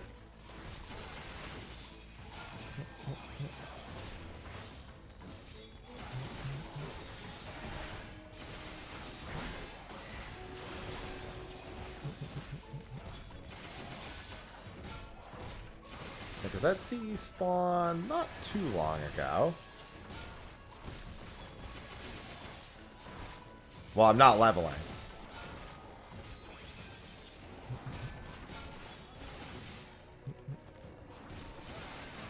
The big thing is that you don't really kill these any faster in terms of them. So I think if they're level, I think if you're at least 2 levels over something, the kill speed is pretty much identical to if you were several levels over. Like if you were like if you were 15 levels over and you were 2 levels over, I'm pretty sure it's the same overall. Like the mob doesn't get any easier after that point. I am kind of getting it. That's true.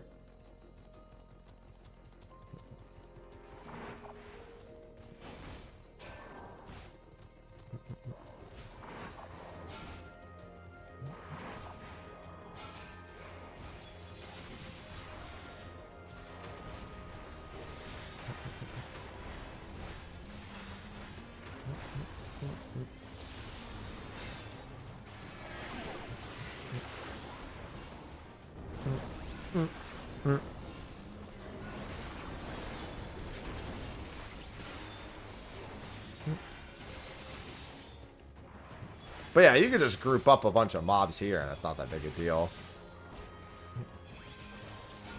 Takes like a minute, I think, to AoE these down without me having the stronger one. And without any better gear at the moment, too.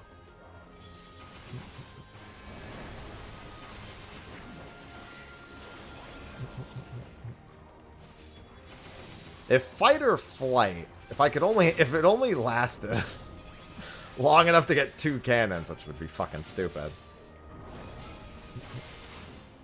I could actually, because the first set of cannon blasts basically takes them under, well, my 2-minute window there takes them under 50%. You get 5 to 8 normally. Oh yeah, the only thing that this particular pack is good for with the AoEing is that there's like a nice easy batch of them. It's usually there's like 6 in range. In this one there's 7.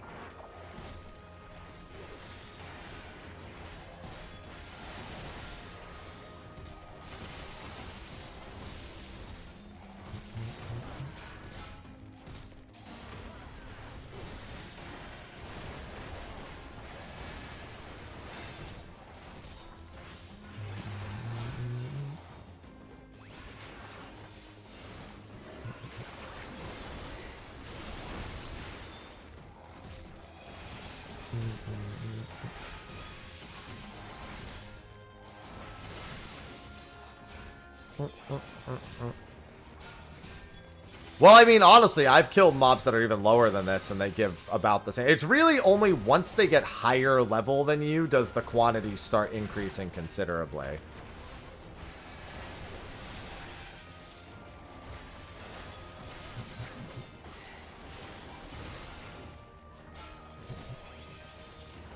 Oh, I missed the handful there. Yeah, I could try Monk with Warrior real quick. I don't have much time. I have State of the Realm soon. But yeah. I should be able to try that real quick.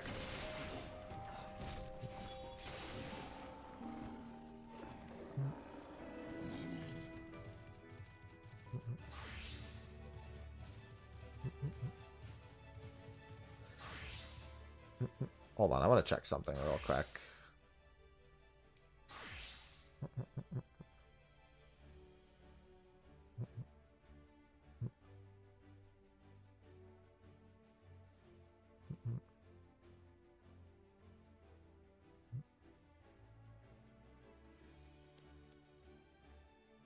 Yeah, Enhanced Rage would also be an interesting one to eventually look at. Alright, I'm going to have to...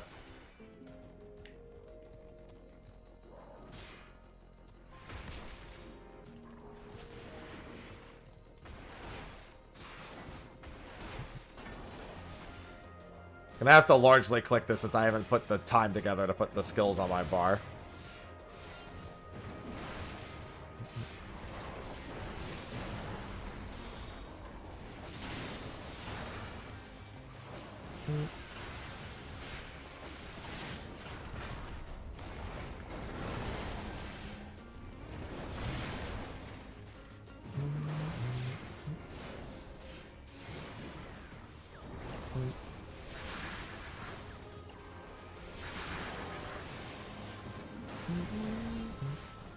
This one was an unbuffed one as well.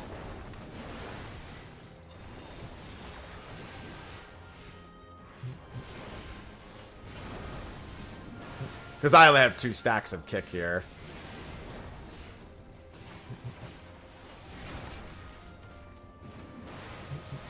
Definitely seems a little bit slower.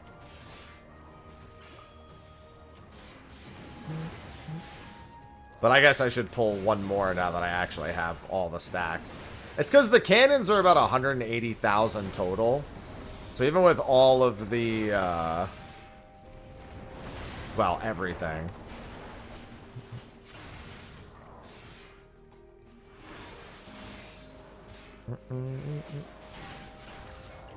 Oh, I gotta make sure I kick so I keep the stack. Because now I won't have the ones for the next one. It was at least worth a peek, see? It feels a little more comfortable at the very least.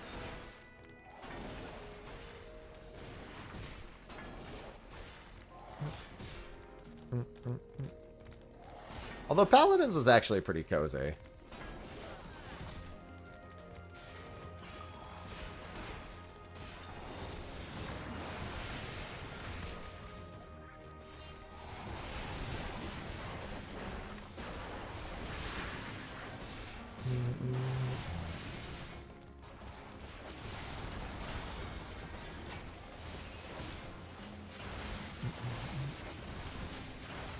Yeah, the Geo Bell is about 40%.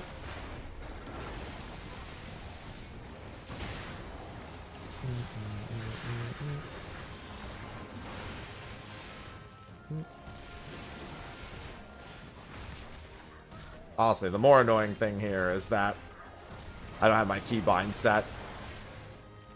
No, it's definitely not faster than being in a party, because you can just instantly blow up a full pack in a party in literally a second. I was just testing to see how it actually went to begin with. Still not bad for just straight up chilling if you're not doing anything else, though. But this definitely is not better than the Paladin setup I was just doing.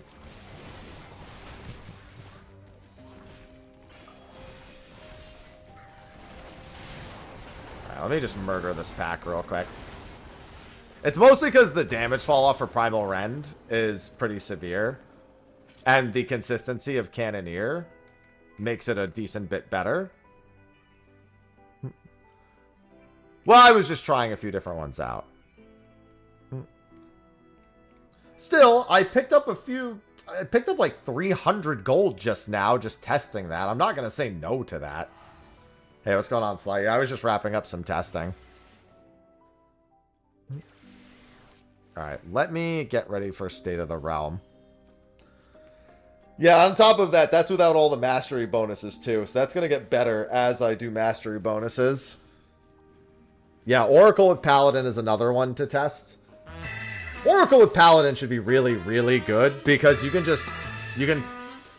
can't do Divine Veil every time, but like... Maltian just subscribed. You've got enough tools that you don't really have to worry about Starfall killing you, and then Fight or Flight works with it. Malzian, thanks for the 121 months.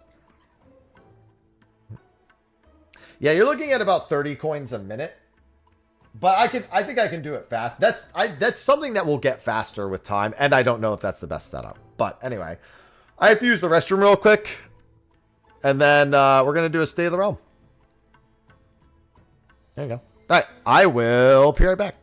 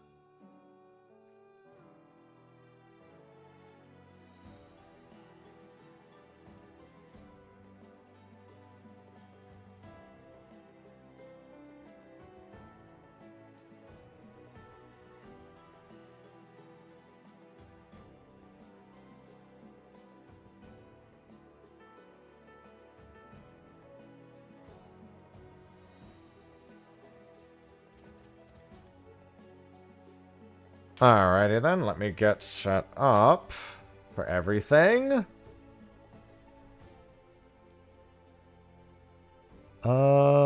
Let's see.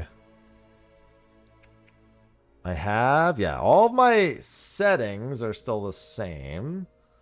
So hopefully Discord is the same as well. Let me call Sly, and then I'll worry about setting everything else up.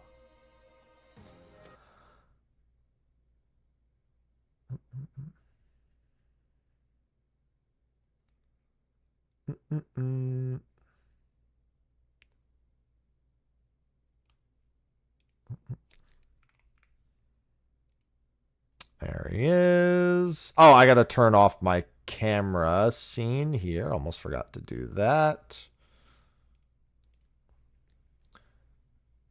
And then I can do this.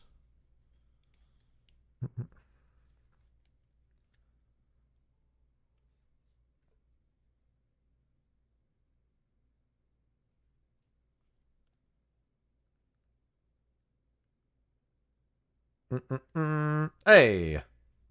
Hello, sir. Yes, audio is working in one try. I'd love to see it. Love it. Hello, sir. How do you do? Better. I'll take better. Considerably better. Where is... There we go. All right. I'm going to close this a little bit. The sun's coming in strong today. Balance out my natural light a little bit. There we go. Now it's dark. So much light coming in. Well, also, this is just the C920. So it does not handle... Okay, so apparently it's not entirely right because I can't hear you. So that means my audio scenes are off. That's probably on Discord. I can hear him fine, though.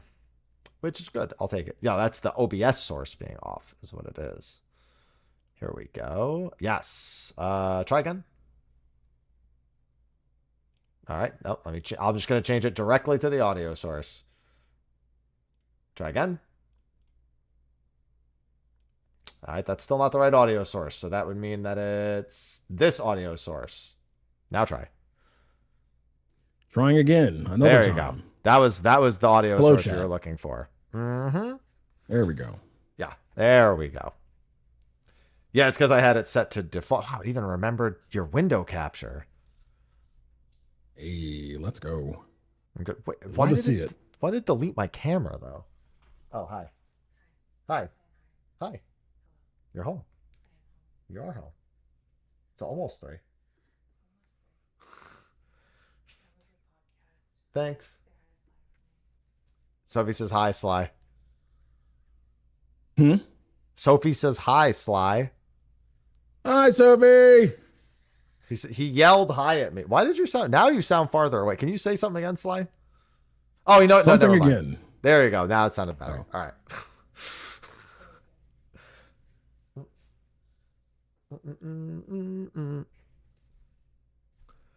All right. Let me finish getting this set up, and then I need a minute. Where is video capture? Why did it delete that of all things? Uh-oh. Camera's frozen. Oh, I'm stupid. No, I'm dumb. Never mind. It's supposed to do that. Ivy, stop yelling at me. Okay, now my window capture is fixed. And with 6 minutes remaining, outro should be good. That should be good. Well, I guess the outro I could do that. Nope. Okay. And then I got to change the titles and everything. So let me do that.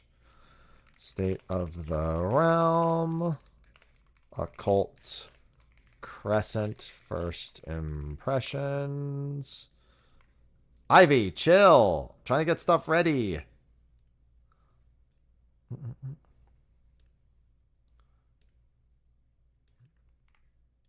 All right. There we go. Ivy. Chill. She has it's like she didn't even leave home practically. She's like, well, back to just walking all That's over my you. 9 to 5. Pretty much.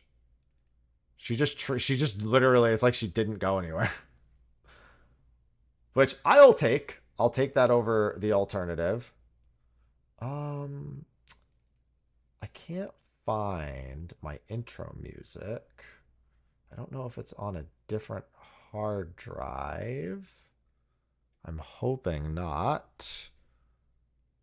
Because I don't know where it would be if it's not on these. Because I thought I put it in my backups. But I don't see it. I wouldn't have put it in here, right? Oh, okay. Yeah, he's definitely not singing the intro. Yeah, that's not happening. No, that's definitely not happening. I did find it though, so all is good. I did put it in a different spot than I thought I did.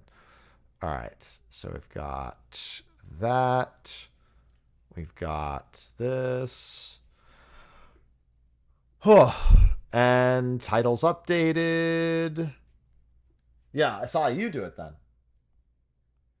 Yeah, that's not happening either. I'm good. You know, a karaoke night, as in you sing for 30 seconds. You ever seen? You want to know a night? This is what you do. You Google, you YouTube silver scrapes, Kobe silver scrapes. I think not actual Kobe, and I that's what I want you to do. All right. I think that was Kobe who did that at one of the league matches, where he just like sang it, some League of Legends shit. Yeah, pretty sure that was that clip is of Kobe. I think he's searching for it. I think that would do. I haven't seen that clip in years.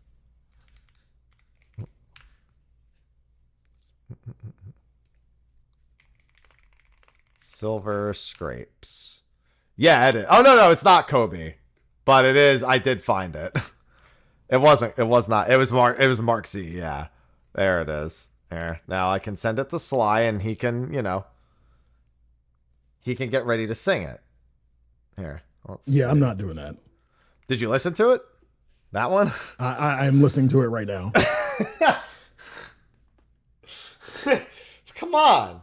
You don't want to hear. Here, I'll play it for everyone else.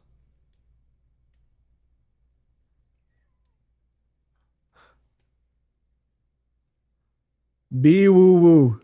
Booty woo. Booty woo. There you go. That's what you can do that alongside the beginning. All right, I will give me 1 second, and then we got 2 minutes before we get started.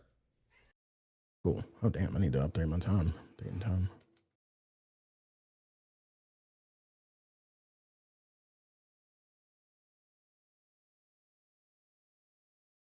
Yeah, you're 2 minutes early.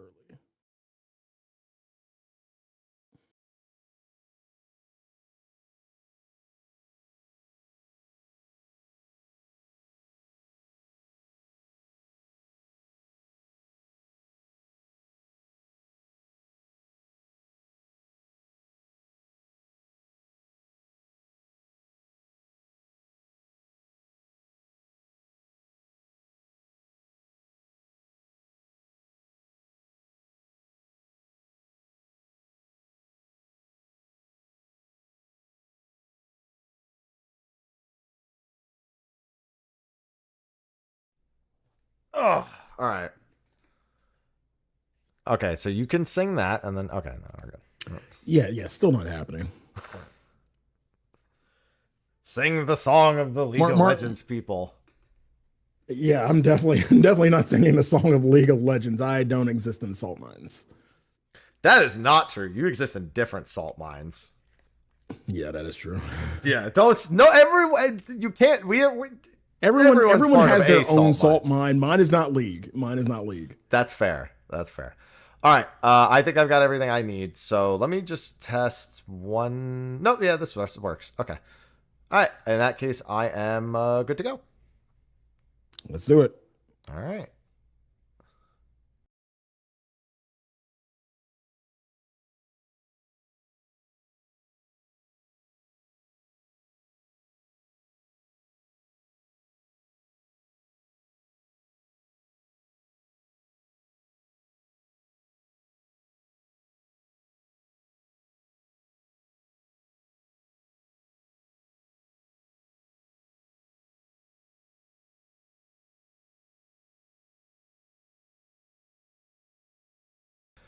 Hello, everyone.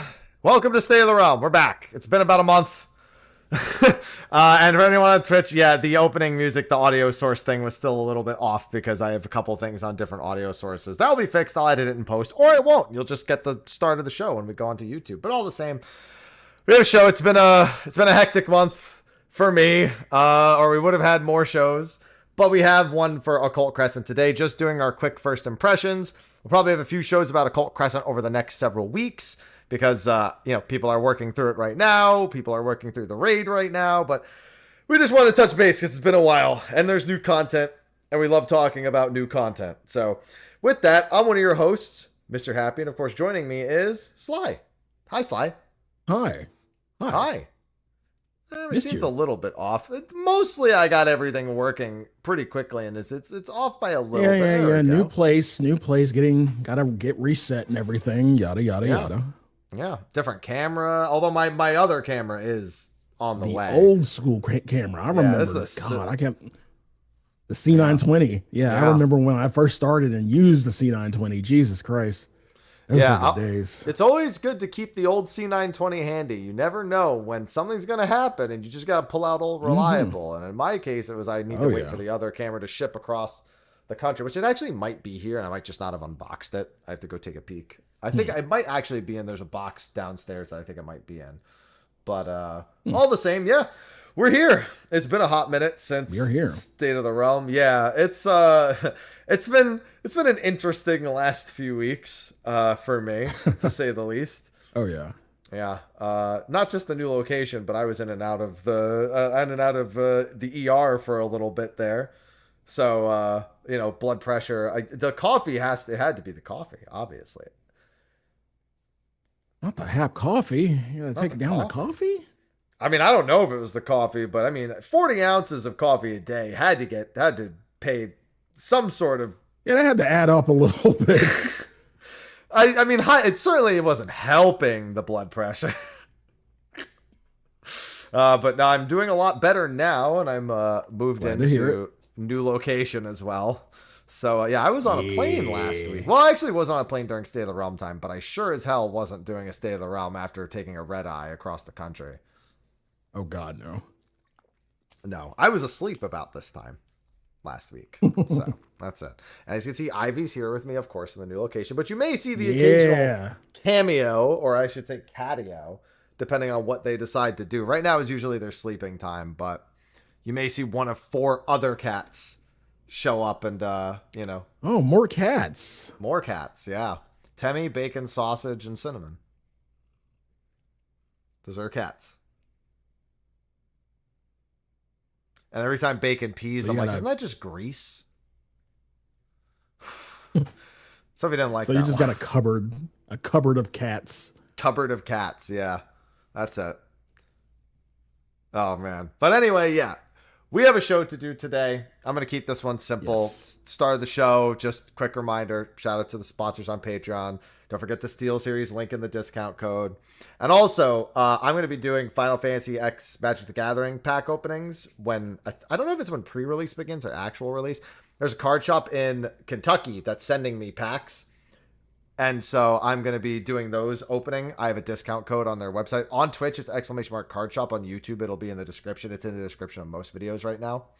So you can find that there. You can use that for any TCG that you play.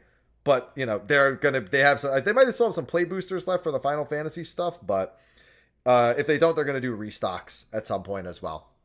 So if you are looking for a small card shop, something that like a mom and pop that you can help, they do ship throughout the U.S. And use discount code Mr. Happy. Also, saves you a bit of money on that. There you go. Yeah, I got some card shop stuff going on. If I pull a gold chocobo, I'm going on vacation, man. I'm just saying. There's only 77 of them in existence. So, that motherfucker's getting graded and sold ASAP. Maybe not ASAP. Maybe hold on to it for a bit first. And now we see if that fuels my addiction, because I used to sell Yu-Gi-Oh cards on eBay when I was in high school. And it was a great way to fuel my desire to open packs and then make money. It was a great way to do it. All right. But anyway, we have a content patch to talk about. We have patch 7.25, Occult Crescent. It's here. Croissant. Is this just Expedition 33 people just kind of hanging over with the Occult Croissant? Is that what's going on here? Because I never thought about that. Yeah, pretty much. I was like, why? Yeah, Why croissant? Why croissant? I'm going to turn you up a little bit, by the way, just so you know. And if I blow everyone's eardrums out, I apologize. Try speaking. Speaking. Hello. Hi. You're probably louder than me. I'm pretty loud though. The news, for some reason, I have my audio setup very similar, but my audio is way louder here. I'm not sure if it's just because the room is smaller or something, and I'm not in my living room anymore. But yeah, he's a tad louder. Yeah, I figured he would be a tad louder after doing that. So I did just bump you up to like 140 instead of like 110. Oh God. I mean, it's new audio, new setup. We've already had our kerfuffles with it so far. What's one more, right? Mm-hmm. Yeah. Right.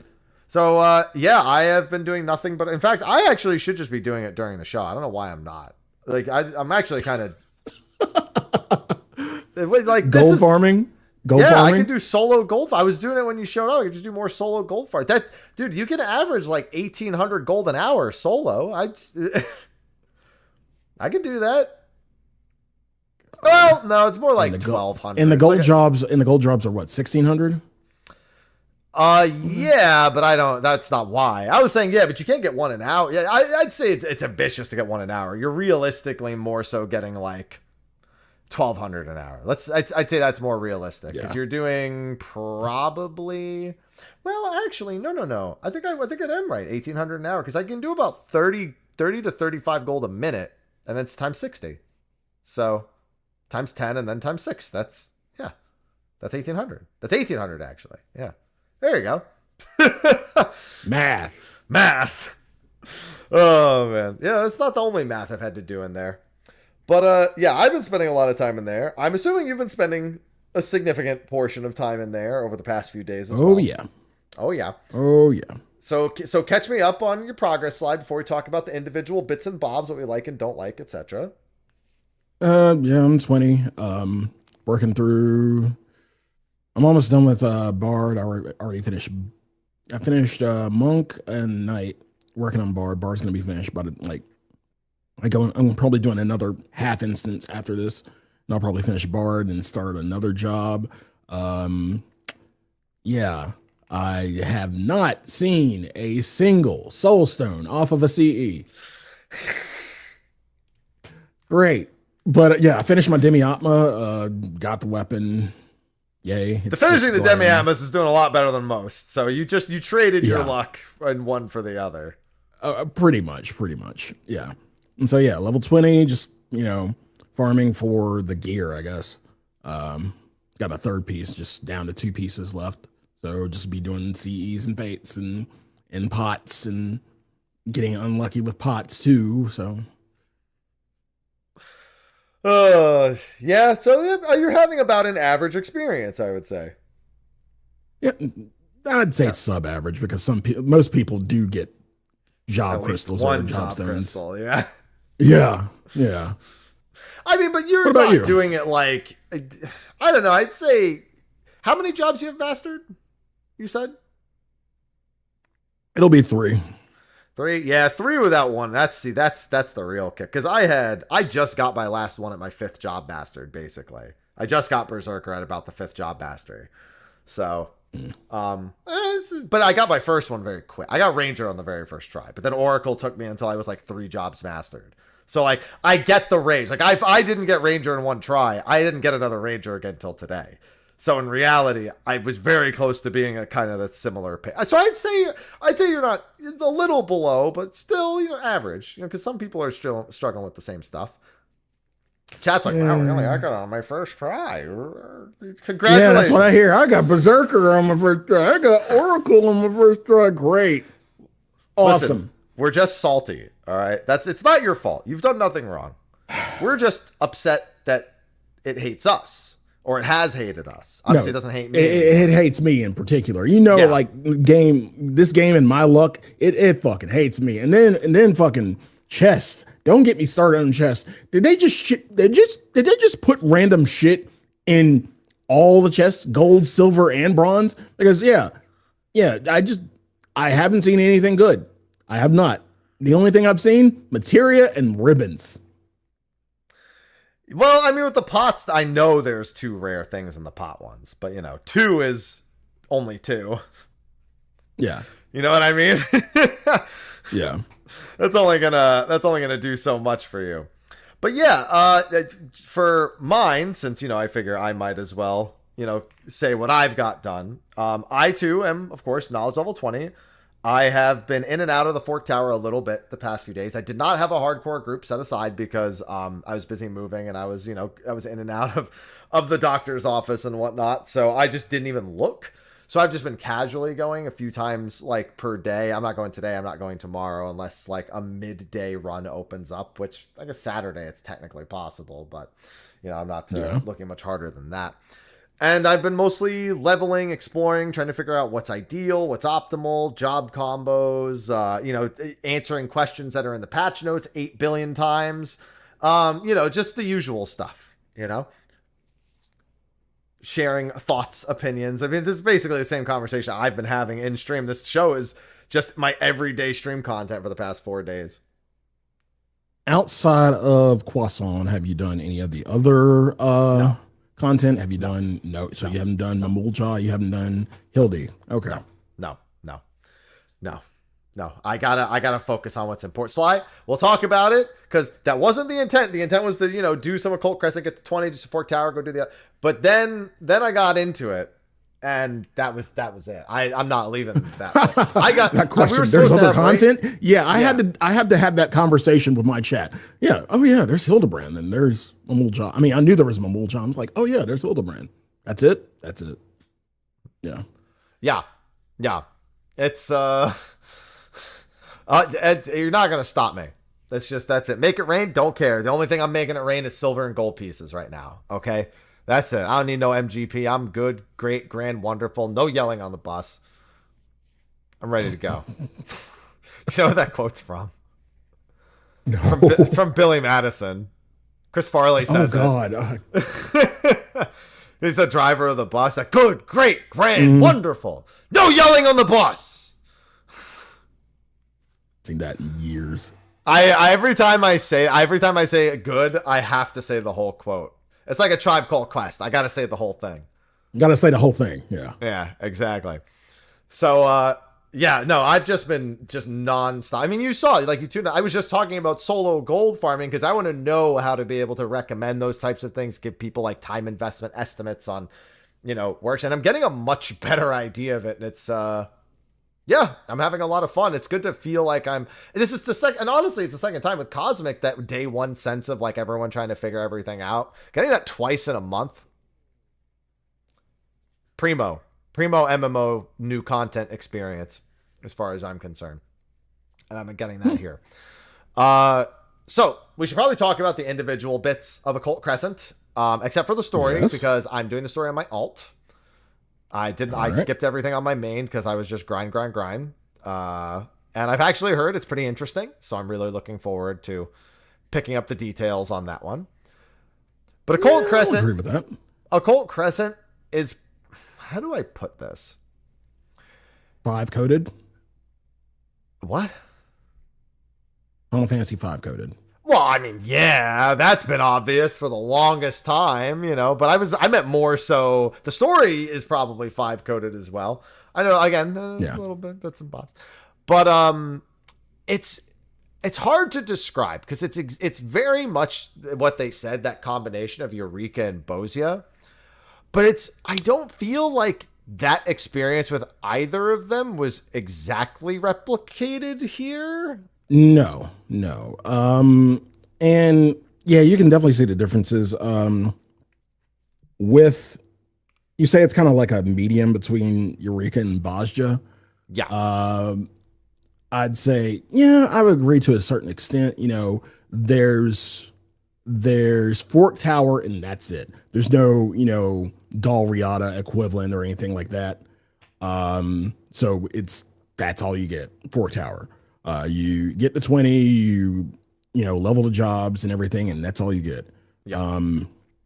So outside of that, the no leveling aspect that I was kind of worried about months and weeks back when they talked about this, kind of replaced because, as opposed to leveling, you at least get tomes. So, hey, you don't have to do fucking roulettes. Congratulations. If you're in here, you have your tomes. You're probably capped by like end of a fucking instance because of all the CEs and fates you've done. Because everything gives heliometry, everything gives mathematics. So there's that.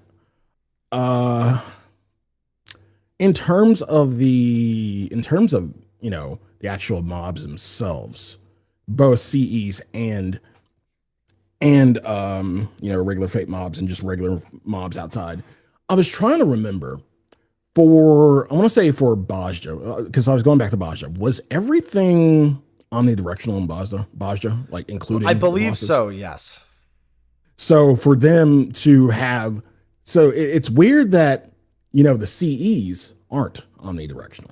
That's probably a result of them, because again, remember going from Endwalker to Dawn Trail, everyone complained about and I feel like the hitbox and I feel like both things are a factor there, where it's a matter of them just wanting to go back to at least having some thought involved with a lot of this stuff. And I think the intent is that you're more regularly group up anyway.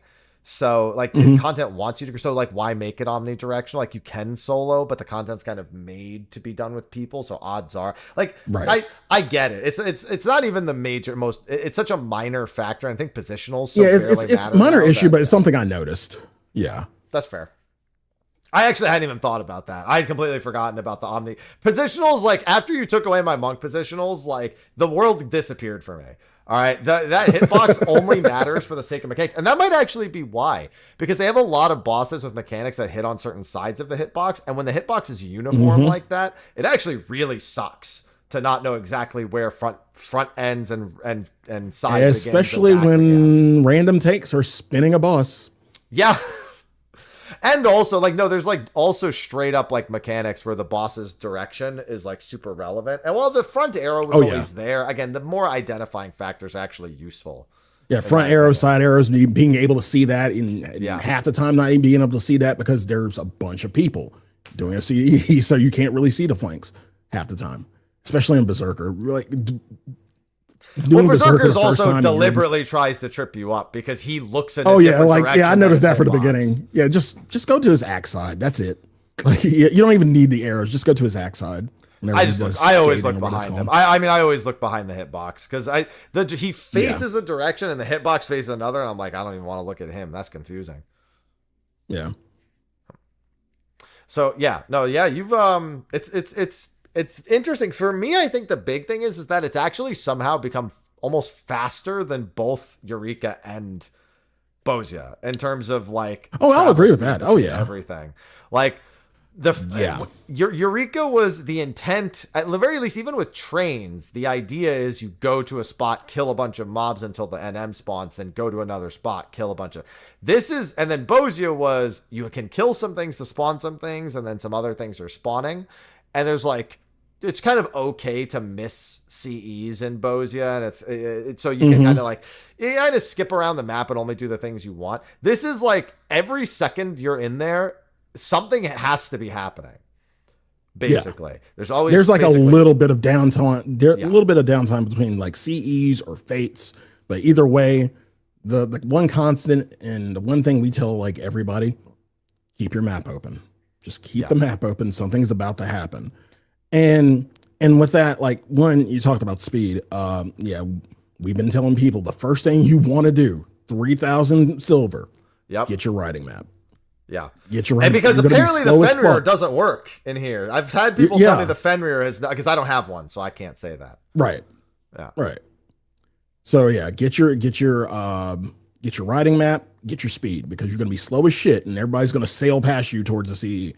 And then in terms of, comparing this to Bajja or Eureka, this feels smaller. I mean, it's a big area, but You I know, know what you in terms of like, I'll just compare to Bajja.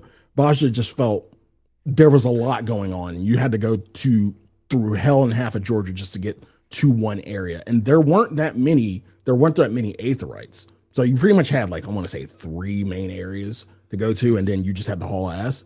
This one has 4, and I think it's because of having 4 Aetherites, and they're like equidistant. I want to say,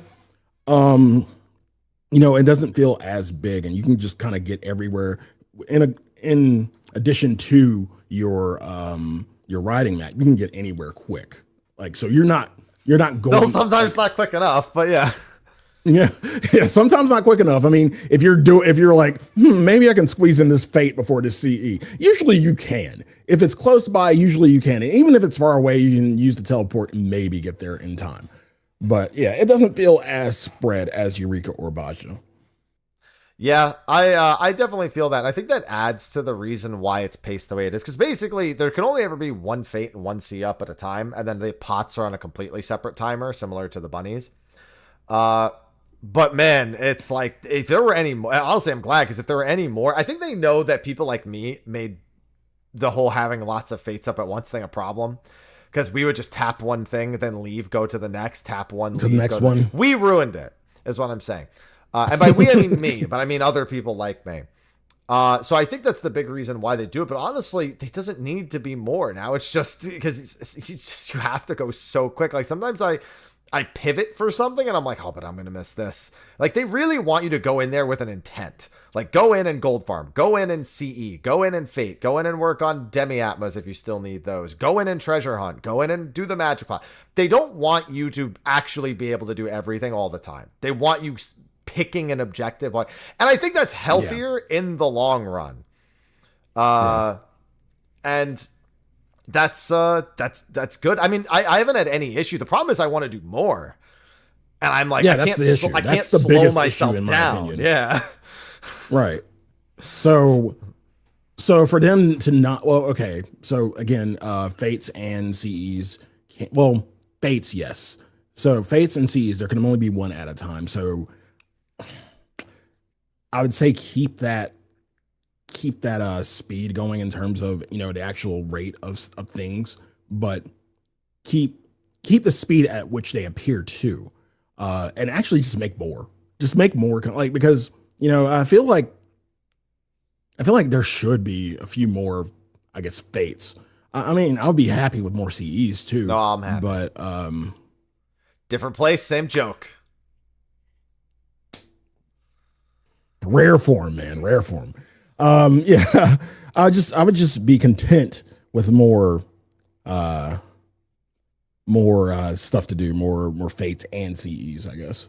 You use more of the area, I would say. Yeah, I'd say that's probably the drawback to one fate at a time is the map objective wise doesn't look as full.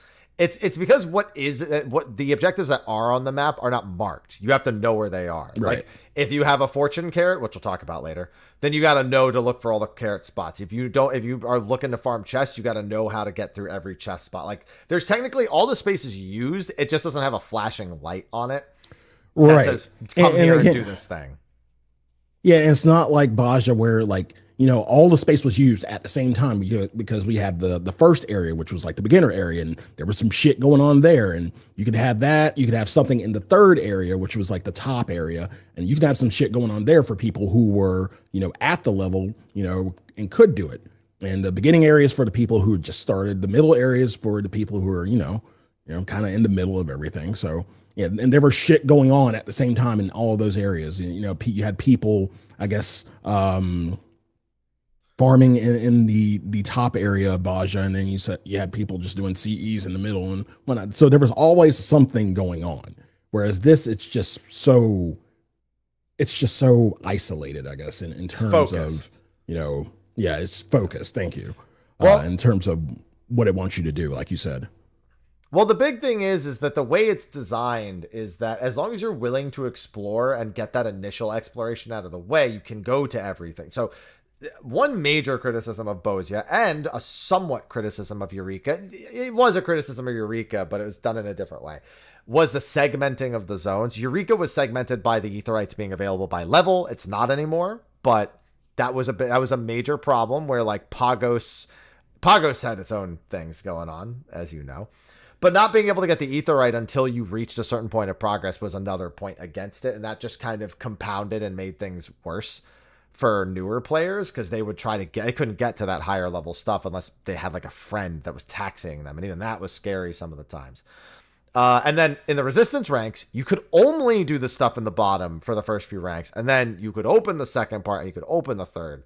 And that was another thing that was a little frustrating as a newcomer, especially later on, because people might be off doing all of those things, and then you're stuck alone without anyone helping you for the lower rank stuff, and you can't even get to the higher rank stuff that everyone went to. So even though, and then Eureka has also the level difference. This knowledge level, they've eliminated the actual need for the knowledge level other than the threat of the zone, which makes knowledge level work like Eureka's levels in terms of the danger of exploring, but more like the resistant ranks in terms of locking your participation. So again, trying to find that middle ground of how it works. So that's why it feels that way. That's why it's more linear, is because they know that a level 1 player can literally go explore the whole map and be able to get anywhere as long as they avoid dying along the way.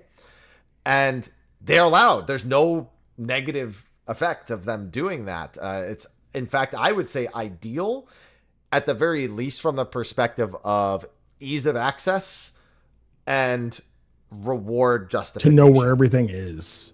Yeah, that too. Yeah. I mean, being able to explore and being able to know how to get around the map is incredibly useful as a new player. Knowing where the cave is, knowing where the monster spawns are. Yeah. Mm-hmm. Knowing which monsters are where, and like knowing, hey, you might want to avoid this unless you have a treasure chest there. And if you do, good luck. That kind of thing. Yeah. So while I think it forces the linear design more, because now that everyone can get everywhere all the time, the thought is everyone will try to go everywhere all the time. So if there's too many objectives, all it does is split people, and then the fates end up overscaled, and you just have two really slow fates going at once instead of one fate that's going at an average or too fast of a speed. There's a pro and a con to every approach for it. Right. And so it's a matter of which you like more and which you like less. And I think this is the better for the overall health of the zone and the accessibility. And I can't imagine doing it a different way. But the big thing is that a new player really wants silver coins no matter what, and really wants levels. So even though I have tested, if you're doing a chain party, it's a little faster than spamming CEs and fates because there's no running time. You literally are just kill. There's no downtime at all. I'd say it's only about like 20% at most, if you're in a really good party for leveling, 20% faster to knowledge level in a chain party versus otherwise. Not worth it when you need to get the silver for the riding map. You need it for the armor. The armor helps a lot. And it's just easier to like get around and go to do those things. There's safer areas generally to travel to as well. Yeah. So it comes with a lot of benefits, I think. So it works out. Like I said, it gets me constantly going between objectives. I've enjoyed the pace of it thus far. I wouldn't mind if it was slower, but I think any other change people make would make it faster. And I think that faster or more split, and I don't think either of those goes any better. Yeah. So there's a lot of facets to it. Yeah. Now, one thing I did want to kind of go into, well, before we get into actual individual CEs, is the use of jobs, phantom jobs. My initial thought was, within the zone itself, I mean, outside of maybe save a few abilities, like it's not as intrinsic as logograms. Logograms felt sandboxy. It was like Eureka was definitely a sandbox. Like it was like, here are these logograms that do these specific things. You can do some really stupid shit with them if you wanted to, but it was fun, right? Yeah. And no leveling required. You just got them. You just, it was kind of gotcha. You just got them. Or you bought them. Whereas with jobs, it's a chore. Let's go ahead and call a spade a spade. It's a chore. You have to level them a little bit. And within the zone, within the Crescent, I mean, you might see a little bit of use, but it's mainly for Fork Tower. You definitely want to have these for Fork Tower. Oh. No, I understand what you're Use your saying. words. I understand. I'm letting you finish. No, but that's all I'm saying. Like, I mean, until I see more utilization from them, which I probably will in Fort Tower, it's just meh to me, in my opinion. I think you need to be more creative, because I have seen some fantastic uses for all of that stuff everywhere. The difference being is that most people aren't going to bother thinking about it outside the tower because they just want to level the next thing. So even if you can do everything with a job, if it's maxed and you have other things to level, you're not gonna be like, oh, well, I should use this for that because that. Totally agree on that front, but as a form of progression, I'm still a-okay with that. But there are so many good uses for pretty much all of the things outside of Fork Tower. Obviously, some skills are made for Forked Tower, Thief, especially with Perception and Pick Lock. Steel Weapon is another one that's very particularly for the Fork Tower.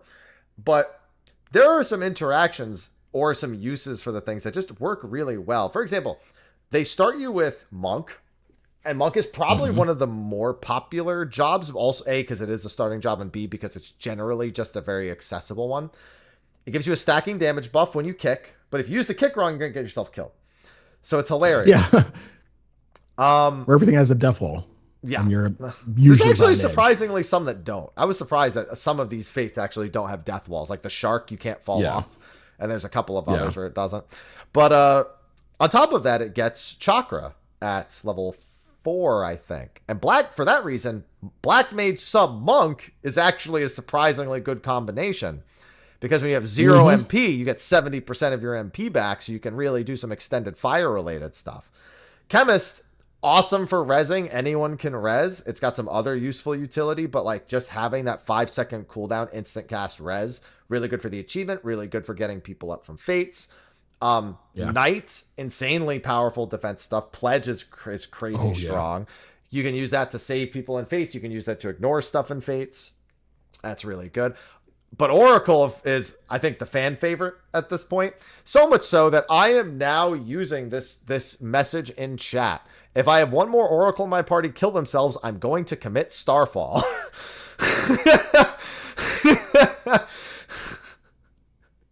I'm going to commit Starfall is definitely going in the list right next to Sudoku. I'm going to commit Starfall. It's a lot of fun. It's very dangerous, and a lot of people definitely get themselves killed in game from that. But that's the kind of stuff that is like really cool. They've got Doom. They've got a casted invulnerability on another person. Time Mage has got a massive haste buff for people. Comet is like Starfall without as much excitement. So, you know, there's always that. It's a less powerful Starfall that is less exciting to use. Yeah. So, and then on top of that, you know, Cannoneer is literally just blasting. Geo's got a ton of amazing uses already. So did you know that you can float over the many men slams on the ground? Did not. Every single attack they do where it's just like the X's and the jumps and the circular. The lasers, it doesn't work. But you can float over all of the many. So that's going to be like the Chocobo Reflect. Like Red Comet Reflect was the really OP option back in Boja. It's one of those interactions. Anything with Earthquake, it works on the Gill Turtle stuff too. Anything that's like a ground-focused AoE, it actually works on. So seeing that, knowing it also has interactions in the tower, I've had a lot of fun. Every time I pick up a new job, I generally can integrate it into whatever I'm using quite well. I'm doing Cannoneer right now because it's really good for solo gold farming. It's really good for group gold farming too, but you know what's the best for group gold farming? Starfall. Berserker's got some fun interactions that you can do. There's just a lot of really fun things you can do. And the big thing that I think is taking away from it is none of it's as egregious as something like Flare Star. For example, the closest thing you get is Samurai Zeninage. But if you have the gil to throw that skill around, so be it. 10,000 gil per use. You do a ton of damage. Yeah, I kind of felt like what was it? Chemist and Samurai, based on what you can do with them, are a little bit pay to win. And they're really good for it too. Yeah. And honestly, that's fine because like most of the OP stuff that we remember from the zones didn't happen right away. Like people thought Reflect was kind of crazy OP in Eureka. Yeah. But it was like, they were just like, no, what? We literally put it in there so you could do, because people were getting naked and reflecting elementals. And then there was the optimization where you would get a fully geared tank to pull a high level mob, the gliders, and then everyone else would get naked with Reflect and just blast its AoE back at it. It's like, you got to see really creative things like that. Yeah. But still, I'd say most people would think of like the Eagle Eye shot or double edge memes in Eureka, or, the stuff that came from like the second, like Flare Star and certain other things that came from the second zone of Zadnor. And these are much more tame than that on average, other than, again, Zeninage. I'd say Starfall is kind of egregious too. It literally does like, you're doing like 2k to the mob, and then Starfall comes in and does like 300,000. Yeah. So, it's just a matter of where you're using them and how you're using them. They need to be used in an egregious situation to be egregious by nature. And I think that's fine. It's just making it so it's not as universally crazy. Mm-hmm. And I love that. Yeah, I agree. And I'm having fun. Not to mention, one thing that you get whenever you master a job, you get an approximate, this is what the math is saying right now, 2.5% increase to your damage and healing permanently throughout the zone. Mm. So right now there's 12 jobs you can master. You can't master Freelancer probably until the end of the second zone. So you're already looking at a 30% damage increase just from having everything leveled. Then the gear on some jobs will increase their power even more. And then you get like 600 main stat if you fully upgrade everything. So by the time we're done with the second that takes zone, a lot of gold and or silver. That's does, a lot of silver, but that constant scaling up of the power means some of the skills will feel better later with the gear and with the overall damage. And it means that as we build into the second zone, it retroactively makes the first zone easier. I guess my only question will be is how much of the first zone do you really need to do? I'm assuming completely different currencies between the two, which will mean that people will have good reason to do both at some point or another. I also really hope, and we'll talk about this later, that later relic steps go back and incorporate, like the final ones in 7.5, incorporate forcing you to go back to Occult Crescent. I really hope they do that, but not optimistic about that. But we'll talk about that a bit later. Yeah, I agree with that too. Oh no, trust me. It might be because this first zone might be easier. It might technically be better for some things. Because I'd imagine the second zone is scaled on the idea that you've probably mastered some jobs and are going to master more. But we'll talk about that a bit later. I like the job system. It's just not as insane as like some of the lost actions and logogram stuff that people know exist. Yeah. Sidetracking to the relic. I'm assuming you're eventually going to do a stream or collection of streams where you're going to get all the relics. Already working on it. Okay. How were you feeling about before we go, it's kind of unavoidable that I'm working on them at this point, which we'll talk about just now in your next question. Yeah. How were you feeling about Demi-Atma? Demi-Atma are fine. They're about the same acquisition rate overall as the original Atmas, which took about 20 to 30 hours on average of just dedicated fate grinding for most people back in the Realm Reborn. So for me, that's nothing wrong with that. I had mine by the second day. So yeah, about 20 hours total for me to get them. Yeah. I would say all the colors except one. If you just bang your head against Occult Crescent, you're going to end up with them. Except one. And I'm talking about the south, the one with Calamity Bound? You can only get Calamity Bound. There's one other there's one other CE there. Well, no, so there's only two one. No, there's only one CE there. There's 2 fates though, because the fates. Yeah, there's 2 fates too. Yeah, yeah, the fates can drop them too. But again, it's getting calamity is people would have to spawn it, so it's not going to be that often. And then like the fates, you're just hoping and praying they come up. So our for my group, our solution was just to go to Kazama Uka, and it was quicker that way. Honestly, yeah. Like it took because in the 2 days that I did it for Demi Atma, did not see one of that one, and went to Kazama Uka, took maybe an hour and a half, maybe a little bit less than that. I was done by just doing fates because everybody was doing fates, and so. Yeah, so I think, honestly, again, for all the other colors, just bang your head against Occult Crescent, you'll get them. But if the need arises, if you feel like you are unlucky in a certain color of Demi Atma, just go do the fates. It's not as bad, and it's probably a little bit quicker in terms of your chances to get it. Yeah, I mean, that was one of the last ones I needed, but it wasn't the last one I got. The last one I got was the beach. It took me forever to get all 3 from the northwest section of the map.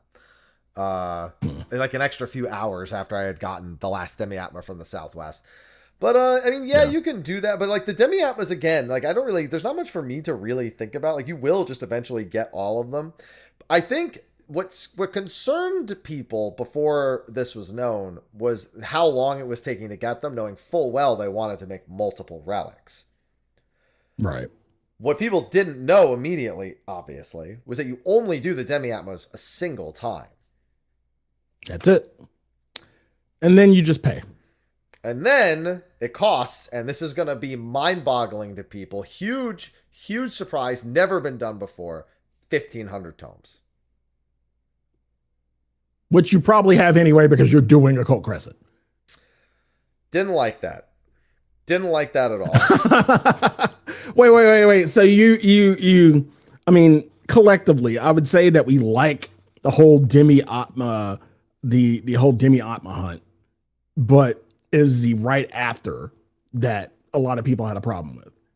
Because I'm assuming there's going to be a step like that for the next step of the relic. I genuinely think, yeah, that's what I'm saying. I think every step is going to be one-time step, and then 1,500 tomes is my fucking concern. Right. So it's not exactly 1-to-1 in terms of Endwalkers, where it's just pay to win, just pay and get the fuck out. No, it's like you got to do a bit of work, and I'll admit the amount of work that you had to do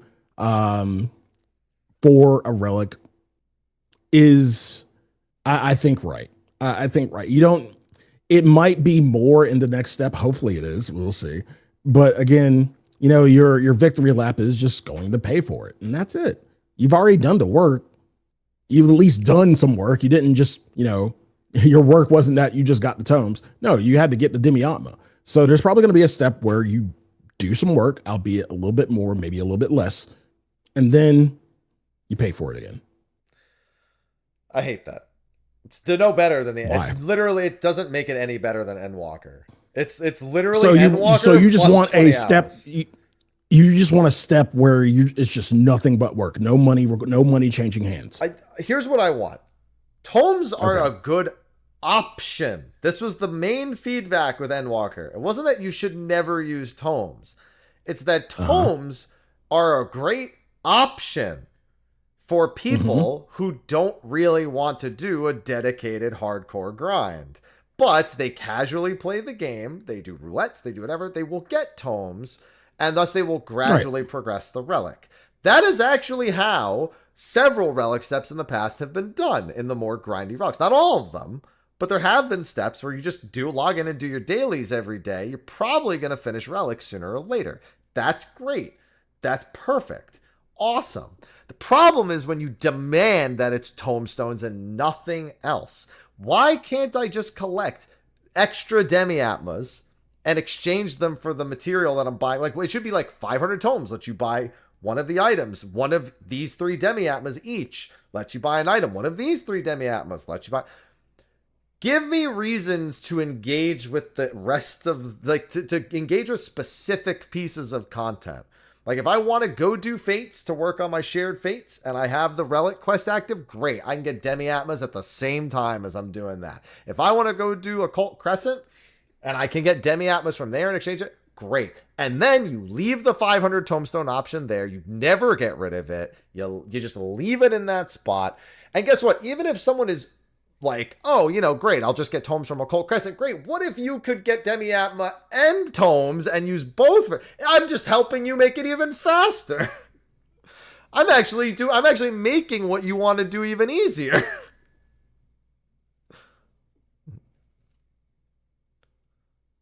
I'm do you helping want lights you. again? Do you just want lights again? I would love a light farm step. We're getting one. I guarantee you one step will be a light farm. A one-time light farm, but it will be a light farm. Yeah, it's gonna be a one-time thing. And yeah, I kind of fucking hated lights, to be fair. I fucking hated it. I love Doing lights. fucking I loved I loved like getting on and being like, what's bonus? How can we optimize it? What's the fastest we can get it done? And you know what? If you don't want to do lights, you know what you did, Sly? You did your roulettes every day and just hoped hoped you got something in bonus. And if not, great, you still made progress. What I don't want is books. Do not mention books. Fuck books. Books can kiss my fucking ass. I hate books. No, we are never going back to books. Jesus Christ, no. Hell no. No. I never want to see books again. If they ever do books, if one of these steps is books, I'm out. I'm done. Mm-mm. What if the book just asks you to grind light and it's literally just the light grind? No. That was a nice Tracy Morgan moment for you right there. No. Hell no. God. I'll refuse. No.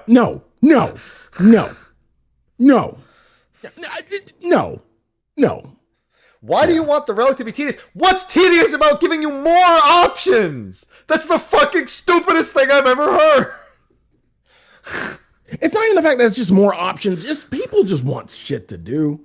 And they don't want to just go walk up and just, a relic is in the past has been, and I get this, it's been something you work towards. And I get it. And in Endwalker, what are you working towards? You just walk up to a vendor and say, here's your relic. That doesn't feel epic, does it? You just don't go to for my example, you don't go to a grocery store. You don't go to a Harris Teeter. I'm like, hey, I would like one relic, please. Okay. No, that's not epic at all. You just went to a grocery store and paid for your shit. Like people want shit to do. And that's what I feel like the main core of it is. People just want shit to do. They want it to feel like they work towards it. I mean, shit. Cosmic Exploration, Moon's Haunted. You are literally, grinding for a fucking relic. And albeit you get a bonus the more you maybe and the mech. Maybe. Albeit you get a bonus for each relic you've done. And I kind of appreciate that. You decreasing the work as you've done the work for the first few, and you get the bonus for whatever, main hand you want to work on, like later down the line. Yeah, I appreciate that. So, I mean, I would kind of be okay if that was the case here, where, you did the work and, hey, you get a bonus. Then your next relic, you don't have to do as much. Yeah, that's great. I can appreciate it. But still do a little bit of work. A first time step that takes a little bit to get through, followed by a complete consistency. I have no problem with it. I just don't like being, and also just getting tomes is more tedious than what I'm asking. That's the thing. I'm trying to make it less tedious by adding options instead of only allowing tomes. Like, it just doesn't make any sense to restrict it to tomes, especially because, and this is coming from someone who has made every relic for every job in the game. A reminder, most of y'all motherfuckers don't even have one. Or if you do, you have one or two. Motherfuckers, I have every combat relic from every expansion in the game. All of them. My inventory is fucked. True. It's true. He's on drugs. Yes, it's true. But at some point, this step becomes poetics. And every relic is a billion poetics already. Manderville added tens of thousands of poetics worth. So what if you're doing this an expansion later, and you're like, man, I want to make relics from multiple expansions. What do I need? Poetics for my Zodiac weapon, poetics for my animal weapon, poetics for my... Well, you don't need them for the Eureka weapon. You escape there. Poetics for my fucking Endwalker weapon. Poetics for my fucking Dawn Trail. Just options. Because guess what? Now, let's say in the next expansion, I want to work on my animal weapon and a Dawn Trail weapon at the same time, right?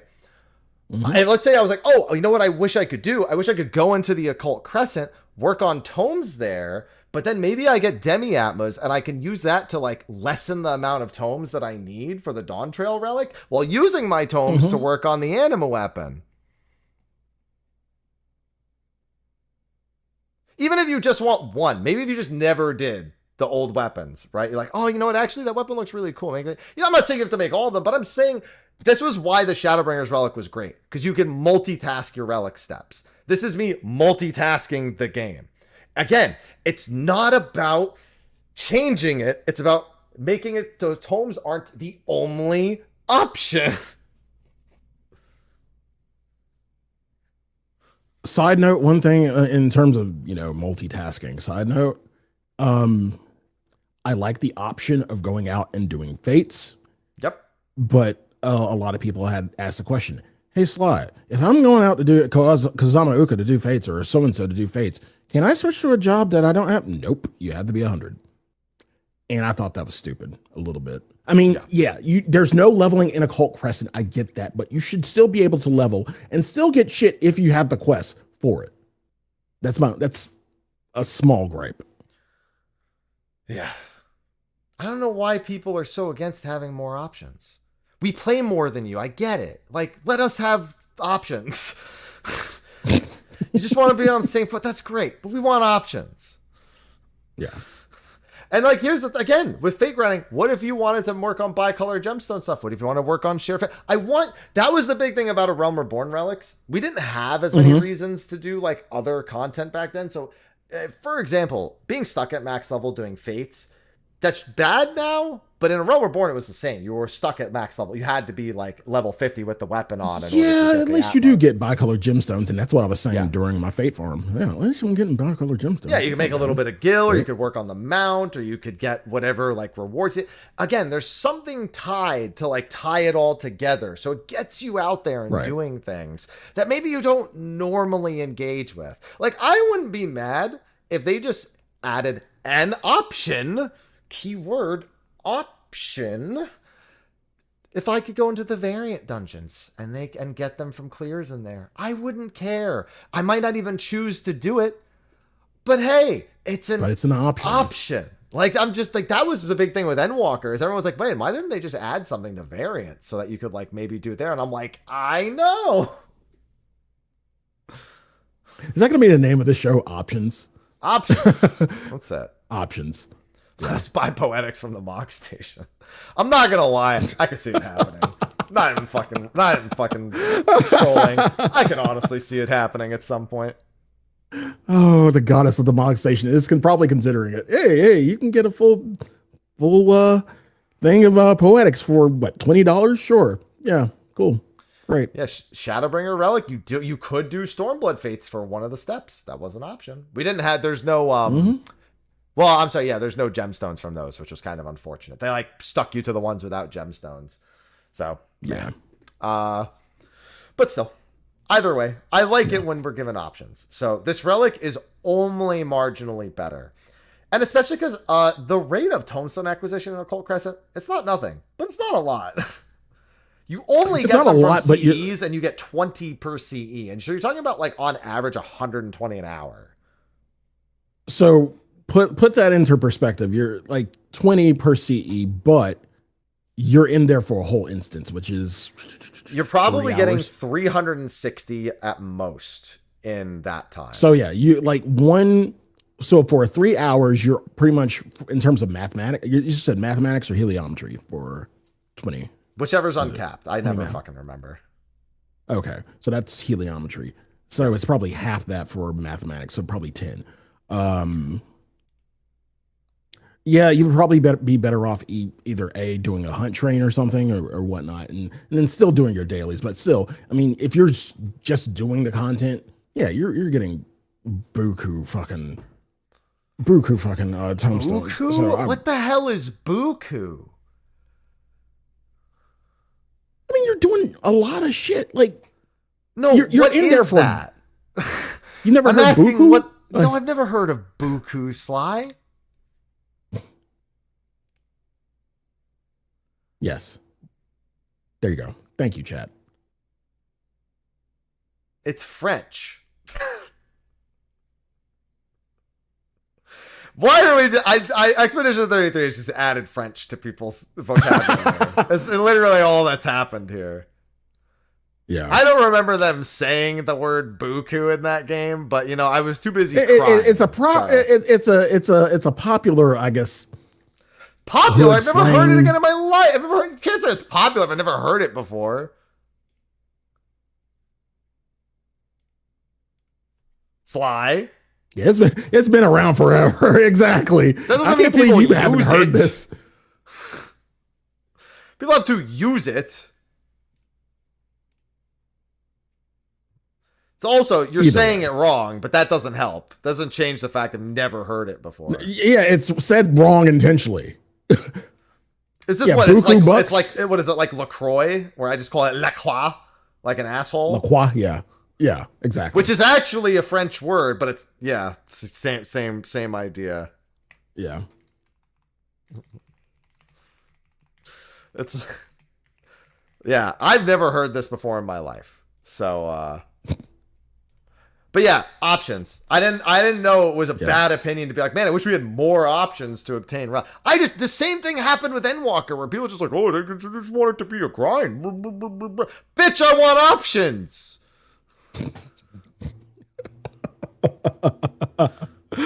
Oh my god. Supposed to be keeping my blood pressure low.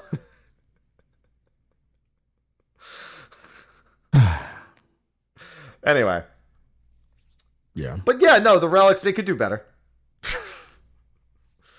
That's the point. That's the end all be all point. It could be better. Yeah, we went through so many tangents on that, but it could be better. I agree. Yeah. Okay, so getting down to the nitty gritty and down to the actual content of Occult Crescent, CEs.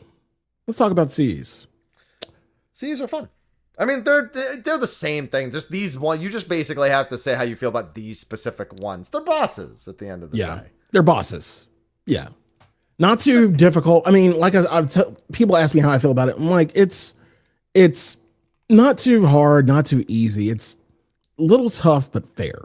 It's fair at the same time. It's not like savage or anything where it's just, you got to be on it. No, it's just, you do something wrong, you get a stack. You get a lot of stacks, you'll probably die. And you'll have those stacks until you die or finish the fucking CE. That's it. Yeah, pretty much. Do you have any standout CEs for you? Any favorites?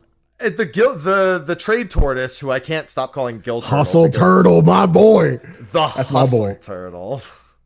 Hustle Turtle. Sure. We can go with Hustle Turtle too. Yeah, Trade Turtle is definitely a standout. I feel like most of them are pretty good. They're all at the end of the day, and they're just Final Fantasy 14 fights. Like, we actually had the what's it called? The demon. We had him break free of the seal briefly today. And we learned okay, so you don't die when he breaks free of the seal. You have a second to finish sealing him, is what we learned.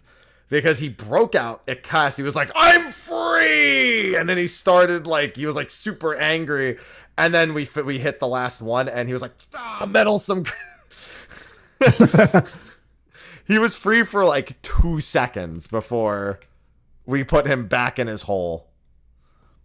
Yeah, the pot CE is another really big standout. And by standout, I mean everyone's afraid for their lives.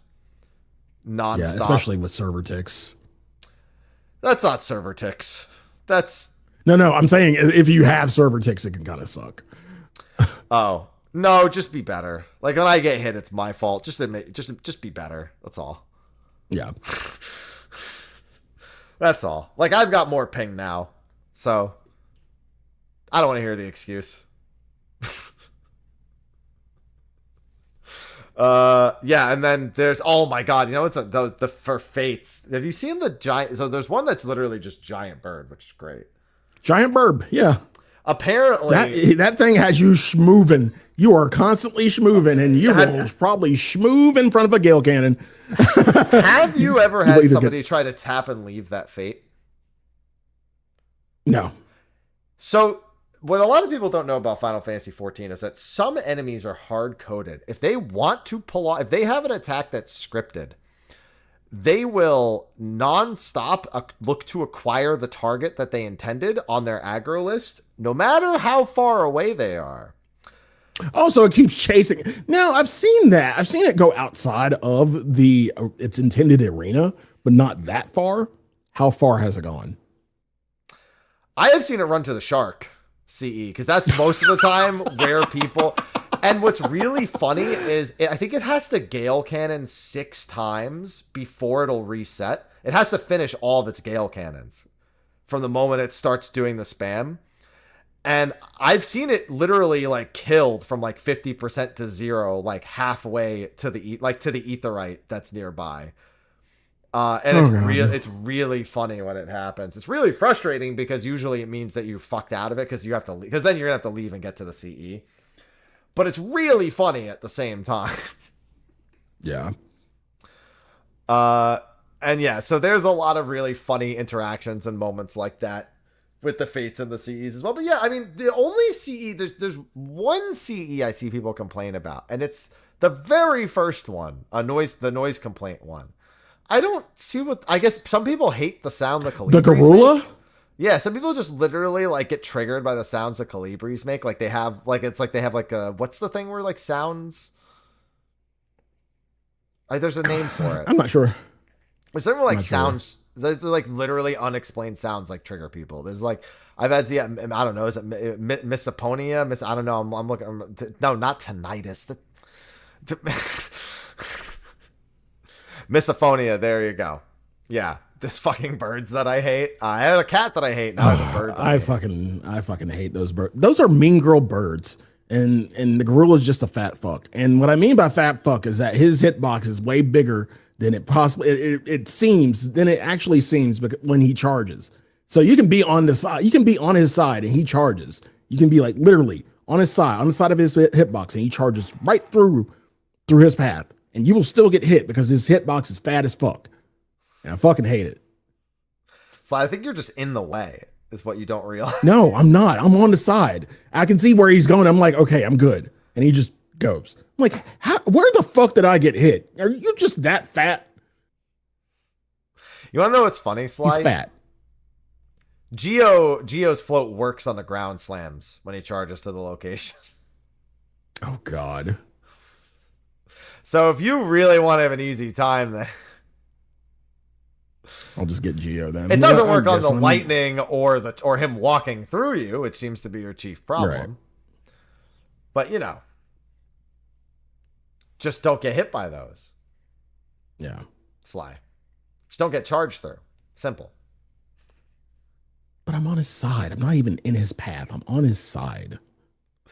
That's what you thought. He's just fat. He's just fat. Nah, that's what you and thought. The mean girls are picking on him. Just as a reminder, have you never seen the charge animation and its hitbox before? Because they all have a wider, like, we've seen that animation, and in theory, it's the same one where he's doing a box AoE and not a charge in that direction. Like, you know the first boss of Steel Vigil? Yeah. Yeah, it's that AoE. I think. Yeah, I'm just thinking it's him. Yeah, but yeah, it makes sense now. Yeah. It's either that or you're in his hitbox and you're wrong. It's one of the two. I think it's what I'm saying, though. Because I'm like, where the fuck did this stack come from? I wasn't in his path or anything. So apparently he's just bad as fuck. Yeah, he's got I forget the name of the AoE. Route, I think is the name of the charge that is used by the other, like, mammoths and shit. Yeah. Something like that. That makes more sense now. I still Like think in the you're probably water getting birth. hit, but no, I think mine makes sense. Yeah. Yeah. No, the CEs, they're all fine. They're all fun. I don't mind doing them a whole bunch until it's the Berserker who takes 4 days to give me my Berserker soul, but that's behind me now.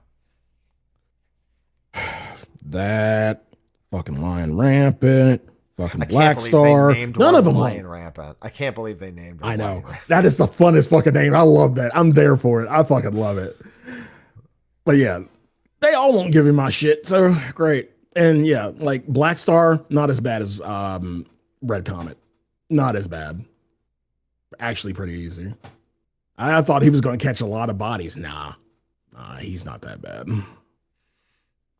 No, most of them aren't. The only things I've seen go really wrong, the dolls almost surviving on the urn the first day was really funny. Because we're like, oh, just stand away from them as they ignite. We're like, wait, these are really slow. Wait, these things are killable. Oh. Yeah, I've seen one explode, and it does a pretty good amount of damage. But then again, I was playing one night, so I didn't feel anything, and a lot of other people must have died. It's okay, Sly. I never feel anything. That's called being a sociopath. Oh man. Yeah, they're all fun. I have a good time with them. Yeah. I don't have too much to say. I'm glad there's another Chocobo. They all have they're just, I don't mind. Whatever. Like this, as long as they're good fights, that's all that matters to me. And Dawn Trail's already had good fights up to now. So Yeah. there's continuing that trend to me, as far as I'm concerned. But there's one more thing. I could talk about the treasure chests. Could talk about, hunting around the map. Could talk about the bunnies being assholes and their carrots never dropping. Oh, one thing actually with the treasure chest I could talk about. You mentioned how they put everything and their mother's sock drawer in the coffers. Not something they did I'm not a huge fan of. Okay. Is they put all of the bunny stuff from Pyros and Hydados and all the Gabriel mounts and the Raptor mount from the Dalriada, they're all in the coffers. Oh, you mean the regular coffers, not the Yes. pot coffers? Yeah. Yeah. I've noticed that. They put all the expensive Eureka and Bosia stuff in these coffers, and everyone's just like, ooh, a Raptor. Ooh, I've got like 4 Gabriels on me right now. Not a huge fan, in all honesty, because I like when different markets are preserved, and these markets are not preserved. They are fucked. Congratulations. There's still reason to do those things that aren't these, but I don't like to see that reason removed. So yeah, you can really, you don't even have to do pots. You can just literally go on a treasure hunt and go to some fuck off place, and maybe dangerous. It may be dangerous, but shit, you might find something good. The thing is, Sly, I might really want to do pot farming. It's going to be a tough call. Please don't. Do you know? I'd No. say don't. Well, not for the achievement, Sly, but I might get the achievement along the way. From what I've heard, ether fixatives, which are required for the +1 upgrade, are normally 1,600 gold. Apparently, they're in the magic pot coffers as well. Gold chest. Yes. From what I've been good told, luck. they are. I have not witnessed it, and thus I am only regurgitating. But I've had enough people tell me that it happens for me to believe it. Have you gotten the double chest? Oh, yeah. That was actually Really? the very first pot that I got. I thought you were going to ask me if I got the double ether spun, because you get the ether spun gold from the regular coffers. Yep. Chat's confirming that there are ether fixatives. Yep. So if you want to save some. So honestly, what I might do is I might go into instances, solo farm, track the timer on the pot fates, and just solo farm until a pot fate's about to come up. And then go to the pot fate. Like that might genuinely be the play for gold and ether fixatives and stuff. Yeah. So again, good reason to be doing a bunch of things around the map at least. Yeah. I got some pots in my future, and I've yet to get a fortune carrot. Not even gotten I've found the Oh yeah, carrots same. all I don't over even the think place. them bitches exist for me. Hell no, I haven't seen one. You can sell them on the market board and buy them on the market board, funnily enough. So if someone wants to buy their way to the 500 bunny achievement, they can. How much are they going for in the market? I think 600K last I checked. But here's the thing. I think you're guaranteed 200,000 or 300,000 gil back no matter what from a bunny. So I don't think they'll ever go for less than that. Most people are probably going to sell them for like 400K. Not bad. I had someone say they got 200K back. Maybe they just misremembered. But yeah, you Not get a a bad few hundred thousand. return. Yeah, somebody said they got 200. There you go. Yeah, not a bad return. I mean, if you get really, really lucky, that's a market too. So there you go. Yeah. And literally, there's no way those ever go below that value, because why would somebody sell it on the market for less than what you get from the bunny, guaranteed? Because they're stupid, and if you ever find one, buy it up. Yeah. It'll probably happen. Trust. Mm-hmm. Yeah. Flip it. Yeah. Yeah. Can you only do chaining for gold? You have to kill monsters. It doesn't have to be chaining. I just solo killing level 12s. And I like I said, I can get like 1,800 gold an hour approximately doing that. And that's now. When I get more mastery and shit, that's going to keep going up. Yeah. Yeah. Yeah. But there's one last thing to talk about. Okay. We will do a more extensive show about it, but we will do at least the impressions now. Fork Tower. Fork Tower. So now, first, let me start with the criticism. I myself haven't been in, so I'm leaning completely on you for this. I've seen a little bit on streams and whatnot. Looks interesting, but yeah, I'll lean on you. Go ahead and give us your full perspective, or your perspective thus far. So I'll start with my chief complaint. We were concerned about this coming in, and it is a concern still. Okay. In theory, you can just pull together 48 people in a zone and at least attempt it, right? That's how it's designed. It's called a public dungeon. For those who never did BA, the official term is public dungeon. Mm-hmm. In reality, that never happens. What ends up happening is groups form on Discord, make alliances outside, and time queues to get into the same instance.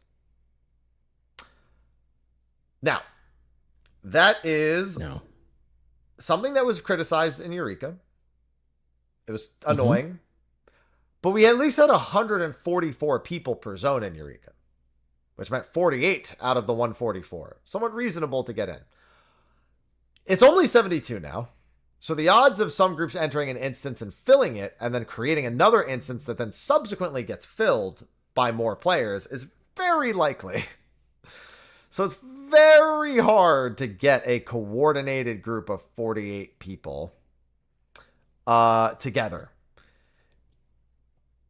If you're going to make it a permadeath style raid, here's the thing. I think it's okay to make it so 48 people have to queue in.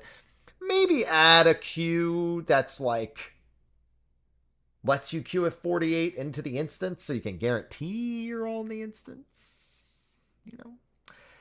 And that's not even where the problem ends, Sly. Keeps going. There is a support fate, sort of, which means you, in theory, either need to make sure the 24 people on the outside of the raid are competent, or you need an additional 8 people to get queued in. And neither of those scenarios is very good. When you're, again, considering that there's only 24 spare spots. So... Wait. You had I remember you had a command. I think you had a chat command for one of the support I dates. sure do. On Twitch, it's !arse. I need to see that And again. I believe that someone made there it is. So I believe someone made a new one that's just, Yep. Oh, there it is. All occult gamers. Mr. Happy is in great danger, needs your help to wipe out the Magitar in the Fort Tower. There it is. To do this, he needs a thief and a couple of occult dispels. To help him, all he needs is your credit card number and the 3 numbers on the back with the expiration date. But you got to be quick so he can secure the clear and achieve the epic world. You know who made that initial text, right? Who? Larry. Larry got into our world first instance, and when we got world first, he shouted that in the instance. He was shouting that when we were entering. That was Larry. Our boy. So, that's the thing. Yeah, now we have the new one with the occult dispels and everything. I guess I could put that as exclamation mark fork. We had exclamation mark arse, and now we have exclamation mark fork. Fork. Here. Look, let's just do that on the fly, real quick. On the fly, real quick. Let's see. Copy. Exclamation mark adcom. Exclamation mark fork. There we go. And now there we go. And now you can have fork and arse. It has a default cooldown of 30 seconds, so no spamming it just yet. I'll have to change that on the back end. Yeah, that's not great, Sly. That part is... I don't mind it being in zone, but you need the mechanisms to organize it as well. Because unfortunately, it also... So this also happened with BA and gradually went away with time. But people sniping entry away from the pre-made... The pre-made, let's be clear, has no right of access. If they want that, they can buy as many ciphers as they want and ensure it. That's on them. And yeah. I don't think you can reasonably expect people to not want to get involved when they see it in the zone. It's okay to maybe ask, but asking comes with its own problem, because you could ask nicely and people be like, well, fuck you, now I hate you for no reason and I'm just going in. That's why that command exists in the first place. Is to ask people. That was originally a command that was trying to ask people to not take the portal. And became that. Yep. Yeah. So it's rough. And there are mechanics in Fork Tower where if one person doesn't know how to do it, you absolutely will wipe the entire raid. It is not like that you can let that one person die and no matter what, you could just figure everything. No. If they get targeted by certain things, and especially if there's multiple, you will wipe outright. There's no way.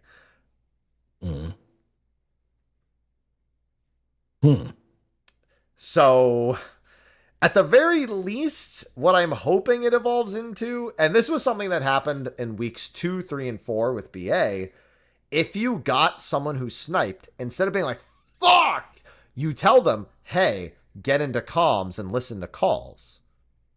Yeah. And you hope that they'll do that. Because at the very least, that's some method of minimizing the problem. Minimizing, but not 100%. Yeah. And see, like, again, when BA was a thing, and I kind of took issue with BA just because of this. And I don't think there's a good compromise for it. Like it's something you can't queue for. It's something that's done within the instance itself that you have to have. There's a currency for it within the instance, and you use that currency to get in. And I get it. There has to be a compromise to where, you're not depending on the kindness of strangers. Yeah, where you could do it as a party, and you can, party up, and you can, get together in Discord and yada, yada, yada, without depending on, hey, can you please not go in? I have the middle ground. That was I have. Okay. I know what it is. There is actually and it's really easy. People want the DRS queue. I think if we get the DRS, the problem with the DRS queue is actually that we then, I have no problem doing another DRS. But BA and DRS are totally different beasts in terms of what they're asking for the players. Oh, yeah. Because DRS is something that you couldn't actually get any weaker. So dying and losing your resistance rank was a non-factor. It was effectively just go in till you perma-die, then start over, go again. And just make sure you know what the actions are. BA is know everything ahead of time, and everything's a lot easier. Like BA, even this, honestly not that hard mechanically. Like as expected, it's like barely even extreme trial. Like it's between like Alliance raid and extreme trial. Like it's not asking a whole lot. It's just if you make a mistake, the consequences are severe. And there's puzzles to be solved with the jobs. But here's the answer. And this is going to answer everyone's concern. Because people were maybe hoping for another CLL and Dalriada. And people wanted another BA and DRS. And they wanted another BA style thing. Here's what you do. Put the entrance to the Fork Tower in the middle, exactly as it is now. Mm-hmm. Bring it down to CLL level. Okay. But if a group enters and they all put in a cipher, it will force spawn the tower and only they can go in. Make everyone require the cipher. And that's the Fork Tower we have now. And if they do that, the regular Fork Tower won't spawn in the instance. I don't care if that messes other people up from doing CLL, whatever. That's like that's the middle ground right there. Because it's either everyone in the zone's not doing it anyway, or it's going to get ignored somewhere down the line. Like the problem with CLL and Dalriada, and we see those now, is they're just ignored. They're like a major gateway because they were the casually accessible thing and because they were a part of the progression of everything. They're just gone. Like nobody does them. They just skip them. There's no point. I think we need to avoid that again. I do think some of that's because leveling is a play as well. I just think if you want to get around this, just give, or even if you just want to leave it as is without a CLL equivalent, just make it so all 48 people can trade a cipher, force it to spawn and go in. And then they still lose the level, and maybe they even still have to wait on the cooldown. Who cares? Give them 30 minutes. Same deal. After wiping, before they can't go in. So they can't just spam it back to back, leave the same difficulty. Just let me go to an NPC and trade in a cipher and get going. That still comes with its own problems. People can still technically snipe a cipher trade. Like if somebody's like, oh, there's a group in here all about to trade ciphers, I'm going to throw a cipher in. Still has a downside. But it allows you to do the in-zone stuff, like with the support fate and everything. Yeah. But also let us queue in as a group of 48 or 56. So yeah. Now, that being said, Fork Tower itself is a lot of fun. It's BA again. There's a lot of little things to explore, a lot of little interactions, forced job compositions in terms of like what specific things you need. First boss, you need to dispel 2 targets, so you need a time mage. The hallway, need Geomancer. There's ground fields you have to walk over, but you can technically cheese them and not use Geo, but you're going to bring a Geo because Geo's good anyway. Thief for detecting the traps. Ranger can destroy the stable traps, although there's unstable traps they're not allowed to destroy too, which was a fun little thing I thought they added. Not a big deal, but I'm glad they did. Thief can also open hidden doors to bonus loot, and trust me, you want the bonus loot. You're going to need a lot of Sanguinite. And then I haven't seen past the second boss. I know a few things about like the other bosses, but I got to enrage on the second boss with the limited number of attempts I went in there. And the second boss is it's a good time. I don't think the second boss has any forced job interactions. None that I can think of. Some cool stuff you can do with like Pledge. Romeo's comes up after the second boss. I knew it! I'm saying Romeo's Ballad was going to be needed for something in there because it's fucking useless outside for the most part. Not useless, but limited use outside. I knew it. I knew you were going to need Romeo's Ballad. There was no way they were going to add an AoE stop and be like, it doesn't work on most things. Yeah. Got it. But yeah, it's a good deal of fun. I really like what they've done with the boss design. I really like what they've done with the progression through with looking for the traps. I mean, it's home again. It's literally BA DRS, same vibe all over again.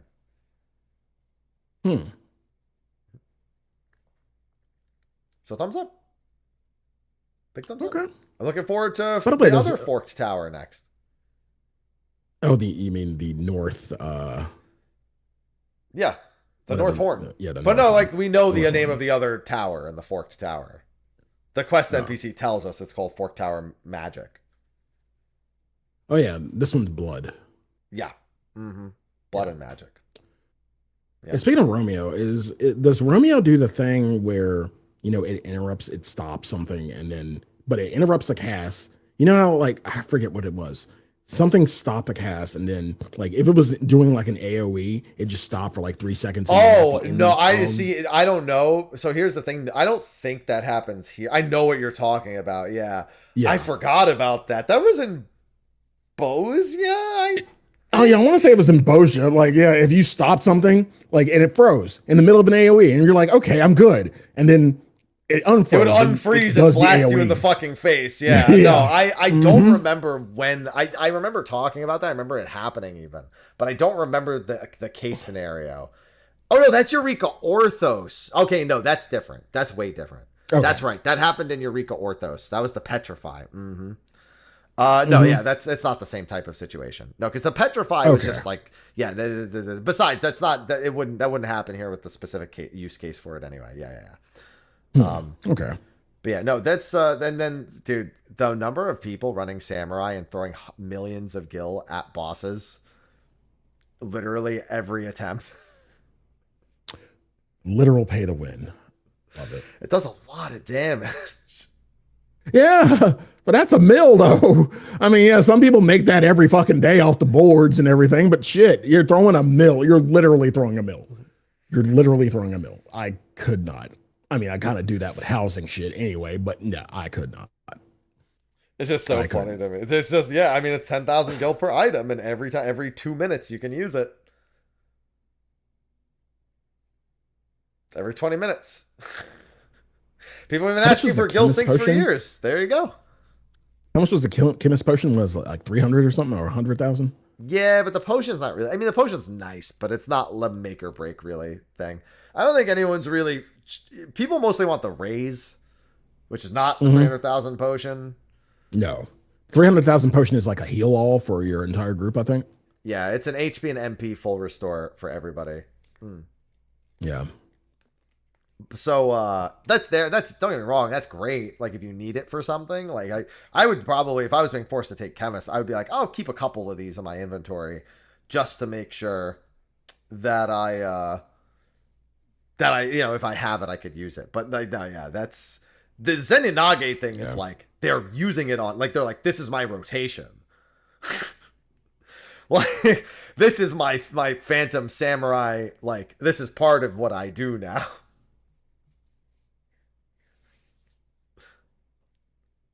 So, yeah. Chemist Ethers are clutch. Yeah, 1,500 potency for 10,000 gil. Anti-Yojimbo. I like that. Yeah, it's a good time. Yeah, I don't want to, because we're going to do a dedicated show on the Fork Tower, especially once I've actually finished the whole thing, which hopefully it will be by the end of this weekend. Yeah, it's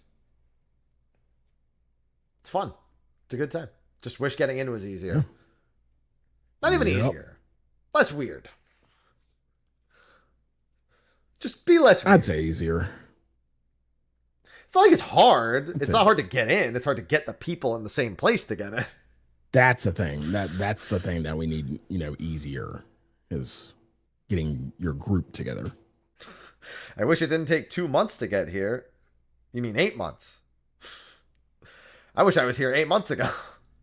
Especially with the amount of coins you're going to need if you want to actually complete a set of armor. Yeah, and that goes back to another question. Now that we have both Moons Haunted and Occult Poisson, would this have made a difference? Oh, yeah. At the beginning of Dawn Trail. Oh, yeah. Here's the thing. This grind is clearly made with the fact that we don't get another zone for quite some time in mind. Right. Because it's a lot. It's a lot. So, like, I just wish this was in 7.15. That's it. I think that's all I really need. That's what it comes down to. I wish this was 7.15 at the end of the day. Because for anyone who hasn't done the math, it is 20,000 silver pieces per base armor set. It is then 3,600 silver per piece in each armor set to get to +1. It is also, if you don't get the ether fixatives from magic pots, 4,800 gold combined. So 3,600 silver, 4,800 gold for the first upgrade per piece. And then the actual last step is it's kind of unironically the easiest. The +2 is the easy one. Ether spun golds come from coffers around the map. You need a lot of them if you were to do every piece, but realistically, that's pretty easy to just open chests around the map to get ether spun gold. And then the sanguinites are from Fork Tower, which means you just have to do a bunch of Fork Tower. 60 Sanguinite, I think, per piece. And you get, for the first boss alone is worth 6, I think, if you do the side rooms. So I'd assume that in total, you probably get about the same number of Eureka fragments. And I also assume we'll need these for the relic at some point. Not for the main upgrade, but for the optional. Like, so at some point down the line, we'll probably get the optional upgrade to give it, like, special attribute and main stat as well. But you do get some from the support fate. You actually do. So this was a piece of feedback I had for Eureka. I said they should give Eureka fragments from the support fate. They do give you Sanguinite from the support fate here. Probably albeit less. I'm assuming like maybe 3 or 1. I'd have to confer to somebody else's knowledge. I don't know. I only know that you do indeed get Sanguinite from the support fate, which means you can actually work towards the +2 without ever stepping foot into Fork Tower, which is something I thought they should have done for Eureka. You get 2. Okay, so it'll take you 30 support fates to get 1 piece, but it's something. I'm glad it's not nothing, at the very least. You know, that's a plus. I think it could be more. I think they could give 6. I think that would be fine. I know the first boss is 6, but hey, if a group's doing Fork Tower, I think it's fine if it would give 6. Personally. Because it's essential for the people inside to clear. You can't win if you don't kill the support fate. The final boss is unkillable if you don't do the support fate. So you really want to make sure people want to do the support fate. Yeah. But that's nice. And there's no real way. There's no real way to, if you're in Fork Tower, there's no real way to contact the outside. No, you can, but they have to cooperate. Yeah. Well, what I'm saying is like within the game, like within like a chat or something, within like, you know, a shout or a yell or anything, there's no real way to like say, hey, we're in here. Can y'all do the support fate? You can shout. So you can shout. Yeah, no, you can, that's what I'm saying. You can, but they have to, because here's the thing. It's not marked on the map. Because it's not actually a fate. Yeah, it's like a mob that spawns on the outside. So from what I understand, it can spawn in multiple different locations. And so you're like, please, please, please, please. We can't see it if they don't shout it. Yeah, they don't even get told that it's there. So yeah, there's some form of cooperation. But yeah, that's rough. That's rough. Wow. It's a little rough. But yeah, I mean, I think they can make it 6 Sanguinite. And 100 silver pieces. I'm sorry, 400 silver pieces. And 100 gold. Fuck it. Just give them everything. I don't care. I really want them to do the support. Yeah, the problem is the map. It doesn't show up on the map. We need to communicate with them where it is. And they need to help. They'll be like, why the fuck would I do that? I'm gold farming. Please.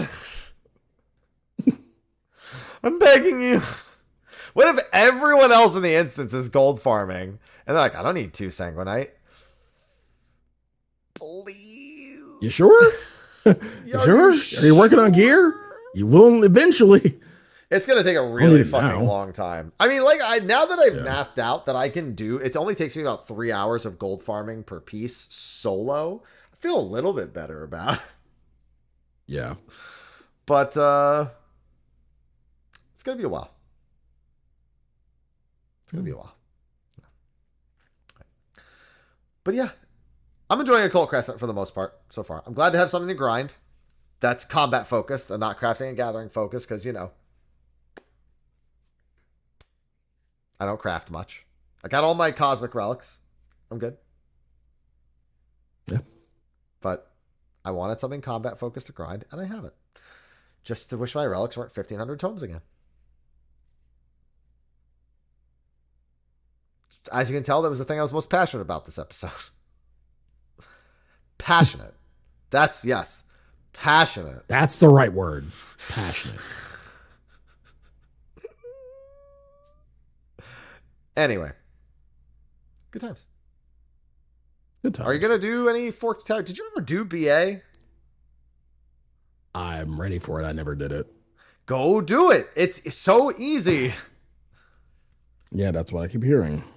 I mean, I guess now would be a good time to do it. Yeah, I mean, now might be technically the worst time to.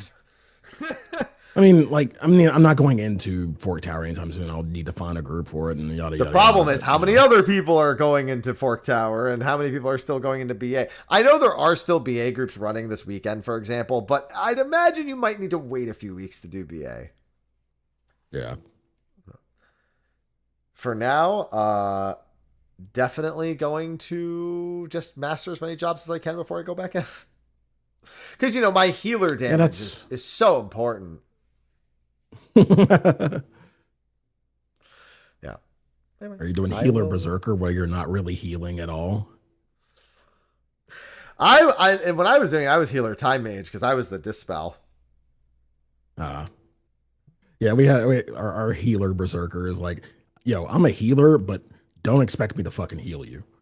he was running berserker. He's like, yeah, don't expect me to fucking heal you. Just punch him in the face over and over again. That's great.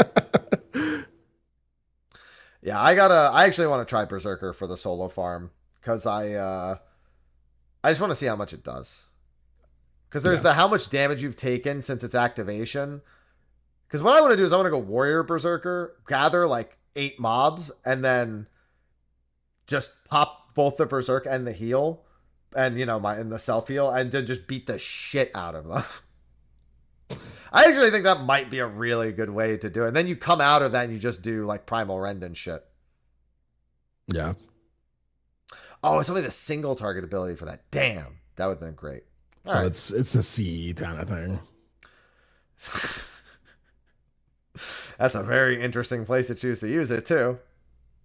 Yeah. Although I wonder if taking damage from that many mobs would make me just murder the single target dude. Yeah, Riddle of Wind Berserker was another one I was looking at. Monk Berserker to have the 1 second auto attack. Yeah. That was another one. Oh, and the self-heal is damn. Ruining my fun. I need more fun. It's fine. I'll figure out the fun. Yeah. But I want more fun. I like more fun. All right. Yeah. Riddle of Wind doesn't work. Then why would people be saying it's strong? If it doesn't work, kill me. In game. Literally, that's how I get stronger as Berserker. Yeah. All right. But anyway, yeah, I think we've covered everything we need to cover for Occult Crescent. Yeah. I've yelled about the relics enough, and I'm getting hungry. Yeah, same. Yeah. I got some chicken in the fridge I gotta eat up. I went to Costco, bought like 8 pounds of chicken, just cook all this shit up. Yeah, that's the jam. Get some chicken thighs. I'm eating chicken breasts right now, but sauce them up. Oh. Oh. He's like, right. He's white. True. No, it's not even that. It's just like, I prefer chicken thighs over chicken breasts. So. Well, it's because they're better. But like, I'm not doing better. I'm doing healthier. Thighs are still healthy. I mean, they have a little bit of fat, but it's good for me. Yeah, I'll keep my saturated fats low. Not after my blood pressure scare. I'm good. Oh yeah. Yeah. But anyway, yeah, that's going to be a wrap for this week's episode of State of the Realm. I'll see about getting guests on for a Fork Tower episode next week. Yep. Yeah. June is... Wait a minute. No, dude. Next week, if I'm not mistaken, is Summer Game Fest. Summer Game Fest. Yeah, that's Hot Scoops. Hot Scoops. Let me look at the Summer Game Fest. Please look at the schedule for Summer Games Fest real quick. I'm pretty sure Friday shit's happening. So, literally Summer Game Fest starts on the 6th. I just don't know what time. Yeah. Friday, June 6th, 2 p.m. PT, 5 p.m. ET. Okay. So here's the play. So that's the showcase, but there's going to be a pre-show and all that jazz. So yeah, but pre-show's fucking stupid. I'll just say, pre-show's fucking stupid. There's the fucking, if you can't listen, if you couldn't give me enough to be in the main show, I'm not watching you in the pre-show. All right. Okay. Yeah. So it sounds like State of the Realm is going to be early by an hour. Probably. So we can be done before it starts. So it sounds like an 11 a.m. PT show next week is what it sounds like. Yeah.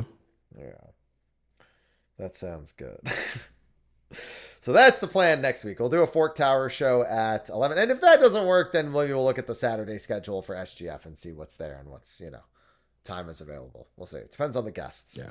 But yeah, thanks for joining us for a show. And Sly, thanks for being here for the show. And I'm sorry we didn't do shows in the previous weeks. Just wasn't. No, you had shit going on. I did have shit going on. Yeah, there's a lot going on. Yeah. I'm going to go not have some shit going on for a few hours. That's what I'm going to go do. Wait to find out if my raid is canceled or not. No raid tonight. Okay. Yeah, I still can't do Fork Tower tonight, but no raid tonight. Yeah. Yeah. But anyway, yeah, I will get the key 3. God. SGF is key 3. Get it? Keely 3. I know. Get it? I've never heard that one before. I feel like I should have. But yeah, thanks everyone for joining us for this week's episode of State of the Realm. Again, shout out to the sponsors on Patreon for supporting. They don't have to. Everything's free. We don't do anything money gated here. Just our show exists, and that's the end of it. And then also, don't forget to check out the card shop. Keep an eye out for any additional stock that may pop up for Final Fantasy stuff. But also, if you play other card games, you can use the discount code Mr. Happy on that shop if you're just looking for new packs, whether they be Pokemon, Digimon, whatever. They even have Neopet cards, which I didn't know were a thing, to be honest. And also to SteelSeries, because they've been awesome and they've been supporting me and they've been asking me to do a bunch of stuff, but then I didn't because of everything that's been going on, and I was feel bad. So if you buy some stuff from them, I'll feel better. And they'll probably feel better too, to be honest. With that, Sly, outro time. Oh, hi, I'm Sly. It's good to see y'all again. We missed you. You can find me at twitch.tv/Sly, aka Gray Fox, Twitter Sly, aka Gray Fox, Bluesky Sly, aka Gray Fox. God, June's already here. So, again, next week, Summer Game Fest, I guess, covering all the hot scoops and whatnot. Of course, what else is in June? Of course, Rido Remastered. I will be all over fucking Rido Remastered. If you've never seen a action Megaton game, you are in luck. It is so good. I got to preview it, and God, you couldn't tell that game is 20 years old. A little bit, but not too much. It's that good. What else? Death Stranding 2. Kind of looking forward to that as well. And yeah, and then in a month I turn 41. Yay! Woo! So yeah, my birthday's coming up in like about a month. There's that. So just right now doing a bunch of Occult croissant and whatnot. We'll be streaming after this, so you're more than welcome to come by, hang out, have a few drinks. I always do my bourbon stuff every Friday night. So yeah, good times had by all. Excellent. Happy. What about you? Me, I'm just trying to get into my schedule for everything. I moved 3,000 miles over the past week, which is why we didn't have a show last week. And so, yeah, I'm just trying to get my bearings with the schedule with the busy week. Got some plans for this weekend, so I'm not going to be doing anything late. No Fork Tower this evening or tomorrow. So, Sunday will be the next time I probably do Fork Tower. There is also even a slight chance that I get access to the beta and release of the Chinese app of 14 Mobile. I have found out that apparently it is not that unacceptable to not be from China. It's just harder, technically. I have been given some. Well, I know people who have Chinese accounts. Like they have accounts that let them play mobile games in China. Like, what's the game?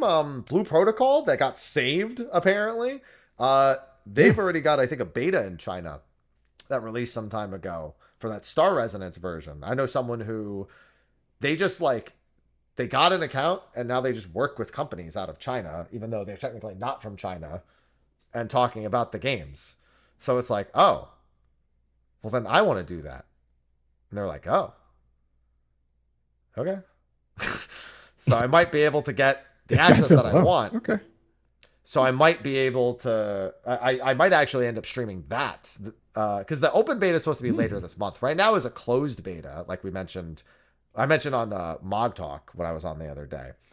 That's NDA'd. So even if I got access to that, I couldn't do it.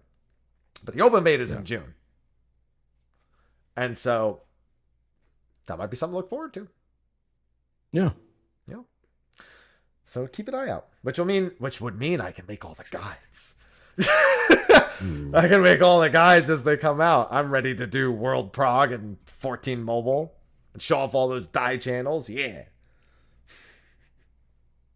Anyway, that's gonna be a wrap for the show. We're gonna go into a short post show, and then I'll be wrapping up for the evening. So thanks everyone for joining us. We will see you next week for our Fort Tower show at 11 a.m. PT, an hour earlier because SGF stuff. Yep.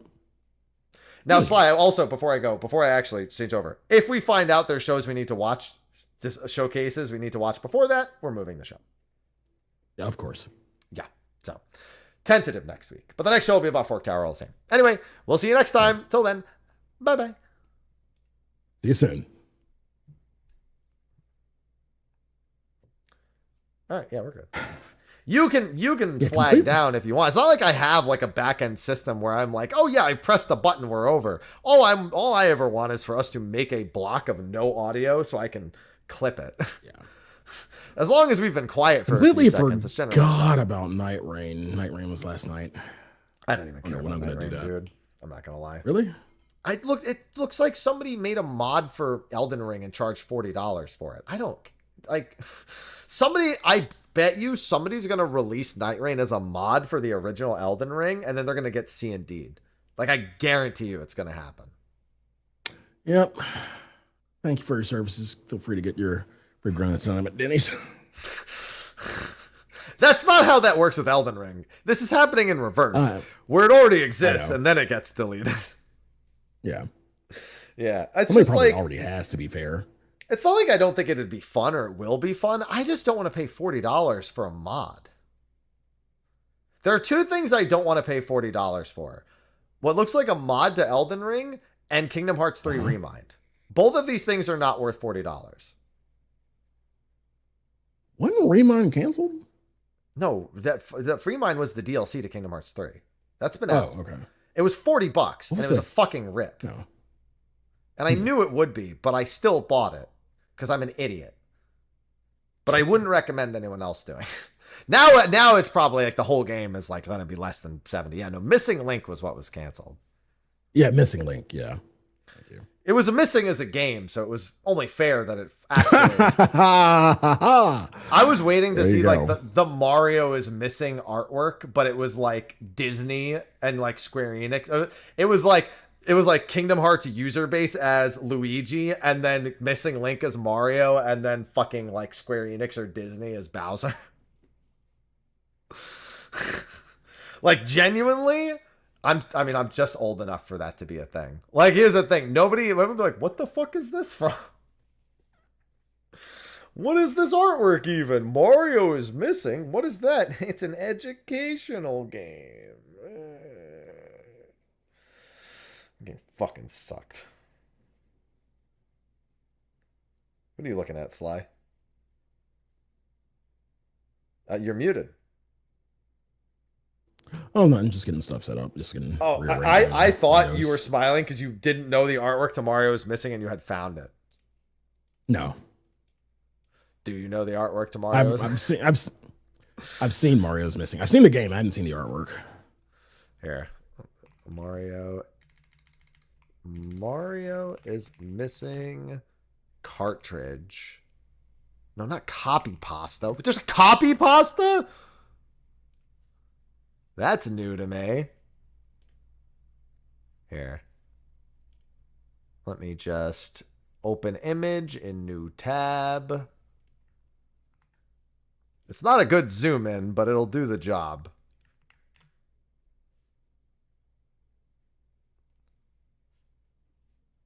And now you can fill in what I meant. Yeah, I can fill in the blanks. I hate how of all the games in my like existence, how that game has impressioned me to this point where I can pull it out of my ass for a reference. And because I know the artwork that well. There are games I like that I don't know what the box art is.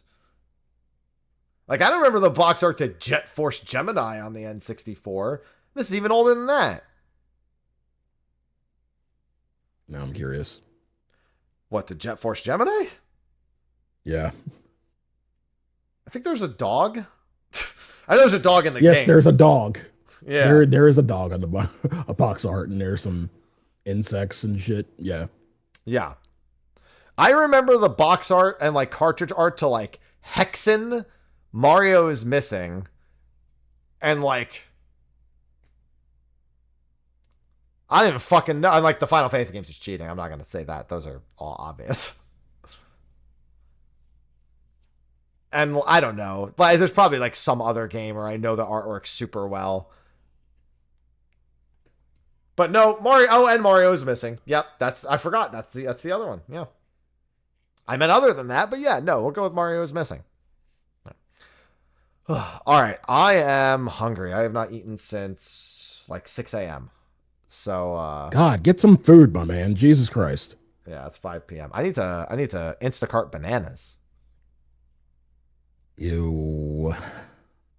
What do you mean? I have to eat them, Sly. It's the doctor demands that I eat bananas. It's doctor ordered. I know. If I had to get some potassium in me, I had to get some potassium in me, I'd just take potassium supplements. I fucking hate bananas, but I like plantains, which is weird.